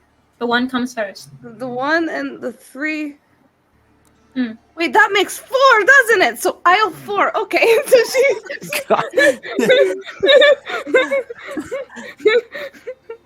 She'll learn. She'll learn. She'll come out like reading her zodiac signs instead. Of astrology. Bless. I would like Oh to wait, talk shit! You said 4 or 3 for navigation, didn't you? Astronomy, yeah. Oh shit! She's right by me. Well, great. Are we gonna? Well, actually, that can't happen. I was gonna say, is it gonna be like the rom-com moment where they both take a book out and end up seeing each other through the book? hi, William. But William's here and Grendel's here. He's gonna Just So saying you're just straight staring abs. at her tit. yeah. Just sits there, stare. Straight abs, and all Grendel sees is just his hat, and like the flower comes. Oh, hi, William! And she kind of looks down. How are you? Do you want to look at pictures with me? All right. I will make you more flower crowns. Oh, come on. Just surrendered to his fate at this point. Just brings over his navigator maps and everything to help or to accompany Grendel. Hopefully. So Xenia and Godi are going to the necromancy? Okay. Grendel's Just like sitting the here restricted frustrated. section There's is no pictures of necromancy. flowers. Is there something that I can help you find? And it's one of the little librarians that's walking around. No. Actually, Very well. And he keeps putting books away. Xenia will tap him on the shoulder, not specifically if there's any like, what's it called? Illnesses known to be caused by necrotic magic. Something that sort of intersects medicines with necromancy. If that makes sense. He kind of eyes you a little bit. Insight The- check.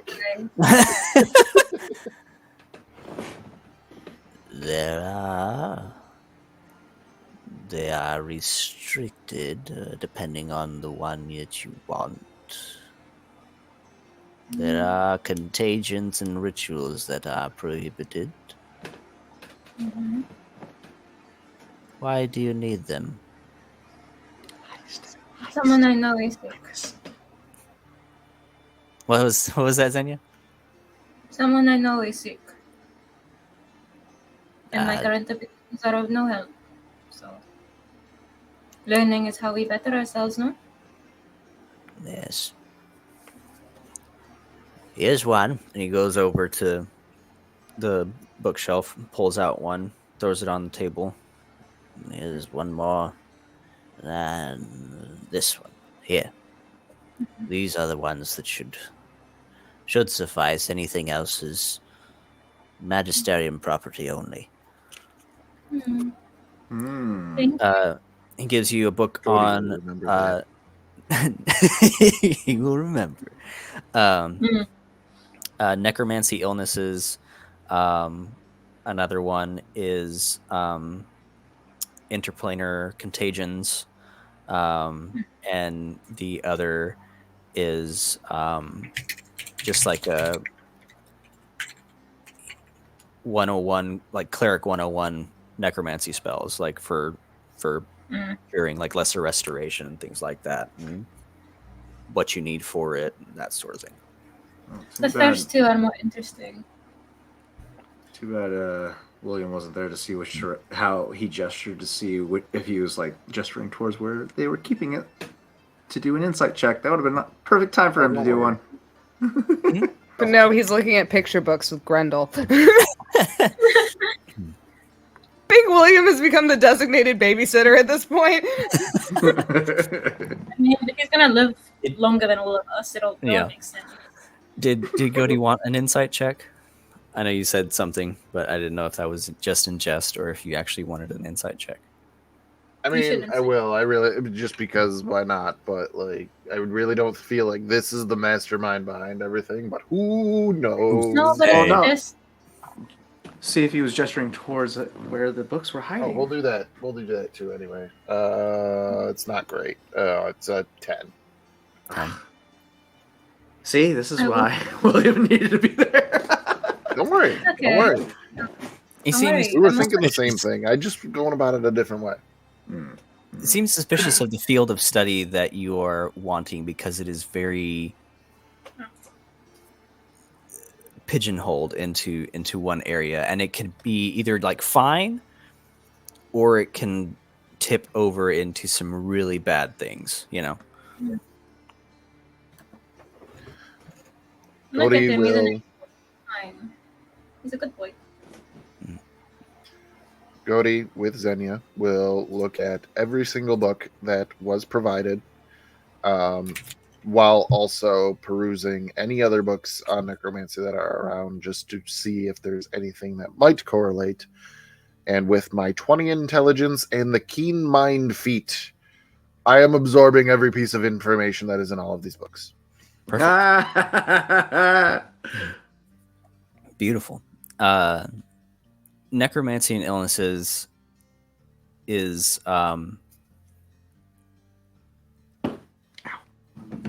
things that are more so like meant to heal, different research projects and notes that were taken on different previously prohibited necromancy practices, but that today have now fallen into common practice amongst healers and things like that. Once thought, demonic in nature, now, with more information and knowledge and study, have actually worked out to be helpful. There are a few notes here and there of studies that have shown that necromancy spells mixed with into alchemical form is how we get health potions and different things that cure the body, but also can act as a stasis for a certain contagion, if that makes any sense.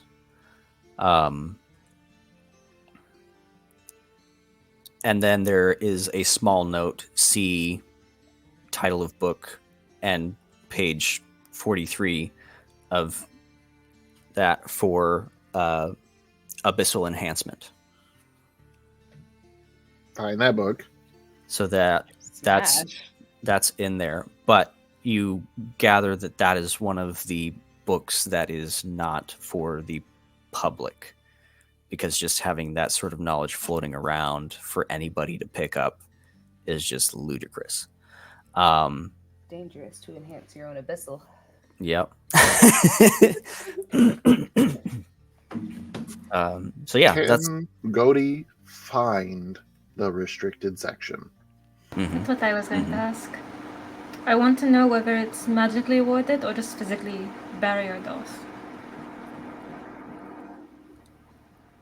yes. So you find the restricted section. It is behind a set of very thick middle bars towards the back corner of the library. It is not very big. It's a small, like 4x4 room, and there are 3 bookshelves on there, no more than 5 feet tall. So all in all, there's probably 100 books in there. Is there any tables or chairs within 30 feet of the restricted section? Yeah. Or those reading podiums? Yeah. Okay. Xenia is going to flip through his books along with a few other just random healing magic books just tossed into there to keep it discreet, and be flipping through those. And suddenly, if he can cast Detect Good and Evil again to see if any of the books ping for undead or necrotic magic. There are a few. There's one in particular that is more what you're looking for. Okay. Rigor.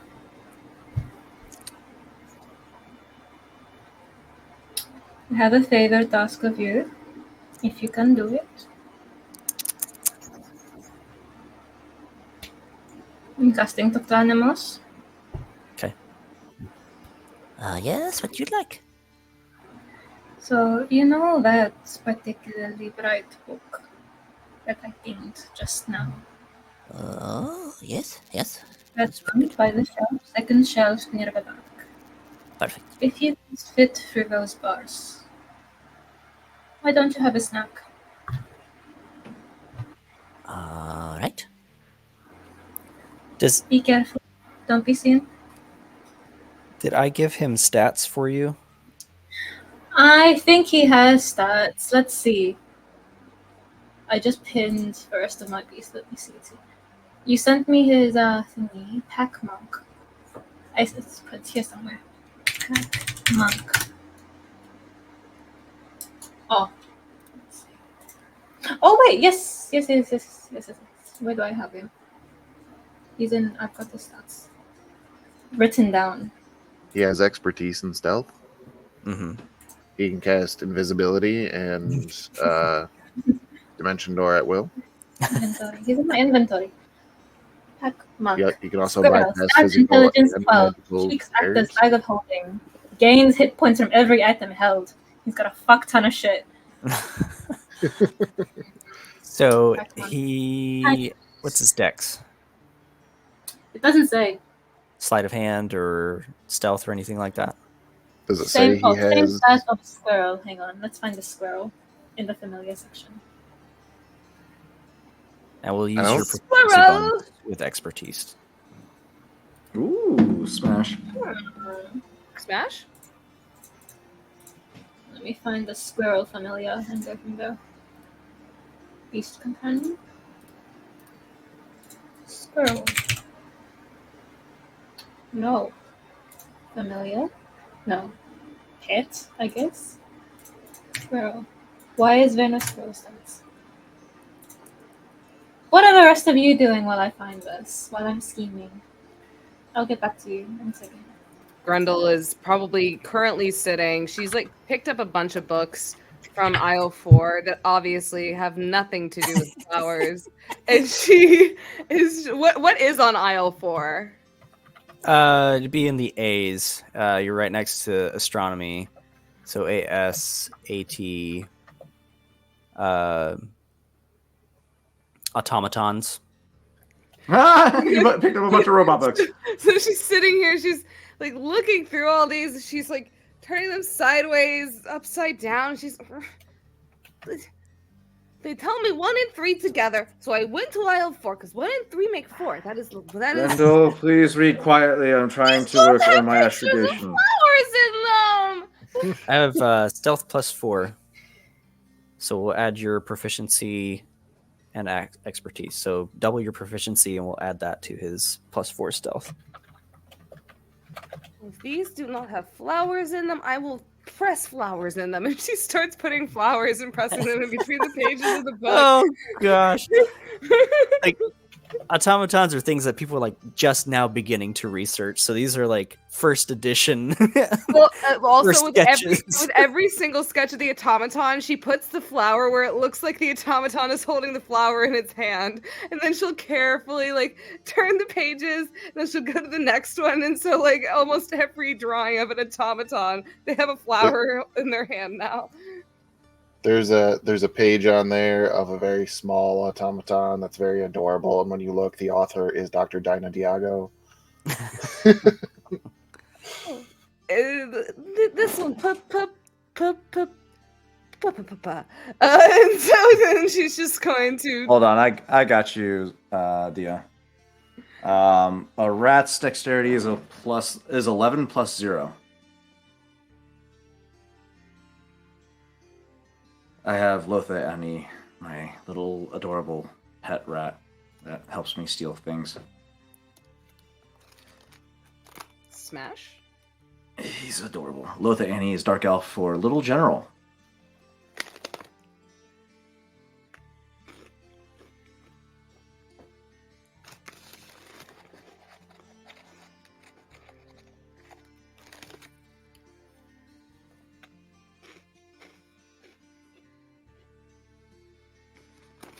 Oh, you got +1. Nice. Yeah, go with the squirrel. Bravo. Yeah.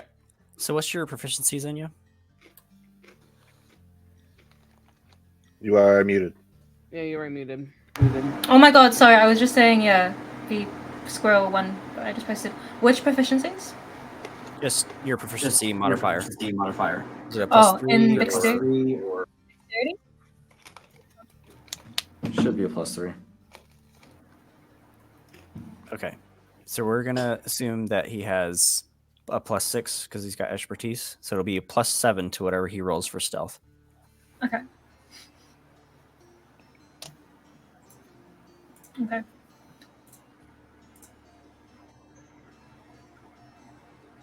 $17 plus 7. That's 24. Yeah. For all Get it intents together. and purposes, this little pack monk scurries down and through the books and blends in so well to the paper and the wood. The carpets on the floor. How much HP does your pack monk have? That's So an it good is. question. Probably I a will need to crap calculate. ton. Yeah, he's got so much shit. It's 10 health points per uncommon item, 5 HP per common, and I feel He's like got like hundreds. Okay, no problem. He's an unstoppable little thing. Oh my god, why are we not using this thing as a tank? we need to throw him at the BBEG. Just be like, Yeah, just "Get up, eat buddy." it. Here, eat it. Chew on that, Its literally. mouth unhinged like a snake. this thing has more HP than me.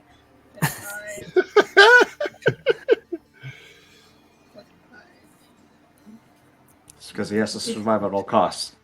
51, 52, 53, 54, 55, 56, 57, 58, 59. Ah, fuck. 59. No. You're good. He's got at least 80. Because I'm looking, he's got like 20 arrows, and those are all 5 each. So 20 times 5. Oh, goddamn. Christ. He's a good little. By arrows alone, he's got 100 HP. Yeah. Jesus Christ. Okay. He's So the most he crawls up scary there, monster. and you kind of mind your own business, making sure not to put attention in his direction. He begins to kind of crawl up the little bars, and just as he goes to jump onto one of the bookshelves through the bars, he takes 23 points Oh no, baby. of lightning damage. Was this I loud? had to scratch for him.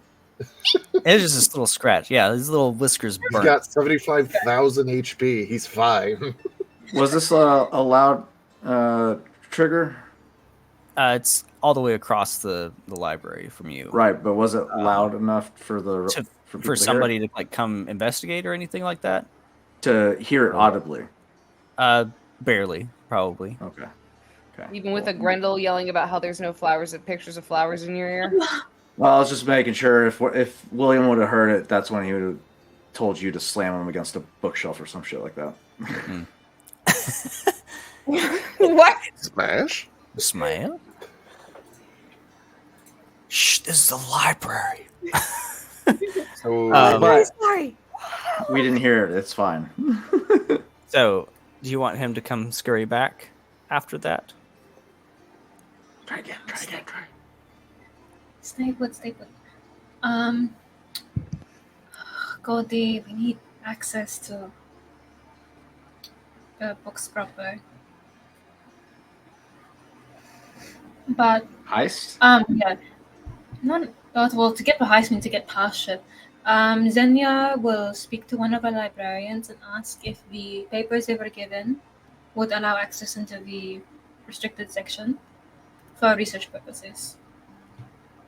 Let me see your papers here. He looks at it. And, No, I'm afraid this does not apply to the restricted section as far as that's concerned. It's for Magisterium members only. Magisterium members. Yes. Don't So you could trust those bastards. join the college in the capital and study for a few years and then get posted here, and you'd have access to that. Your restricted section in here. So Just keeping record. There for a minute, Goldie. Do you have disguise self? I do not. This is not the kind of wizard that Godi is. Oh, so annoying. So literally, Godi has like one option here. If you can bring that barrier down for me, we'd be just fine. So wait, the little chipmunk guy was able to get through this gate all the way up to the bookshelf, and it was when he went to go on the bookshelf that he got zapped. Yeah, so he was able to like climb the outside of the bars. As soon as he went on the other side of the bar, that's it. There's a barrier. There's nothing on the outside, Shit. just in case somebody like rubs up against it. They don't want to be liable for shocking people. But if you actually reach through the bars, There's a barrier in the way. Shit. so think on it. That's where we'll end for tonight, and we'll pick up next week. Nice. Give you some time to think about what you want to do, and pick up from there.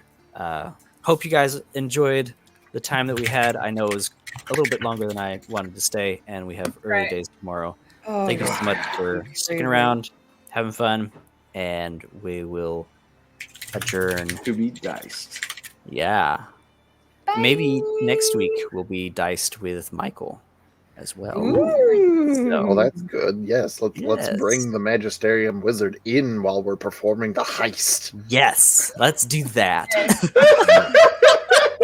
We get to see Whoosh Magic Man again. It's going to be great. You know? Till then, Ready. we'll see everybody. Have a good night. Night. Bye. We'll see you next time.